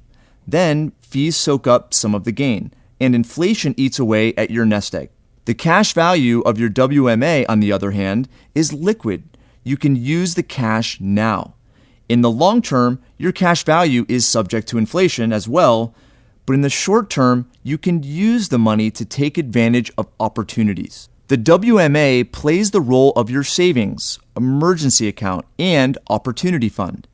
After you establish a sufficient reserve, you can leverage the loan provision and invest in other assets. It's the and asset, not a choice between one asset or another. This isn't the case with a savings account, CD, money market account, and investment, which are or assets. Expanding on market returns. In Chapter 4, the performance of the stock market was addressed, and the corresponding flaws and reasoning for being a risky asset class for passive investors were exposed. I believe it is appropriate to expand on these points here. A financial advisor will tell you that the rate of return of a stock market-based portfolio over the past 20, 30, or 40 years is 10 to 12%. These statements are rarely qualified, as most of us have not been taught how to check the math. In my experience, even advisors don't know how to check it. Unfortunately, the values used in today's illustrations of a WMA don't reflect the actual long-term history of their dividends, which are much higher. The dividends have varied over the years. The last several years have been some of the lowest dividend scales in history, yet the returns still measure better than a stock market-based portfolio or retirement account. If you factor in all I've explained about taxes, fees, and inflation, your return over 30 years would still be higher than the stock market and without the volatility that can wreck it. Insurance versus stocks isn't always an apples-to-apples comparison. Even when the stock market is up, life insurance beats the best years in the stock market. What most advisors and talking heads say is, well, the market has done 10 to 12% per year, but those figures don't take cash flows into consideration. There's a huge difference between something earning a flat 10% compounded and earning an average 10% in a fluctuating market over the last 30 years. In fact, even though life insurance and stocks have about the same average annual return, the stock market return is sometimes 20 to 30% less money. Let's go back to a concept in Chapter 4. Imagine you have $100,000 in the stock market, and you earn 100% on the money 1 year, then lose 50% of that the next year. Your average rate of return is 25%. But what did you wind up with? You started with 100,000 and doubled it to 200,000, then you lost half of your money. Now you have $100,000 again, even though your average return was 25%. Let's expand the example by analyzing the last 30 years of the Dow Jones Industrial Average. Please refer to the study guide for the visuals I'm about to explain. Assumptions. Number 1, 1988 to 2017. Number 2, $10,000 annual investment. Number 3, 1% total fees. Number 4, 20% blended tax rate.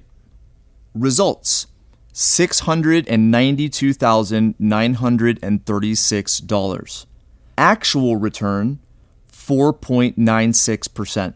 If you deferred your capital gains to 2017 and sold your position, your portfolio balance would be $892,391. After a 20% capital gains tax, the balance would be $713,912, an actual return of 5.1%. I go through these calculations in a video tutorial in the Financial Strategy Study Guide. Key takeaways. The wealthy approach things differently. Their businesses, their decisions, their relationships, their opportunities. Their success is based on the utilization of financial tools, including insurance. The wealthy use the various benefits of insurance as the ideal storage place for their money. This insurance lets them use the highly flexible policy loan to follow opportunities. Therefore, we call the unique structure of a whole life policy the wealth maximization account. Insurance can be used to mirror traditional accounts like 401k, 403b, 529 plans, and typical savings accounts, with several additional benefits that those tools do not offer. If you're a business owner or investor, you can use insurance in place of your opportunity fund, money you put in savings in preparation for finding deals. Insurance is the asset of choice to pass on to the next generation, which allows you a lot more flexibility with the other assets you've accumulated. Insurance stands up to the test of time. It offers tax favorability, privacy, liquidity, and the safety of a guaranteed contract. It's managed by sound institutions. And as I'll explain in the next chapter, insurance lets you save and borrow smarter.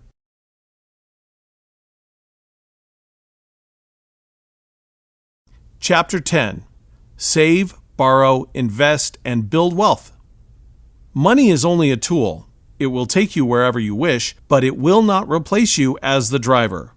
Ayn Rand. The Perpetual Wealth Strategy combines education, financial tools, and investments to strategically increase your earned income, cash flow, and control with the aim of achieving financial freedom as soon as possible. If you're a real estate investor, the strategy gives you a superior yield on your liquid savings and access to additional leverage to enhance the overall performance of your portfolio. For the executive, it replaces your 401k or can complement it by providing no annual limits on what you can contribute. For families, it provides superior growth, liquidity, and control over a 529 plan. For business owners, it offers unmatchable privacy and asset protection while still giving you control to purchase equipment, finance your growth, and provide operational capital if necessary.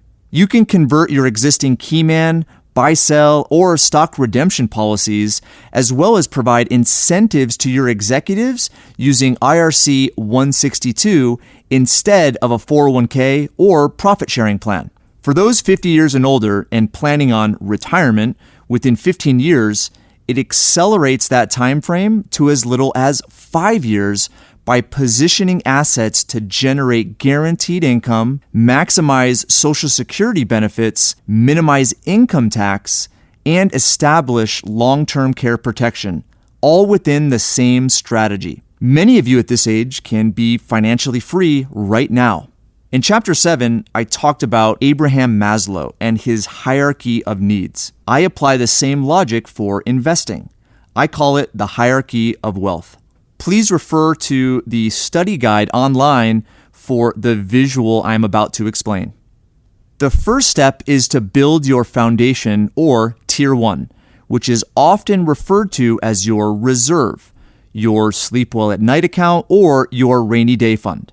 I recommend putting aside 10 to 30% of your earned income in this tier and accumulating enough to cover at least 6 months of your expenses. I typically hold a minimum of 12 months worth of personal expenses there. Hold up to 40% of your total assets in this tier. After the foundation is poured, every dollar above and beyond that is the opportunity fund, where your investment capital originates. The second tier of investment consists of assets you control. Examples of this type of asset include, first, your investment in personal development, certification, training courses, or paid mastermind groups help to maximize your earning potential. Investment real estate that meets certain criteria covered in this chapter, and investment in your business, covered in Chapter 11, also falls into this category. I recommend putting 30 to 40% of your assets in Tier 2. Tier 3 consists of assets that have collateral, but you don't control them. Examples are syndicated funds that invest in oil and gas, real estate, life settlements, and private lending. I recommend putting 20 to 30% of your assets here. Tier 4, the final tier, is made of assets that have no collateral and that you don't control, often referred to as speculative investment. Mutual funds, exchange-traded funds, and company stock all fall into this category. I recommend putting no more than 5 to 10% here. The cash value of a properly funded whole life insurance policy is the ideal Tier 1 asset. You are able to save money and borrow it smarter without involving a bank. That's why I call it the wealth maximization account. Instead of putting money into a bank account, CD, or mutual fund, which is what most people do, allocate your cash and savings to pay premiums in the same place where banks store their cash. The wealth maximization account is your turbocharged savings account and opportunity fund. When an opportunity arises, instead of liquidating your account to make the investment or purchase, you borrow from the insurance company to make the investment. Your cash continues to grow, and you also have the investment. Let's analyze a simple example. Let's assume that your cash value amount is $100,000. Your reserve requirement to let you sleep well at night is $50,000, which leaves you with $50,000 as an opportunity fund. Let's assume you choose a Tier 2 investment that pays a 15% cash flow per year. Here is how it works out at the 10-year mark. Your $100,000 of cash value would grow by 4 to 6%, but let's be conservative and say 4%. That's $48,024 of tax-free gain. The loan from the insurance company to make the investment would be at roughly 5%. Let's say it's paid back with 100% of the investment cash flow, which is 15%, and $625 per month. The loan would be paid off in the 98th month. However, the cash flow from the investment would still be flowing in. Once the loan is repaid, that $625 per month would go into the WMA, earning that 4%, and grow to $14,571. Here's how the numbers work out in the end. Start. You began with $100,000 of cash value. $50,000 was allocated as a reserve. $50,000 was allocated as the opportunity fund. Investment. You made the investment of $50,000 paying 15% or $625 per month. Gain. Your gain is the result of the $48,024 from dividends and interest earned on the $100,000 of cash value, $14,571 of additional cash value from the investment cash flow that added to the WMA, which totals out to be a gain of $62,595,000 after 10 years. How does that compare to the standard investment most people would make with the same $100,000? Most would allocate $50,000 to the investment and keep $50,000 in savings. Here's how the numbers work out. With $50,000 in savings earning a taxable 0.5%, let's assume a 33% marginal tax bracket. With $50,000 in savings earning a taxable 0.5% at a marginal tax bracket of 33%. The $625 per month or $7,500 per year investment cash flow would also go back into savings and grow to $76,396 after tax over 10 years. All of the math and graphics are available again on the study guide, which is online at headsortailsiwin.com/study guide. The combined amount of money in the end would be $1,700 from interest earned on the savings account, $26,396 from the gain from the investment cash flow, which equals $28,096 total gain after 10 years. The difference in strategy is as follows. Option 1, using the wealth maximization account, you wind up with $62,595. Option 2, using the typical approach, you wind up with $28,096. The advantage of using the wealth maximization account is $34,499 over the course of 10 years. Eric's story. Now let's look at a real-life example of how this might work. The period of 2009 to 2011 was filled with a lot of sad stories. Many of them ended up being blessings in disguise. My client Eric already had a whole life policy when we met, but the design was insufficient based on his earned income and assets. We set up additional, more appropriate policies on Eric and his wife.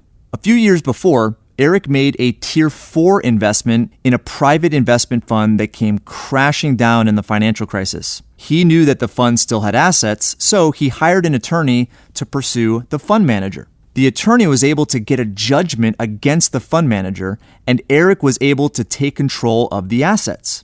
The main asset of the failed fund was an apartment in a Miami high-rise. At one point, it was worth $2 million, but because of the crisis, it was now valued at only $450,000. The assets of the fund were going to be distributed to all the investors as a settlement. When we ran the numbers, we realized that it would be a good idea to buy out the other investors with cash. Because he had liquidity and his money was readily accessible through a policy loan from his insurance company, Eric was able to get the cash he needed to buy out the interest of the other investors. The economic environment was perfect to negotiate, especially since he had cash immediately available. Eric ended up as the sole owner of the apartment. He rented it out for a few years until the market improved. In 2013, he sold the condo for over $1 million. Whole life insurance gives you the ability to access cash and deploy it when an opportunity arises. And this was clearly an amazing opportunity. Because Eric had that cash, he was able to write the check within a few days, take ownership of the condo, and eventually sell it and make a killing. The rate of return on quick cash. Because you can access the cash value of your policy almost immediately, the money can be used for business purposes without involving a bank. A couple of my clients have used their policies to provide collateral for a bond. Of course, the bonding company must agree to this, but because they typically underwrite bonds on a case-by-case basis, they usually do. They see the policy as a very valuable asset. One client is in the construction business. Contractors typically have to be bonded, and you need to put up collateral to get the bond. He was able to use the cash value of his policy as collateral instead of putting up his house or savings. Another client was involved in a large lawsuit and needed to put up a substantial bond. Instead of withdrawing money from her retirement account or using cash on hand, she was able to get the bond company to use her insurance policy as collateral. An example I share often is a great deal I got on a beautiful Jeep Wrangler because I had cash. One of the guys at the gym I belonged to was getting married. His fiancée was insistent that he sell his Jeep before the wedding. She was much shorter than he and had a difficult time hoisting herself up into the Jeep. She often scuffed her clothes. The week of the wedding came and they had a big blow up because he still hadn't sold it. The 4-door Jeep Wrangler was jet black, had big tires, and low mileage. At the time, it was worth about $35,000. I offered him $20,000 on the spot and said I would have a check the next day. Normally, the processing time for a loan from the insurance company is 3 to 5 days, but often they can wire or EFT the money the same day. He jumped at the offer. I love Jeeps, but I love my wife more. Just as my friend discovered, my wife scuffed her clothes getting in. She despised that Jeep. So I drove it for almost 2 years and then sold it for just under $30,000. Using your WMA to purchase investment real estate. Over the years, of the thousands of investments I've analyzed, the ones I have seen perform the best and most consistently are real estate related. A good friend and client of mine, Jason, has a popular podcast called The Creating Wealth Show that boasts hundreds of episodes and millions of downloads. Jason is one of the most informed people in the real estate world and has taught me directly and through his podcast the ideal criteria for a successful real estate investment. I firmly believe that everyone should own as many residential investment properties as they can, if they meet these criteria. Number 1, rent to value ratio of 1%. Which means if you have a $100,000 home, the rent would be $1,000 per month. Number 2, mortgage the house at 75 to 80% of its value. Number 3, the home fits the median home price for the area. 4, at least 3 bedrooms and 2 bathrooms. 5, there's a property manager. 6, the house has been recently updated.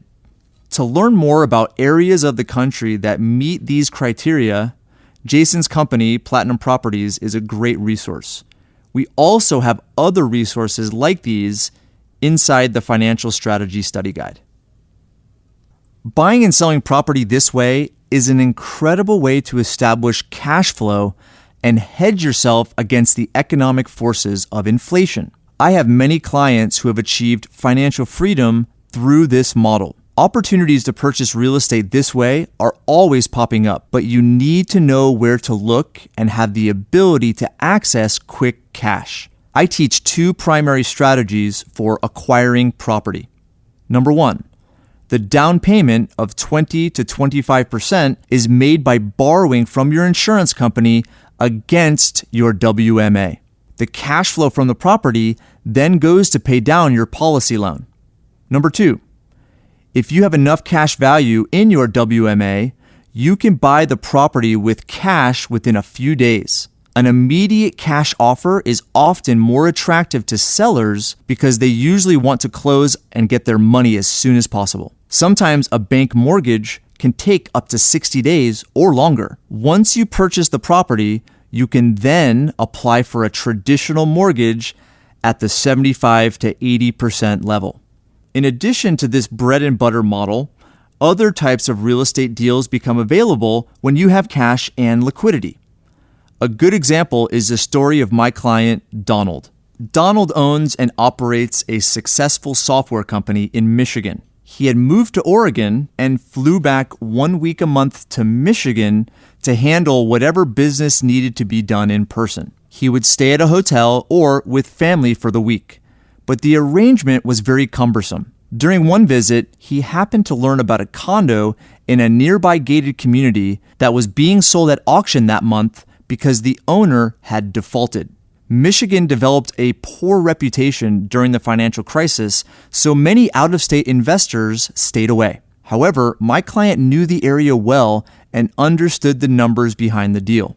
He was able to borrow against his WMA to act quickly and buy the condo, which at its peak was worth over $500,000. He picked it up at the auction for just $100,000. He now uses it as a company condo instead of staying at a hotel, so he gets even more tax benefits.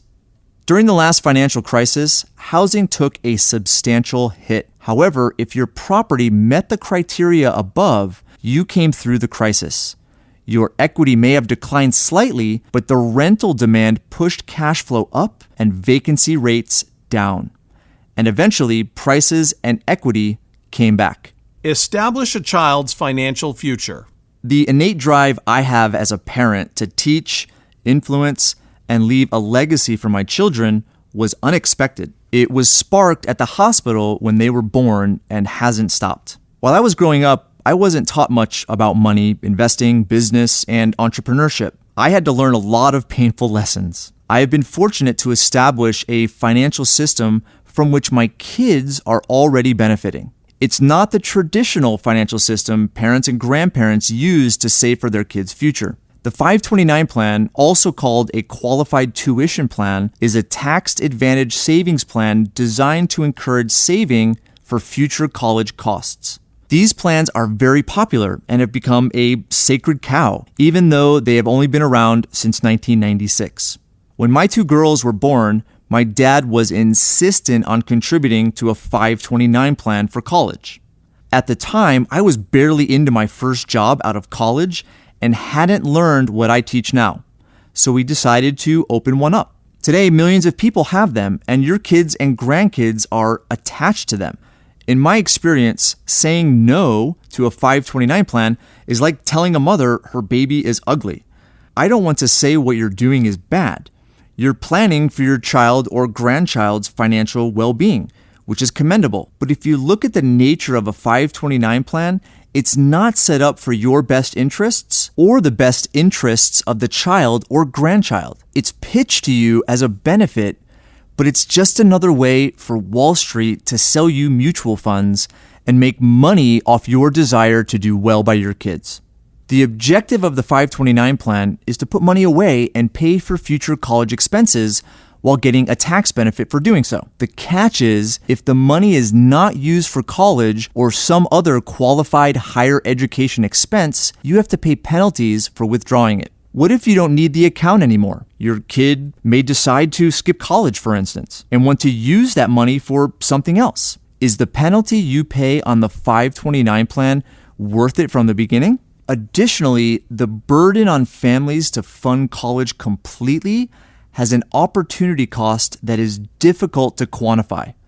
Because of that, the financial future of the family may be put in jeopardy. I have seen it bankrupt a few. Here's an example of what I mean. And there's a visual attached to this, so please go to the study guide to access that graphic. Assume your child is 5 years old and you have committed to taking care of their educational costs for a 4-year degree. Right now, the average annual cost to attend a public university is about $25,000, rising by 5% a year. That means that by the time a 5-year-old today is 18 and ready to go to college, tuition would be almost $50,000. Over the 4 years, factoring in tuition rises, that comes to a total cost of $213,344. For a 529 account to pay out that much when it's needed, it has to start with $100,000 today and earn a net 5% every year through graduation. Or you could just save $8,147 a year for 18 years. To really drive this point home, the opportunity cost for the family during their later years is really where the price is paid. If you saved $8,147 a year for 18 years and then let it grow past that point until your future retirement, your balance at the end of 35 years would be $551,602. If you spent that down through a 20-year retirement, the cash flow would be $42,154.24 per year for a total lost opportunity cost of $843,084.80. A more certain future. The opportunity cost that comes with following the typical college path doesn't simply disappear if funded through a WMA. It gives you more options. You're trying to prepare for something in the future that may not happen the way you think or may not happen at all. Consider the opportunity cost of that money, what that money could do between now and the time your child goes to college. When I learned about what I do today, I canceled the 529 plans I had and opened wealth maximization accounts on each of my kids. Today, I have multiple policies on each of them. However, the idea isn't simply to treat these as 529 comparisons. The money inside a WMA can be used now without any restrictions. In my experience, that has been a most powerful tool to teach kids, including my own, about money. My 2 oldest are at an age where they understand what money is and are starting to grasp its value, which is not in the money itself, but what creates it. Instead of saying no to things they want, I can say yes. The money is borrowed against their policies, however, so it becomes their responsibility to pay it back. We call it our family bank. My daughter Megan has used her policies to buy numerous types of electronics and a $400 gymnastics mat, amounting to thousands of dollars cumulatively. She had to create a payback plan before she was given the money. She felt she could earn enough for the payments by increasing the amount of babysitting she did in the neighborhood. She also researched ways to earn bigger tips by giving better service, such as making little videos of the kids, making sure the house was cleaner than when the parents left, and leaving a handwritten note. This experience has given Megan an appreciation for where money comes from, what a loan is, and what interest is. Both the interest you pay and the interest you earn. I know that will benefit her in the future. Opening a WMA on children. Setting up insurance plans on your kids is even easier than setting them up on yourself. However, some companies won't let you take a policy on your child unless you already have insurance on yourself. Also, most companies have a restriction on how much you can contribute to a child's plan compared to your own coverage. It's usually 50% of what you have on yourself. So if you have $1 million on yourself, the most you can get on a child is $500,000 in insurance coverage. You decide how much you want to contribute each month. You could start with just $50 or $100 a month. When you start, you as the parent are the policy owner. You contribute to it, you're on the hook for it, and you're the only one who can borrow against it. Once the child turns 18, however, you can create joint ownership of the policy. The child owns part of it. For grandparents, life insurance is one of the most amazing financial gifts you can give your kids and grandkids. You own it, but it's for the benefit of your child or your grandchild. Alternatively, as part of your estate planning, you can put the policies into a trust. This creates what's called a waterfall effect. It goes like this. I have policies on my parents. When they pass away, the death benefits will go into the trust they've set up for me. The money will be used to pay premiums on life insurance for me and my wife. When we pass, the money will go back into the trust and will be used by the kids to pay premiums. When my kids pass, the death benefit money will go into the trust for the benefit of their kids. Of course, the cash value from the policies will be available to each generation to use as they wish. Being accountable. The and asset identity that your wealth maximization account has is powerful, but to be successful, it requires discipline and strategy. The loan provision and its corresponding flexibility can be a double-edged sword because of how flexible it is. When you purchase a property or put money into a business, doing it through a policy loan keeps you accountable to replace the investment principal. To help clients understand this, we teach them about an accounting concept called economic value added, or EVA. This concept is used by big corporations to value the opportunity cost of big investments. They account for the opportunity cost by factoring interest on what could have been earned if they had put money somewhere else instead. The economic value added concept applies in theory at the individual level also. If you borrow against your policy, you pay interest for the use of that capital. That interest goes to the insurance company. The EVA is baked in. You then create your own payback schedule on the same terms a bank would have required. If your purchase is a car, for instance, the interest rate would be lower, and the term would be anywhere from 3 to 5 years.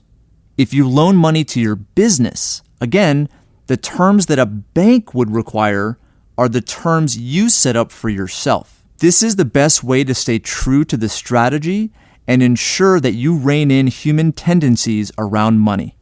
Key takeaways. Your wealth maximization account keeps your money safe and quickly accessible. You can borrow from your insurance company against the cash value of your policies to jump on investment opportunities. Wealth maximization accounts for your kids are the ideal way to teach them about money and also to prepare for their future purchases, such as a car, college, and beyond. Properly structured plans are a superior alternative to a 529 college savings plan. You can build multi-generational wealth with death benefits that cascade down to your children and grandchildren. Your wealth maximization accounts, insurance policies to build your personal wealth, can also be used to grow your business, as you'll learn in the next chapter.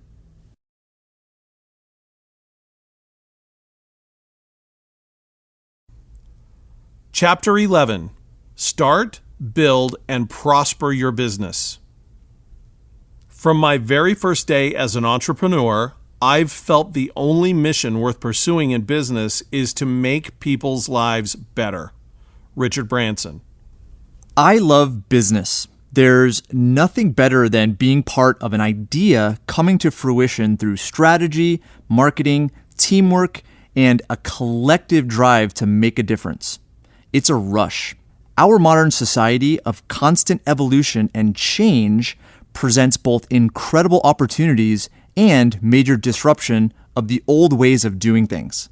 If you're a business owner or thinking of becoming a business owner, this chapter addresses ways to incorporate more effective structure and how you capitalize your business, incentivize your team, and ensure the proper distance between your personal finances and those of your business.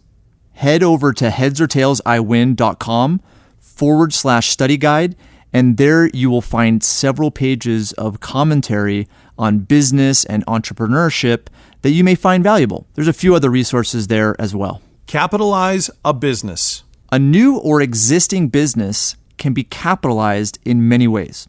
Using a policy loan is just one approach, but the flexibility of payback and ease of borrowing makes it one of the best ways to add capital to a company.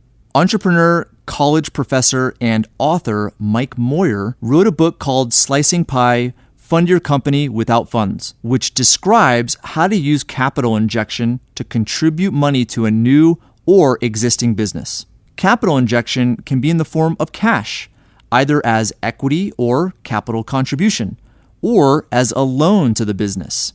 If you make a capital contribution, now you have money in the bank account and you're meeting payroll and overhead.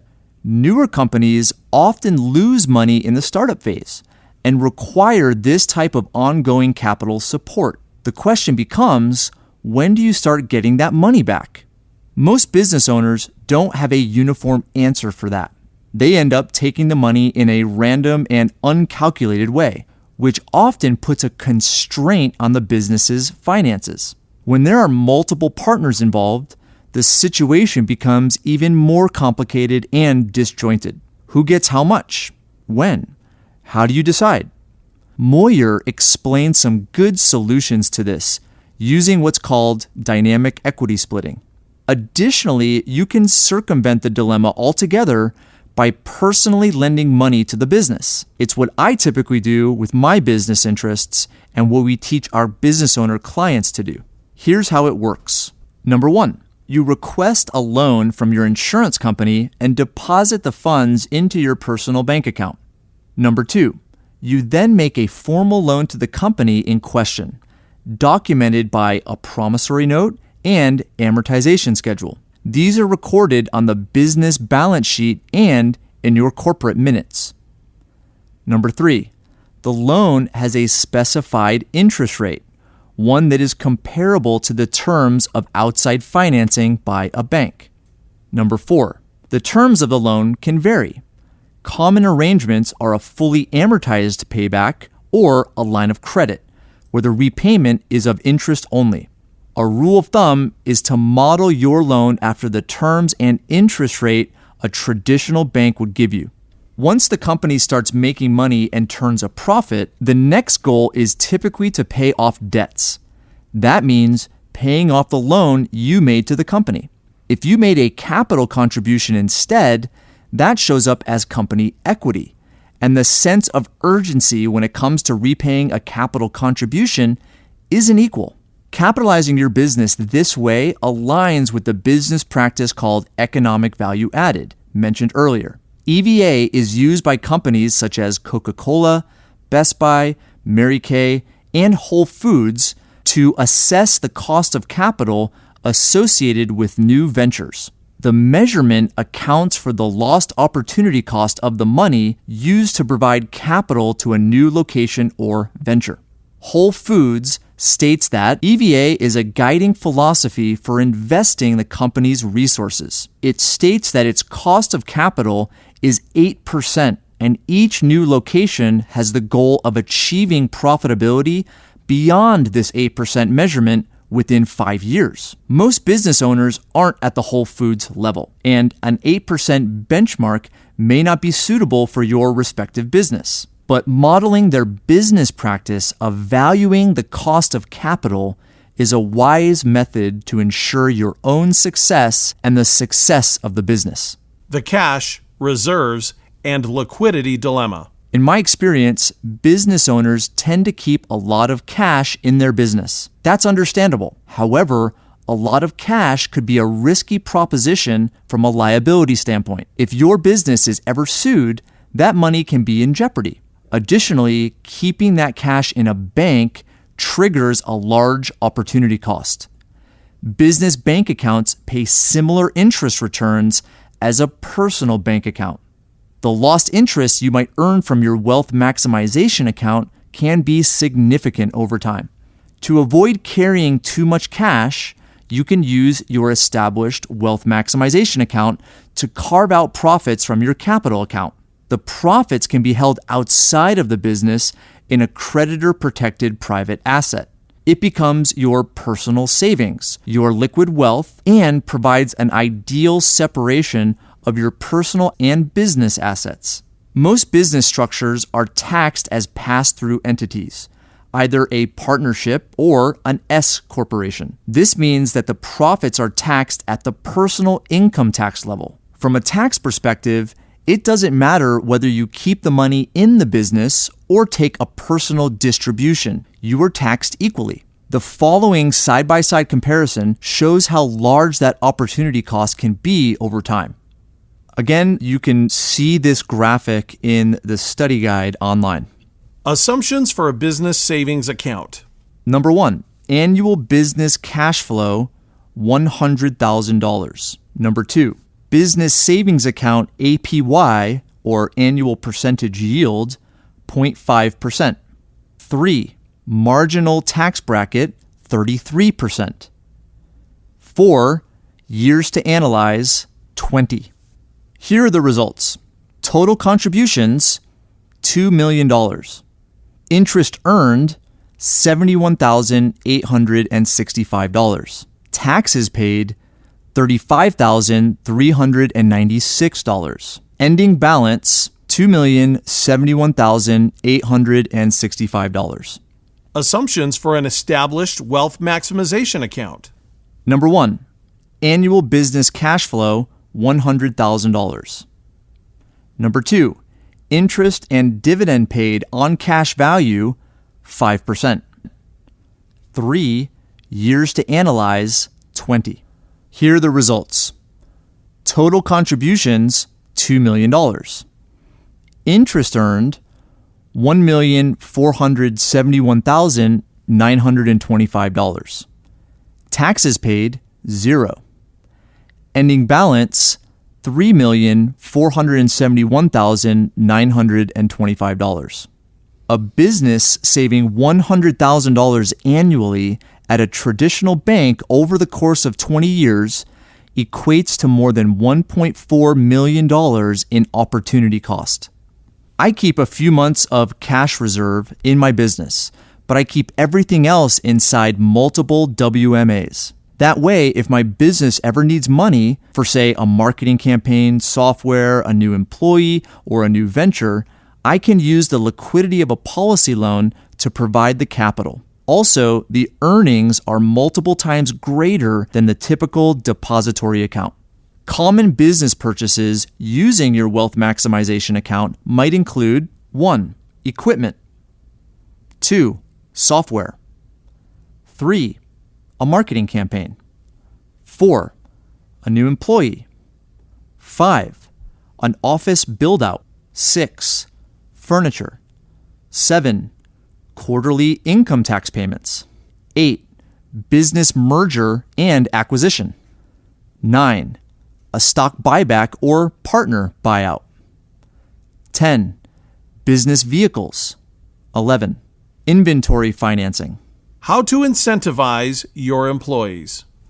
As an employer, you want to create a positive workplace that inspires your employees and keeps them happy to work for you. The expectation today is a benefits package that includes an employer-sponsored 401k retirement plan that employees can contribute to. The attraction is that when times are good, the employer makes a matching contribution. I discussed in detail the downsides of these types of plans, especially as they pertain to you as the business owner, in Chapter 4.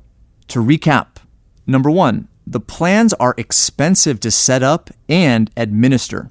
Number 2, as the owner, your contributions to the plan tie up money that can't be used for the business. 3, the employer contribution means restrictions to rewarding specific employees without having to reward others. 4, 401k plans are portable and aren't usually a reason to stay with an employer if a better opportunity arises elsewhere. 5, although there is little or no liability for money lost inside of plans, when money is lost in a market decline, employee morale is likely to be affected. Fortunately, there are other ways to incentivize employees. Section 162 plans. In Chapter 4, I discussed in detail why the 401k plan was never meant to be a retirement plan. For years, it was never used. In fact, it was almost repealed a few times. Then, Ted Benna figured out a way to use it today, and 401k plans became the predominant employer-sponsored retirement vehicle they are currently. Among the thousands of pages of tax code is Section 162, another little-known provision. Section 162 provides another way employers can incentivize their team without the restrictions of a 401k. As an employer, you can provide compensation to employees by offering them a Section 162 bonus plan. These plans can be used to fund an employee-owned insurance policy designed to be a wealth maximization account. Section 162 plans are very flexible and surprisingly simple to set up. In a 162 plan, the business agrees to pay all or part of the premiums, including the paid-up additions or PUA rider, which is owned by the employee. The employee gets all the benefits and protections of the policy and gets to keep the cash value that builds up. The advantage to the employer is that the bonus amount you put into the policy is fully tax deductible as reasonable compensation. It's not tax deferred to the employee, but the plan can be designed in such a way that the after-tax cost to them is reduced or even eliminated. Additional advantages of the 162 plan include, number 1, vesting schedules set by the employer if an employee leaves early in their career. Number 2, no IRS approval. Number 3, unequal compensation among employees. The following diagram, which you can access in the study guide, demonstrates how the 162 plan works. Number 1, the selected employee applies for and owns a life insurance policy on his or her own life. Number 2, under the terms of a written agreement, the employer pays the annual premiums either directly or by way of a cash bonus. These payments are deductible as long as the amounts are reasonable and are considered additional compensation to the employee. Number 3, the employee can access the policy's cash value on an income tax-free basis through loans and withdrawals. The employer may restrict the access if desired. Number 4, upon passing away, the employee's named beneficiary receives the proceeds. The death benefit is free of federal income tax. Non-qualified deferred compensation plans. Non-qualified deferred compensation plans, also called IRS Section 409A plans, are agreements between you and an employee, typically an executive, to defer part of the employee's annual compensation until a future date. That date could be in 5 years or in 10 years, or it could be when the employee retires. The deferred income isn't taxed until the employee actually receives it in the future. In the meantime, as the employer, you need to find a safe and profitable way to invest the deferred compensation the employee has entrusted to you. The ideal way to fund a non-qualified deferred compensation plan is using a wealth maximization account owned by the employer and for the benefit of the employee at a future date. Non-qualified deferred compensation plans are less complex from the employee's perspective. They're flexible, inexpensive to set up, and they don't need to be approved by the IRS or other government agencies. They're a great way to retain key employees and are often called golden handcuffs. Additionally, they help the company's cash flow because you don't have to pay the deferred compensation until sometime in the future. The following diagram demonstrates how the plan works. Number 1, the employer and employee enter into an agreement specifying future compensation. This future income is currently taxed if the employer funds the agreement. Number 2, the employer purchases an insurance policy on the employee's life. This unofficial funding method ensures tax deferral on the future income. Number 3, when the employee retires or otherwise meets the conditions of the agreement, the employer begins to pay the benefits using the policy's cash value. These benefits are subject to the tax rules regarding policy withdrawals, loans, and surrenders. Number 4, when the employee passes on, the employer pays out the death benefit to the employee's named beneficiary. To avoid taxation of these death benefits, the employer must meet the notice and consent requirement. The 412E3, a fully insured pension. The fully insured pension is a defined benefit plan guaranteed by an insurance company, not the underlying business. It specifies a future income stream for an employee, usually executives, owners, or stakeholders. After an employee has been with the company for a specified time, becomes vested, they receive a predetermined benefit from the employer for the rest of their lives. There might also be a survivor benefit for a spouse. During the 1980s and 1990s, pensions lost their appeal due to regulatory and compliance burdens in conjunction with increased liability to the company. This environment gave rise to the 401k. However, Section 412E3 plans are exempt from the complexities of those pension rules and are not the company's liability. The liability is guaranteed by the insurance company.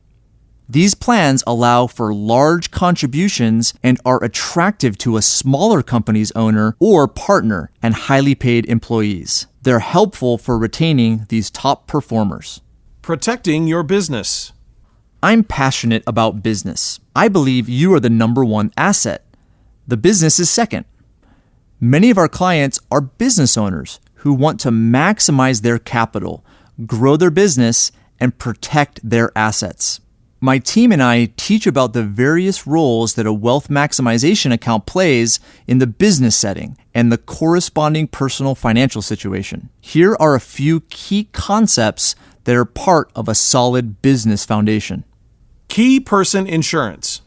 Key person insurance is life insurance taken out by the employer on employees who are crucial to the ongoing success of the company. If a key employee dies, the business could be in real trouble. Life insurance helps bridge the gap. In a small business, the key employees are owners, founders, partners. If these people unexpectedly pass, the company could die with them. Key person insurance can keep the company going through the loss. In a larger business, the key employees are also high-level executives, top salespeople, and other essential employees. Let's say you have a key person like a C-level or VP-level person that took 2 years to hire. If that person dies, it could take 2 years to replace them, not to mention time to get them trained up. So the opportunity cost is huge. You can protect yourself against that with a properly designed key person insurance policy. This insurance can be term instead of permanent and convertible to a wealth maximization account in the future. Buy, sell, and stock buyback funding. If you have partners in your business, buy, sell, or stock redemption agreements can help smooth the transition and keep the business going if a partner dies. A buy-sell agreement is a legal agreement that gives the other partners or owners the ability to buy out the estate of the individual at a certain price if one partner dies. If there's no agreement in place and someone dies, suddenly the estate of that person is your new partner. The ideal way to fund these agreements is partially or wholly through life insurance. 2 advanced insurance funding programs. The strategies mentioned above are protection measures taken in advance of unexpected events. The preceding strategies are advanced concepts for higher net worth individuals, families, and businesses. Premium financed insurance. Recently, a new approach has become available to bigger business owners who are purchasing new insurance or already have similar policies in place. They can obtain premium financed insurance which significantly reduces the cost. If the business is big enough, banks will lend you the money to pay your premiums on very, very favorable terms. You only have to pay the interest on the premium loan, which means you could obtain permanent coverage at a term insurance price.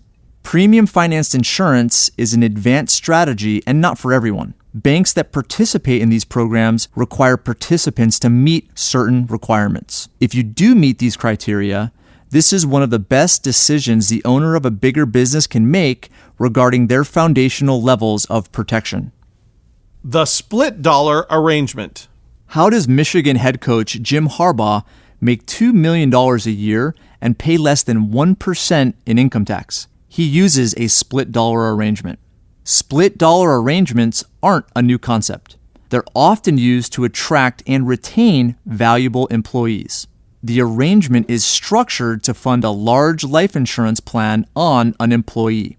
The economic benefit, the death benefit, is split with the employee's estate when he or she passes on.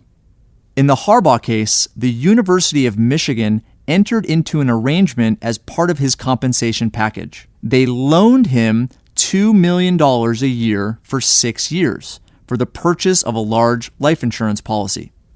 Harbaugh is responsible for claiming the amount of interest from the loan as earned income on his income taxes. The interest rate used in these transactions is called the long-term applicable federal interest rate set by the federal government.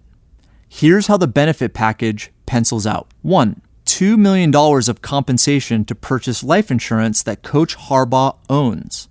2.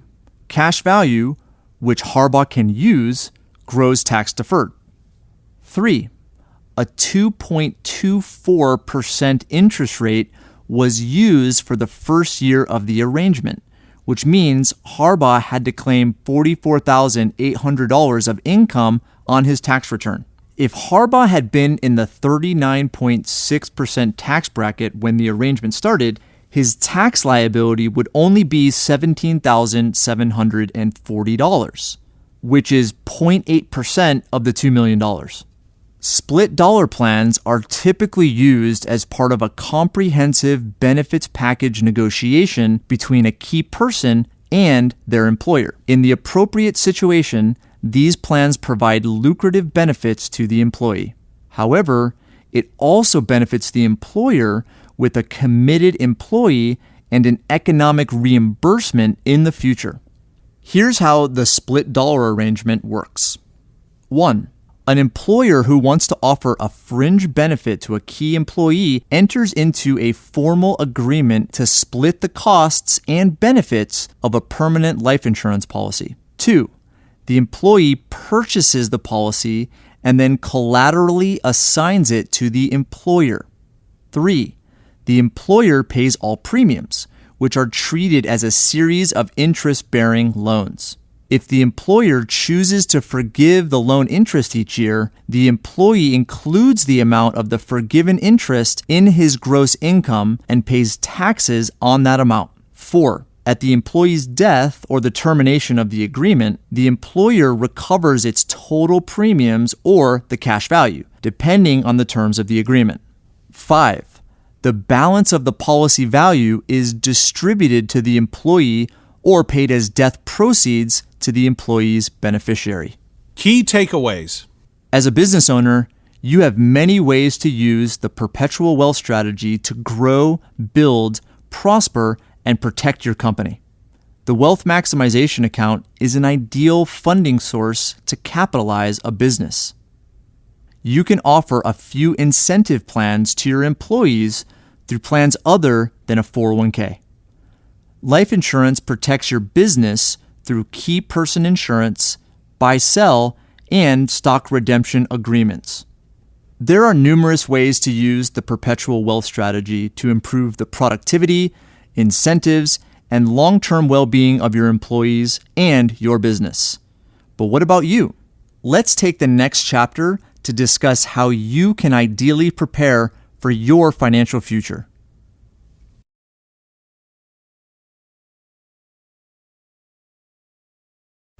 Chapter 12.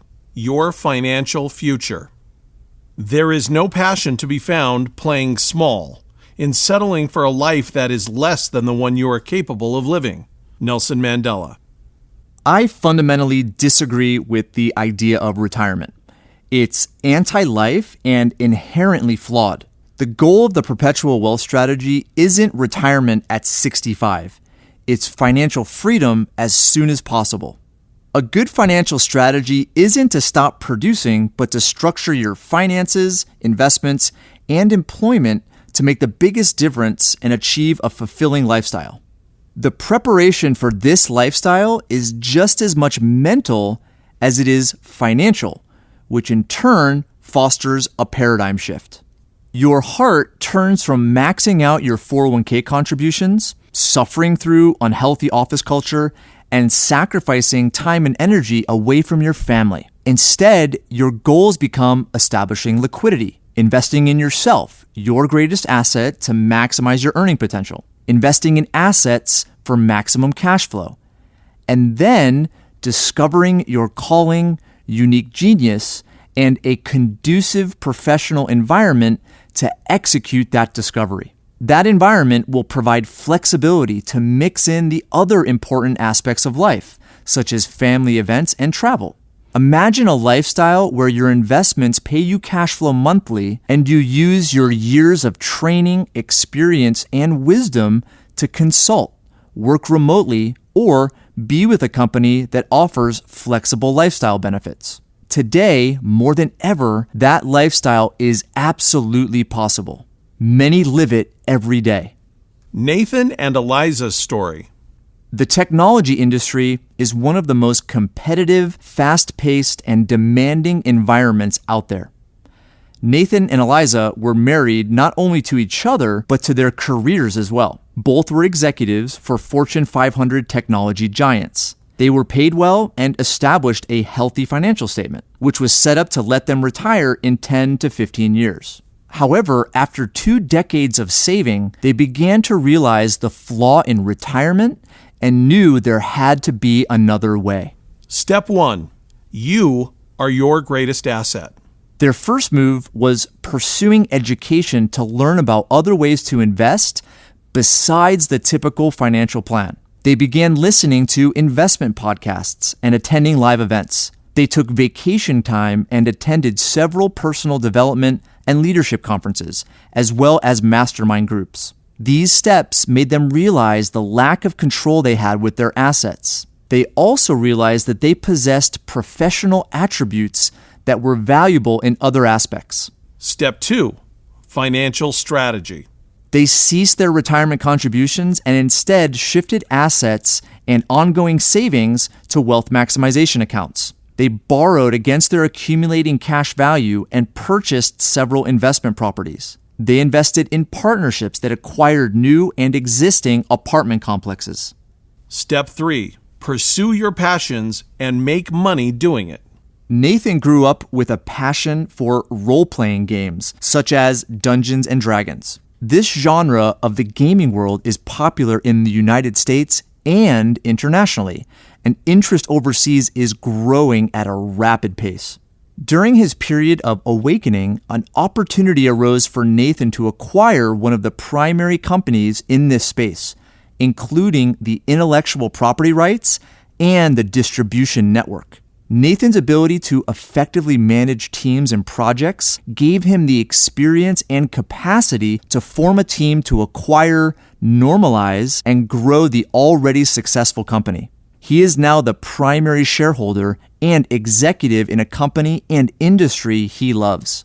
During her lengthy career, Eliza prided herself in mentoring countless individuals at each of the companies she worked for. She taught them to navigate the fast-paced tech world and life at a Fortune 500 company. She loves to teach and mentor. Eliza also discovered another set of assets. Her experience running budgets north of $1 billion and managing teams consisting of several hundred employees was valuable to the outside world. She was approached by her former colleagues and acquaintances with opportunities to consult for startups and private equity firms who were performing due diligence on companies they wanted to acquire. Her expertise in business operations, proper team structure, budget and financial management, and effective strategic planning was crucial to ensure that with additional capital, the growth of these potential acquisitions would take place. Step 4. The financial freedom lifestyle. Financial freedom isn't playing 2 rounds of golf, watching daytime TV, and playing bridge. Financial freedom is having a choice of how to spend your time and energy, where money isn't the primary factor in the decision. Financial freedom is a strategy. If your aim reroutes from the idea of retirement to the idea of financial freedom, you can achieve it much sooner and with less money than you think. Gaming your retirement years. Over the years, it's been extremely difficult for me to work with older clients. I have to tell them the truth about the idea of retirement and why their finances won't allow for the future they hope for. Too many of these clients are relying on a combination of their Social Security benefits and distribution from their 401k accounts to fund their retirement. I've run scenarios over and over. It's mathematically not possible to pull it off, given the state of the economy and society. First, let's identify the sobering state of what typical financial advice has convinced the American public to expect. Typical financial advice. Growth. Let's assume you save 10% of your earned income for 30 years. Hardly anyone does this. The actual average of the personal savings rate since 1988 is 5.6%. You can expect to live another 30 years beyond that. When you factor in market volatility, inflation, and the likelihood of major Social Security and Medicare reform, the math doesn't work. There isn't enough money to make this possible. The calculations are sobering and not being discussed in the typical financial planning world. In 1988, the median income was just shy of $20,000 per year. If we assume a savings rate of 10% or $2,000 and increase the contribution by 2.56% per year, which is the CPI, Consumer Price Index, rate for the period of 1988 to 2017, this is what your ending balance would be if you invested in the S&P 500 without any fees, $283,475. And remember, fewer than 20% of money managers ever beat the S&P. Typical financial advice. Income. The rule of thumb for determining the income distribution of portfolio-based assets is known as a Monte Carlo simulation, informally referred to as the 4% rule. This rule provides the investor with a percentage of the portfolio they can withdraw from their account. The rule is established based on the number of retirement years and the probability of not running out of money. Not running out of money means a positive portfolio balance, that you would be left with at least $1. So, for a portfolio starting out at $1 million, following the 4% rule, the maximum annual income would be $40,000 per year. There is a chart that helps illustrate this concept that's available in the study guide. Wade Pfau, a certified financial analyst at retirementresearcher.com, has written extensively about the current market environment and why the 4% rule no longer applies. Pfau concludes that 4% is much too aggressive and that a better starting place would be 3%. For a video and ebook by Pfau that explains why market volatility keeps the distribution percentage so low, head over to headsortailsiwin.com/study guide. Let's return to the example highlighted in growth. If you began saving 10% of your income beginning in 1988 and earn the same return as the S&P 500 without fees, your portfolio balance would be $283,475. Using the Monte Carlo income distribution rate for 30 years at the recommended 3% gives you a retirement income of $8,504 a year or $708 per month. If you increased your savings contributions by 5% per year, your portfolio balance would be $376,911, and your distribution would be $11,307 a year, or $942 per month. It doesn't work. If you want to analyze your personal numbers through this exercise, there is a calculator in the online study guide that you have access to. Go check it out at headsortailsiwin.com/study guide.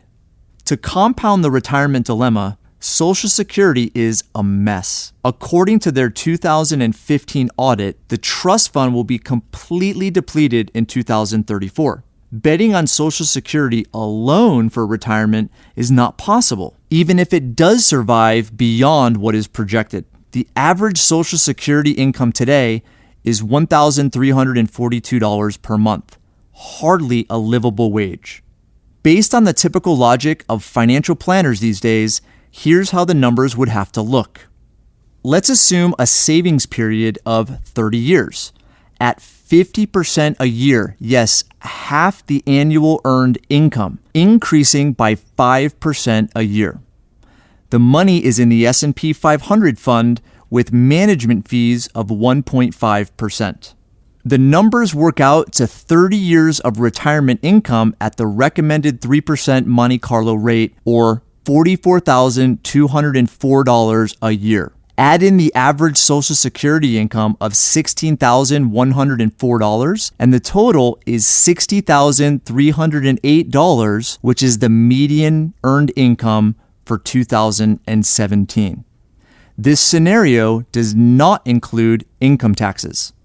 The idea of retirement at 65 was concocted to make way for a younger workforce. Social Security was originally developed as a contributory system for only a small percentage of the population to pay retirement benefits for those over the age of 65. In 1935, when Social Security was introduced, few people made it to that age. Social Security is a system that doesn't work in our day and age. The government takes 7.65% from you and 7.65% from your employer every paycheck and uses it to buy government bonds, which in turn fund the retirement benefits. By law, that's the only investment the government can make with Social Security money. The problem is that the bonds don't have any marketable value, and they pay a low return. The rate of return on these government securities only goes so far when it comes to paying benefits. Right now, as the huge baby boomer generation retires, more money is coming out of Social Security than is going in.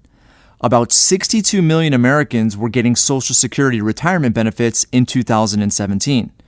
By 2035, 79 million people over the age of 65 are going to be on Social Security, not counting those that are disabled or underage. Major changes will need to be made before then to be sure everyone who's been paying into the system will still receive benefits. Relying on your 401k and Social Security to fund all or most of your retirement is dangerous. You won't be able to live anywhere near the way you do now. Thankfully, there are options. On your financial statement, the goal is maximum cash flow. On your human capital statement, the goal is earning maximum income by doing what you love or enjoy, which also aligns with a fulfilling lifestyle. Conquering retirement anxiety. The top two concerns people have about their future are, am I going to outlive my money? And will I have enough for my healthcare expenses? Thinking about retirement keeps us in a state of constant anxiety. You're gambling on an uncertain future, rolling the dice on your longevity and your health. That's stressful. To get rid of that anxiety, you must face reality. The reality is the odds aren't in your favor. You must face how much money you have. You must face the reality that the future of Social Security is uncertain. You must face the reality that you're likely to live into your 80s or beyond, so your money has to last longer. Understanding the reality and then figuring out your alternatives is the only way to overcome that anxiety. You have a variety of ways to beat the system. Beating the system. Retirement and financial freedom are not the same thing. The definition of retirement is to take out of service or to stop contributing. Financial freedom is the state of mind that is achieved when money is not the primary motivator of your decisions and is achieved when you have efficiency of both your financial statement and your human capital statement. I have a great example of how to do just that. The life of Brian. Brian is a highly paid executive at a printing business. He's good at his job, but his industry is shifting, and the hustle isn't as enjoyable as it once was. I met Brian when he was in his early 50s. We set up a wealth maximization account and structured his estate plan. He began purchasing investment real estate as part of his overall strategy. However, over our years of meetings, he grew increasingly concerned that even though his financial strategy was improving, his overall savings and investments wouldn't last him through his retirement years. Despite my discouragement, he was still contributing to his 401k because of the generous employer match. However, his funds were still recovering from the severe hit in the 2008 and 2009 market downturn, and the worry was that another market correction would ruin any hope of a secure financial future. His compensation was also declining due to pressure in his industry. He hated the thought of having to work forever, stuck in a job he didn't enjoy. He also realized that his knowledge and skill set was in an industry that wouldn't be around for much longer. We sat down and revamped his strategy. This time, the goal was to figure out how to position his assets and produce the most amount of cash flow with the least amount of risk. We first assessed his 401k and the value of the employer match. He assured me that his match was like 100% return on his money. I didn't argue that the match wasn't valuable. Instead, I showed him that the long-term economic benefit of the match was much less than he supposed. It was a high return on his contribution, but certainly not the entire balance. At the time, the match was $9,000 per year, but it was only available if Brian also contributed $9,000. His 401k balance was $1.2 million. The $9,000 employer match was roughly a 0.75% addition to his balance. For a video that walks you through the complexities of how a 401k works, see the study guide. Brian didn't stop contributing to his 401k, but he pulled back to the level of getting the match, not the maximum level he was used to. We decided to open another insurance policy with some cash he had elsewhere and from the cash flow that was previously going into his 401k. Next, we analyzed the future portfolio income of his retirement account using the Monte Carlo simulation. When I taught Brian this, we were assuming that over the coming years, his 401k balance would grow to about $1.5 million. At that level, the yearly distribution recommendation given by typical financial planners would be $45,000 to $60,000 per year, which wasn't even close to what Brian was expecting. Even with his real estate cash flow and Social Security, the numbers still left him short. Fortunately, Brian had set up sufficient insurance to allow for a strategy we call the covered asset, which could boost income by 100% or more and guarantees it for life. Currently, income rates for this type of contract are between 6 and 7% of the portfolio balance. Therefore, instead of succumbing to the Monte Carlo distribution amount of $45,000 to $60,000, which isn't guaranteed, he could have a guaranteed income of $90,000 a year to $109,000 a year for the rest of his life. In addition to that boost of income, our strategy sessions included the use of a proprietary software to calculate his and his wife's optimal Social Security income. The calculations included the best ages to file and looked at the provisional income thresholds that would trigger income tax on up to 85% of their Social Security benefits, as well as Medicare surcharges if that retirement income is not properly managed with the help of an experienced wealth strategist. Brian's original plan was to set up a wealth maximization account to grow his wealth tax-free and use policy loans to invest in real estate, fund his kids' college education, and make large personal purchases instead of using a bank. As life went on, his financial situation evolved, and the focus was no longer on growing wealth, but on securing future passive income. Brian had a plan for the coming years and learned how to shift the role of his assets, which included his wealth maximization accounts, to secure the maximum amount of passive income in exchange for the least amount of risk. Career rebirth.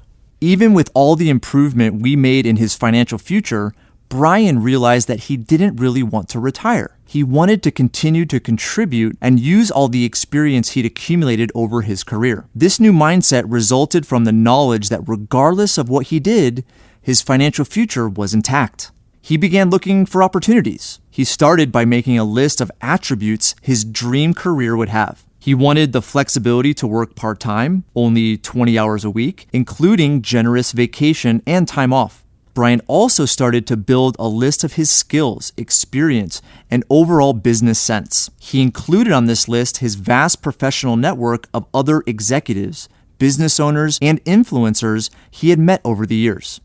During the process, he discovered a handful of opportunities to take his reputation, skill set, and experience to consulting and freelancing roles. The primary motivations for people wanting to retire is stepping away from unruly leadership, poor office culture, and unrewarding environments, not retiring from being productive, contributing, and sharing what they've learned and are passionate about.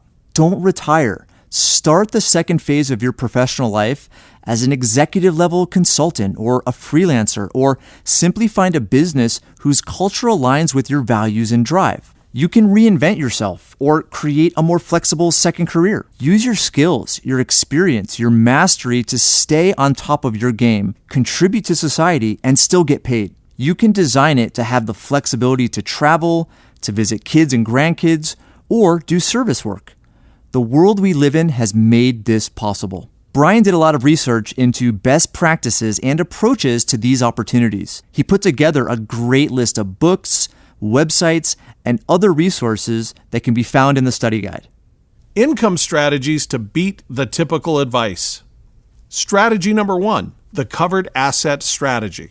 For those who consider themselves at the tail end of a career and have accumulated mostly dormant assets, perhaps the best, safest, and simplest way to achieve guaranteed income is by exchanging some of your dormant assets for a pure income-only annuity purchased from an insurance company.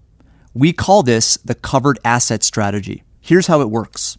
The mutual insurance companies we work with provide other vehicles, including longevity insurance, the reciprocal to life insurance.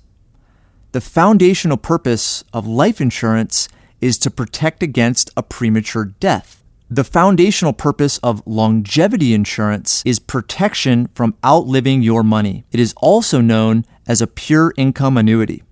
This type of annuity is a contractual arrangement with an insurance company.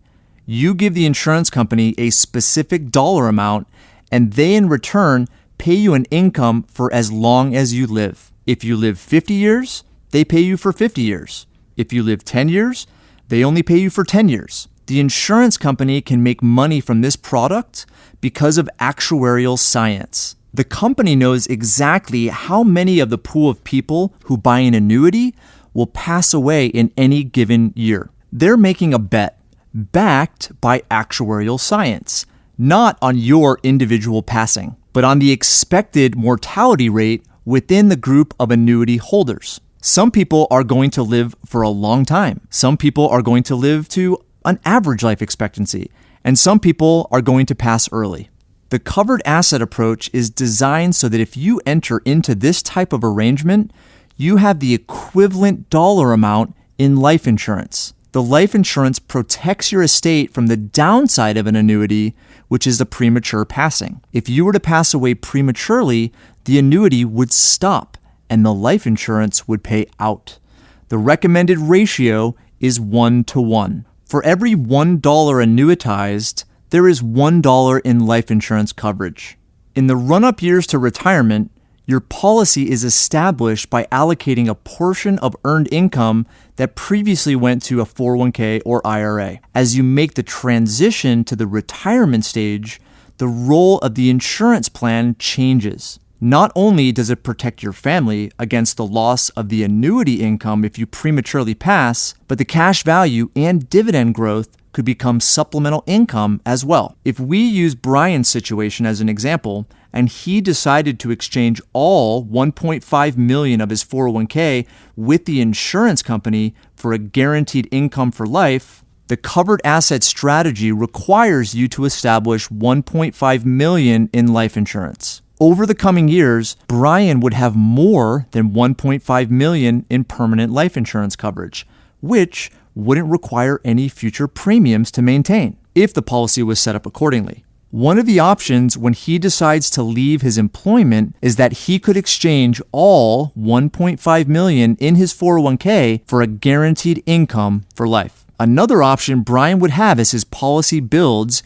is to convert it to an annuity using a Section 1035 tax-free exchange. There's no government restriction on when he can take money from an annuity. He can start whenever he wants. Income annuities have many advantages. Rather than the Monte Carlo 3 to 4% annual payout rate for a 401k, with only a 90% chance you will not run out of money, income annuities can pay 6% or higher and guarantee the income for life. The primary reason the percentage is so low is due to the sequence of return risk.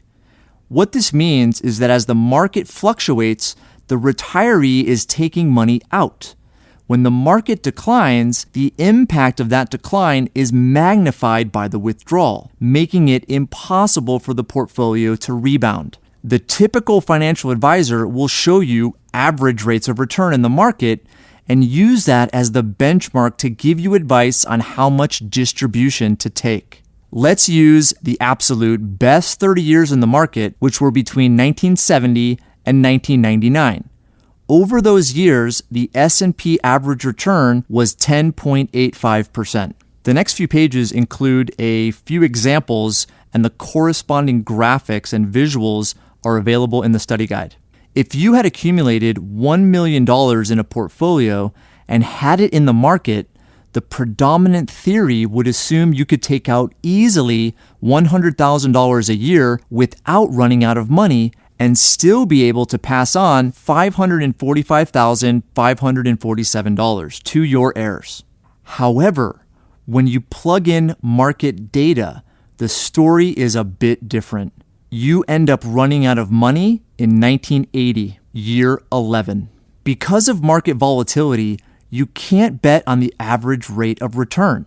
Instead, you need to use a Monte Carlo simulation to determine safe withdrawal rates. An income annuity will typically pay out at 6% or higher in our currently low interest rate environment. Annuity income isn't based on the stock market, so you're protected from market swings. The trade-off is when you set up a pure income annuity, your heirs don't get an inheritance because there's nothing left over. There are provisions for survivor benefits, but they take away from the amount of income. That's why the ideal scenario is to secure coverage that will pay out to your estate. Strategy number 2, the volatility buffer. The volatility buffer is another option that is typically used in conjunction with the covered asset strategy. The idea is keep your money in your portfolio, such as your 401k, or other volatile asset class that does not perform consistently year over year. You strategically withdraw the money depending on what the market is doing in that year. Here's how it works. Let's assume you are in the position to begin withdrawing money from your 401k. Market inconsistency is what leads to using the Monte Carlo method so you don't withdraw too much. However, if you had a separate pool of capital that was interest-bearing and not correlated to the respective market, you could buffer the volatility by making withdrawals from it the year after a flat or market decline. That would allow your portfolio or other asset to rebound. The cash value in your wealth maximization account acts as the ideal non-correlated account and activates the volatility buffer strategy. Let's use the same 1970 to 1999 period, now using the volatility buffer. You could take out $100,000 per year for over 23 years if you had a separate pool of money that was large enough to cover 6 years of volatility buffer. The volatility buffer concept also applies to investments like real estate or commodities. In fact, it applies to any investment that has any probability to not pay out the anticipated cash flow. Integrating the perpetual wealth strategy. The perpetual wealth strategy is the integration of insurance-based financial products with your financial life to enhance your overall objectives. The case has been made for its use in the building phase of wealth, just as much as in the transition to the income phase. This strategy comes with the necessity of commitment. The difference between insurance and traditional retirement savings vehicles like a Roth IRA, a 401k, or a mutual fund is that the latter are voluntary contributions. You don't have to contribute to them every year. When you set up a wealth maximization account, you are contractually obligating yourself to certain contributions, known as premium payments, every year. The typical commitment period is the first 4 to 7 years of the plan, where a heightened level of discipline is needed. After that initial capitalization period, you have flexibility for your future contributions. When we help clients set up these policies, we typically structure them as a function of their earned income, other cash flow, and liquid cash. We set them up to align with your current financial situation so you can fulfill the commitment and pay every year without feeling financial stress. Although you can make modifications to the plan to reduce the obligation after the first year, you typically cannot go back to the original plan. After you've met the initial commitment, the goal is to continue funding, which builds your wealth and your capacity to leverage the loan provision for the acquisition of more assets. After the initial funding period, it isn't uncommon for our clients to add to their strategy by opening plans on their children for college funding and other purposes, as well as new accounts on themselves. Remember, there is no government-dictated limit to how many wealth maximization accounts you can own. To date, I own 17. My first policies were on me and my wife, Cynthia, and were relatively small. We then opened accounts on our kids, then on my parents, and then bigger ones for us. The integration of the perpetual wealth strategy can start small and then grow over time to keep up with your growth as your wealth increases. Key takeaways. To align with human nature, the end goal shouldn't be retirement, but financial freedom. As you near retirement age, you're in a phase of your life where you still have a lot to offer. Continually producing and creating value helps you maintain vitality and quality of life. The sooner you prepare for your post-retirement years, the better. You might be able to retire from your current circumstances early if you can generate half of your current cash flow as earned income in your second career. That's easier than you may think in our modern era. Employment is evolving in the U.S. Tenured individuals have many new opportunities. The key to an abundant financial life is to maximize personal income and maximize the cash flow from your assets. Shifting your financial life to align with the perpetual wealth strategy may not be easy. My experience, based on working with thousands of clients, has taught me that getting educated takes time, energy, focus, and commitment. However, your new approach will create an abundance of possibilities and completely change your life. Let's get started. I'll tell you how in the next chapter. Chapter 13. Make the shift. Setting up your wealth maximization account. If you do not change direction, you may end up where you're heading. Lao Tzu. You don't need me if you want to buy what you've been learning about. You can find very reputable mutual insurance companies, but typically they don't sell insurance to you directly. You'll have to track down one of their representatives to make the purchase and trust that they're competent to set it up the right way. Top major mutual insurance companies. New York Life, Mass Mutual, Penn Mutual, Northwestern Mutual, One America, Lafayette Life, Ohio National, Guardian, Ameritas, Security Mutual of New York, and Mutual Trust Life. Working with a financial professional. A financial advisor or insurance agent may be licensed and contracted with a viable mutual company to do this for you, but very few are trained to give you truly objective advice. They're trained to sell you financial products like securities, IRAs, 529 plans, mutual funds, variable life insurance, or variable annuities. Implementing the Perpetual wealth strategy contradicts their formal training on financial planning. I understand this contradiction firsthand. I've put in years of continuing education, certification courses and tests, licensing courses and tests, financial company trainings, and seminars. The financial philosophy I've been teaching you doesn't exist in these formal financial industry trainings. You can say the conventional financial planning industry has a monopoly on personalized advice. It is vitally important that you know up front that the financial advisors who subscribe to the principles and strategies that make up this book are extremely rare, but they're out there. Interviewing a financial advisor. How can you tell if a financial advisor has the skills to help you go beyond routine advice? Ask the right questions. If you don't already have a relationship with a financial or insurance advisor, here's what to ask when you interview them. 1. What are the best strategies to grow wealth? This will help you determine their financial philosophy. 2. What is the role of dividend-paying whole life in a financial strategy?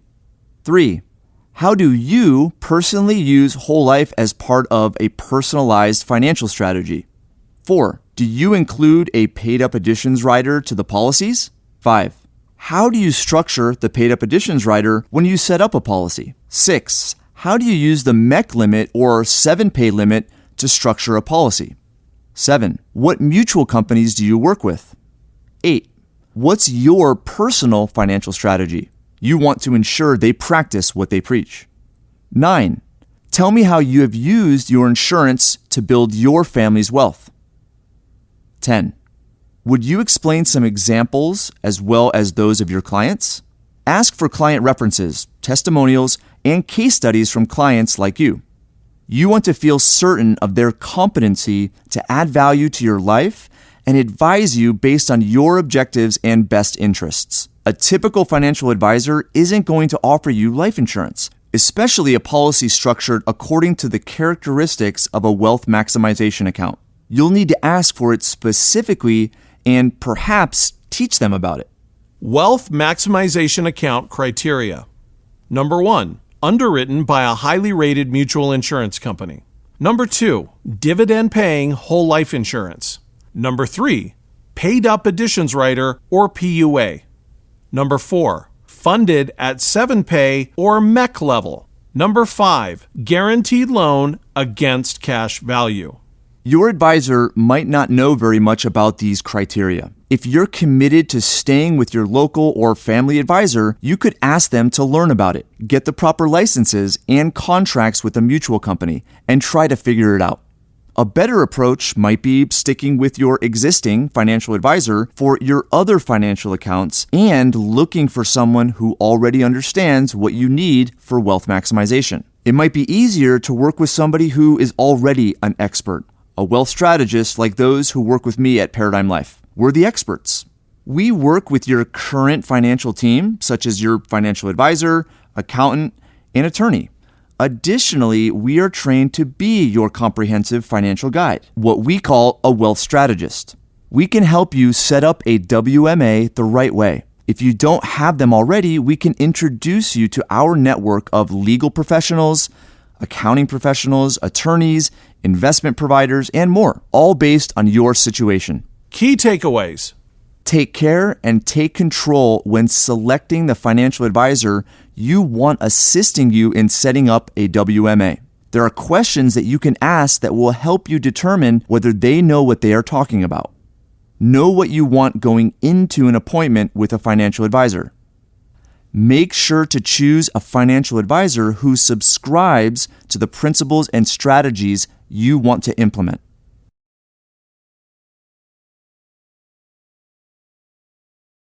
Chapter 14. Take Back Control.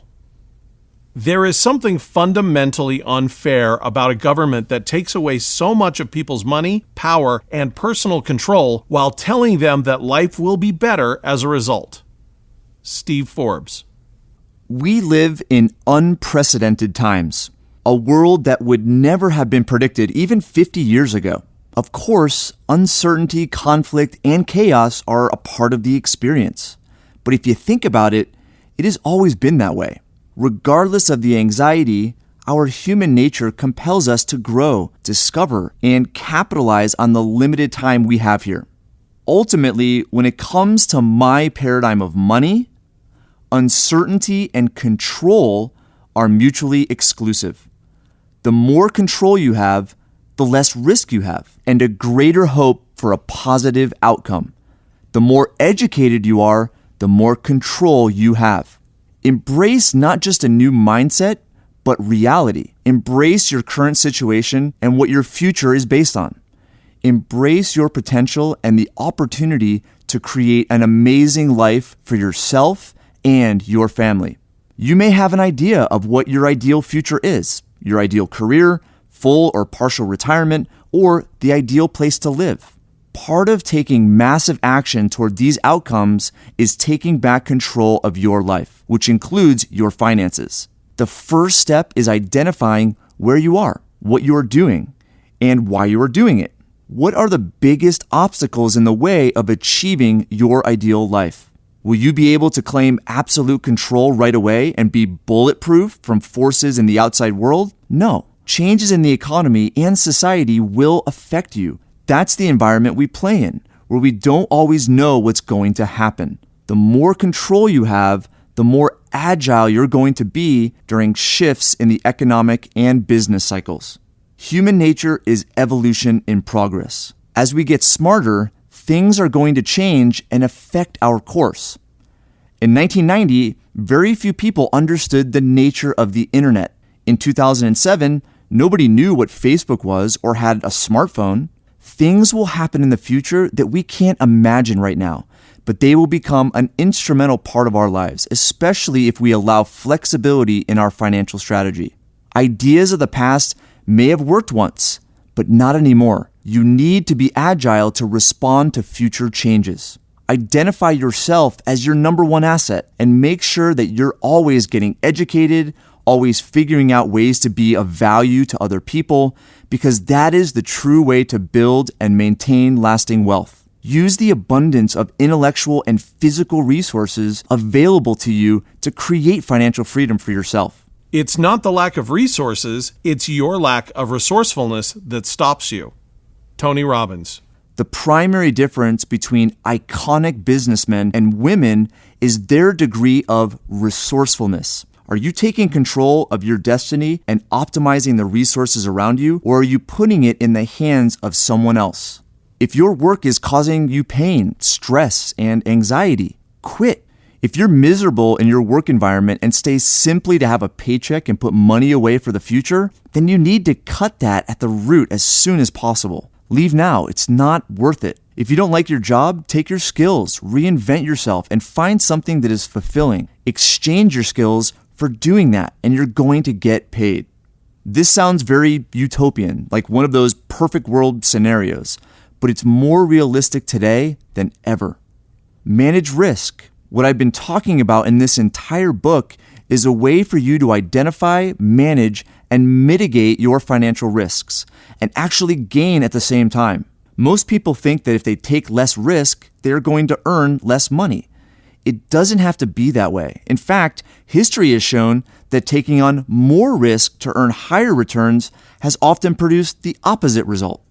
Identify any personal risks, aversions, or anxieties you may have regarding your finances. Manage these through discipline and implementation of proper education. Then mitigate them with the wealth maximization account as your financial bedrock. Taking advantage of the information in this book puts you one step closer to taking control. The question is, will you take advantage of the expertise that my team has to offer? Where the team fits in. I run two companies, Paradigm Life, which is an independent insurance agency, and PL Wealth Advisors. We have clients in every state in the U.S. and every province in Canada. We conduct our business using modern communication technology such as video conferences and webinars. We provide all our training and educational resources online, mostly for free. Our website at paradigmlife.net has thousands of hours of online video and courses so anyone can learn about what we do.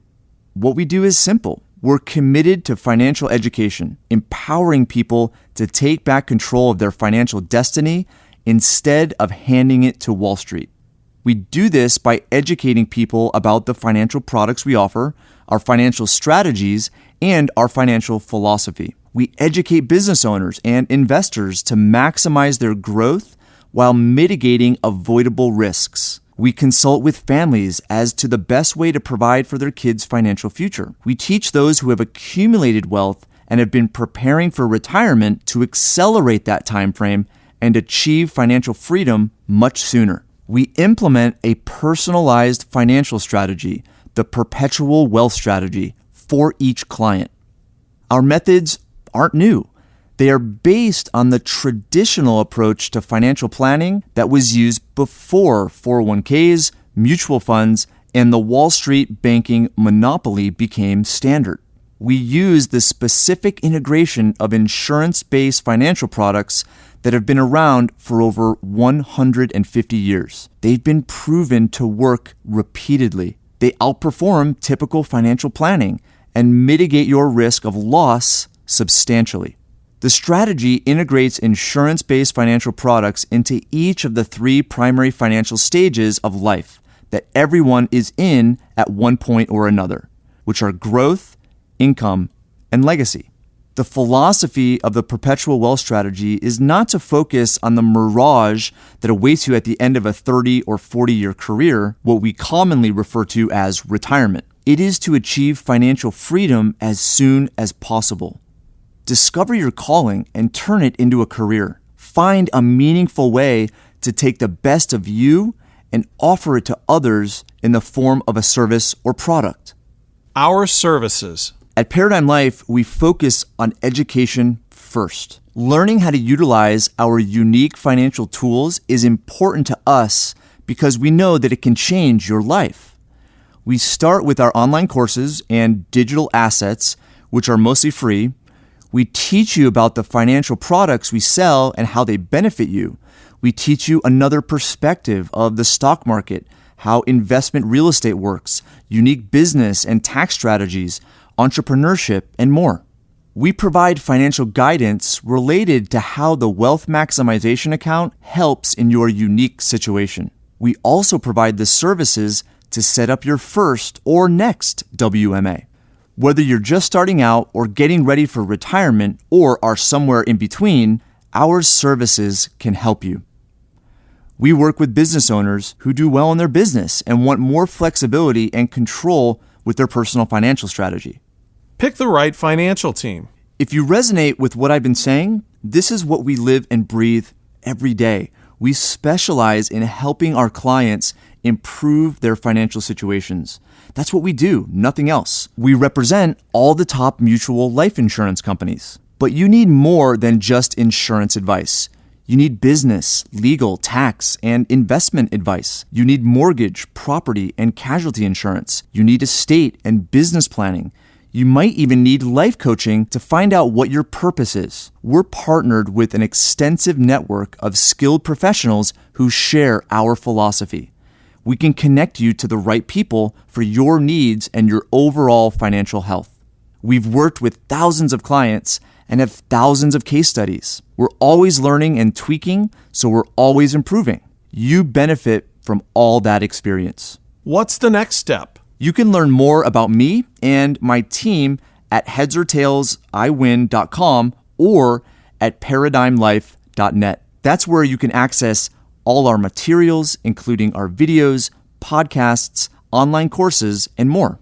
You can set up a no-obligation, no-cost consultation to see how our products and strategies apply to your situation just by clicking the Schedule an Appointment link. We'll set you up with the right wealth strategist at a time of your choosing. Our wealth strategists have been chosen for their high caliber and dedication to our clients' well-being. They embody the Paradigm values, strategies, and philosophy. They're paid only through predetermined fixed compensation from the insurance company because we typically don't charge front-end fees. Resources. When Paradigm Life started in 2007, people still wanted to do business face-to-face. They weren't comfortable doing business with someone they'd never met before. They wanted to do more due diligence and learn more about us. In response, we started to put everything we do online. Our website at paradigmlife.net has courses, webinars, recommended reading, ebooks, and a lot more. We have a YouTube channel with a ton of informative videos. We've done well over 200 episodes of our podcast, The Wealth Standard, which you can listen to at thewealthstandard.com. Having all our information online is our way of letting clients get to know us before they do business with us. Partner with me. Working with Paradigm Life and PL Wealth Advisors can be a rewarding career for a financial professional. It's challenging and requires a great deal of effort, technological proficiency, and willingness to let go of the typical financial planning philosophy. If you're a financial advisor, financial planner, or insurance agent with at least 3 years of experience in the financial services industry, you can partner with Paradigm Life and PL Wealth Advisors in ways that could be very rewarding. The future of the typical financial advisor is uncertain, as is the entire financial services industry. If you are ready for a fulfilling and meaningful career, we would love to talk. Visit us at headsortailsiwin.com/advisor. Contact me.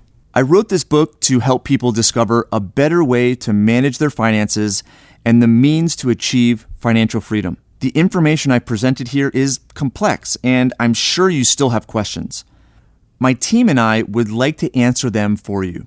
Please call us at 855-238-1833 or email us at headsiwin@paradigmlife.net or connect with me on LinkedIn, Instagram, or Facebook, or message me through Paradigm Life's Facebook page, www.facebook.com/Paradigm Life.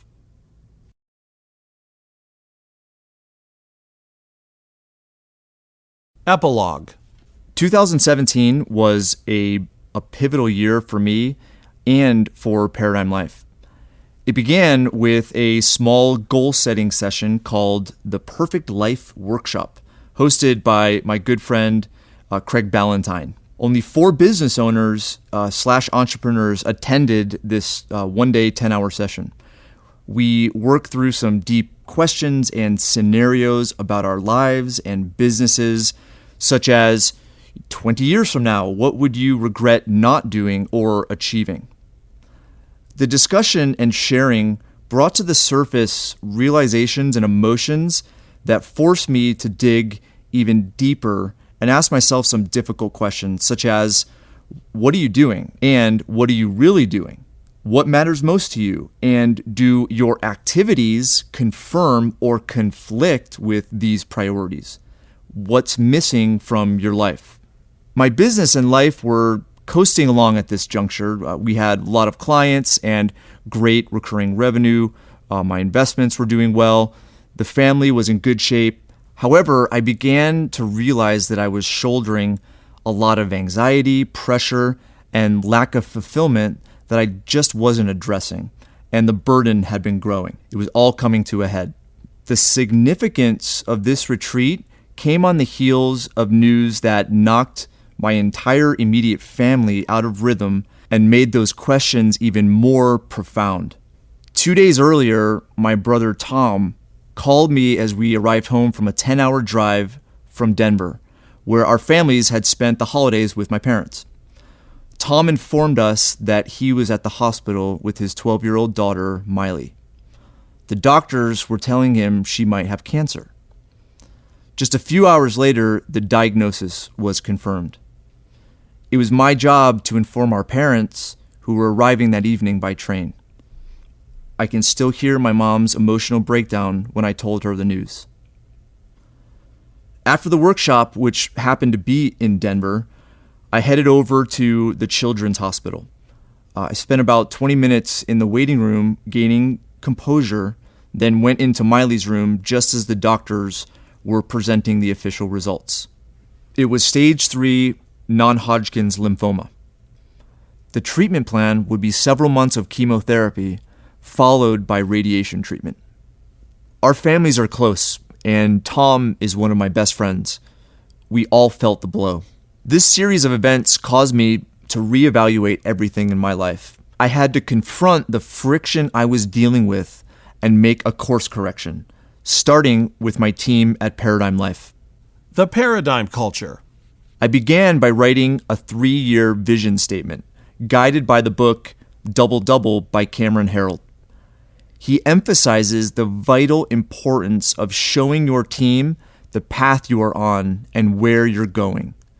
The process of creating that statement was paramount to gaining clarity about what I saw as the future of the business. I spent a few months identifying and defining my personal values, then clarified our company's values to ensure that they promoted a culture that would thrive. The results were as expected. The behavior and attitude of some individuals in the company didn't align with our values. Over the next few months, many of them resigned or were let go. The course correction provided the environment for the team to come together. It helped us bring on new team members who were naturally aligned with our mission and values. I consider my team part of my family. Preserving and prospering our culture is my top business initiative, my mission. I love coming to the office and witnessing the passion and drive of our team. One of my core beliefs is that a healthy and thriving work culture is vital to individual well-being. It's also essential for a meaningful client experience. Our mission is to provide the very best education, customer support, and solutions to help our valued clients achieve their dreams. The prosperity economics movement. During this transitional period, I sought refuge and counsel from my dear friends Kim Butler and Todd Langford. They've been my colleagues and mentors for many years. I headed down for a few days to their little slice of heaven in a small Texas town called Mount Enterprise. Their insight and feedback were invaluable and helped me solidify the path I was on regarding Paradigm. The visit also opened the door to joining the leadership of a 501c3 nonprofit called the Prosperity Economics Movement. Kim started the movement in 2014 and now spends half of her busy life planning events, creating materials, and writing books to educate financial advisors and individuals about our principles, strategies, and philosophy. It is a labor of love and demands a great deal of time and effort, but it is changing lives by opening a doorway for the financial services industry. At PEM, we are building a network of financial advisors who are questioning the typical financial planning model, realizing that it is flawed and no longer suitable for the well-being of most clients. Alternatives exist, and PEM is a guide for them to transform the broker-dealer security-based financial practice world. PEM has fostered a network of professionals including investment providers, estate and legacy planning attorneys, business attorneys, accountants, bookkeepers, mortgage and reverse mortgage lenders, and others. The network is continuously growing. If you are a financial advisor or business professional and would like to learn more about the movement and how you can get involved, please visit us at prosperityeconomicsadvisors.com. If you are a client and want to learn more about the movement, visit prosperitypeaks.com, a website dedicated to teaching you about your financial options. Those monumental events set a course for enhanced growth and greater possibilities, including this book. If you have listened this far, I want to sincerely thank you. Writing a book and recording this is more difficult than I imagined. It means more than you know to realize that you have absorbed more than a decade's worth of experience, insight, and learning. Thank you for reading, and best wishes on your path to financial freedom.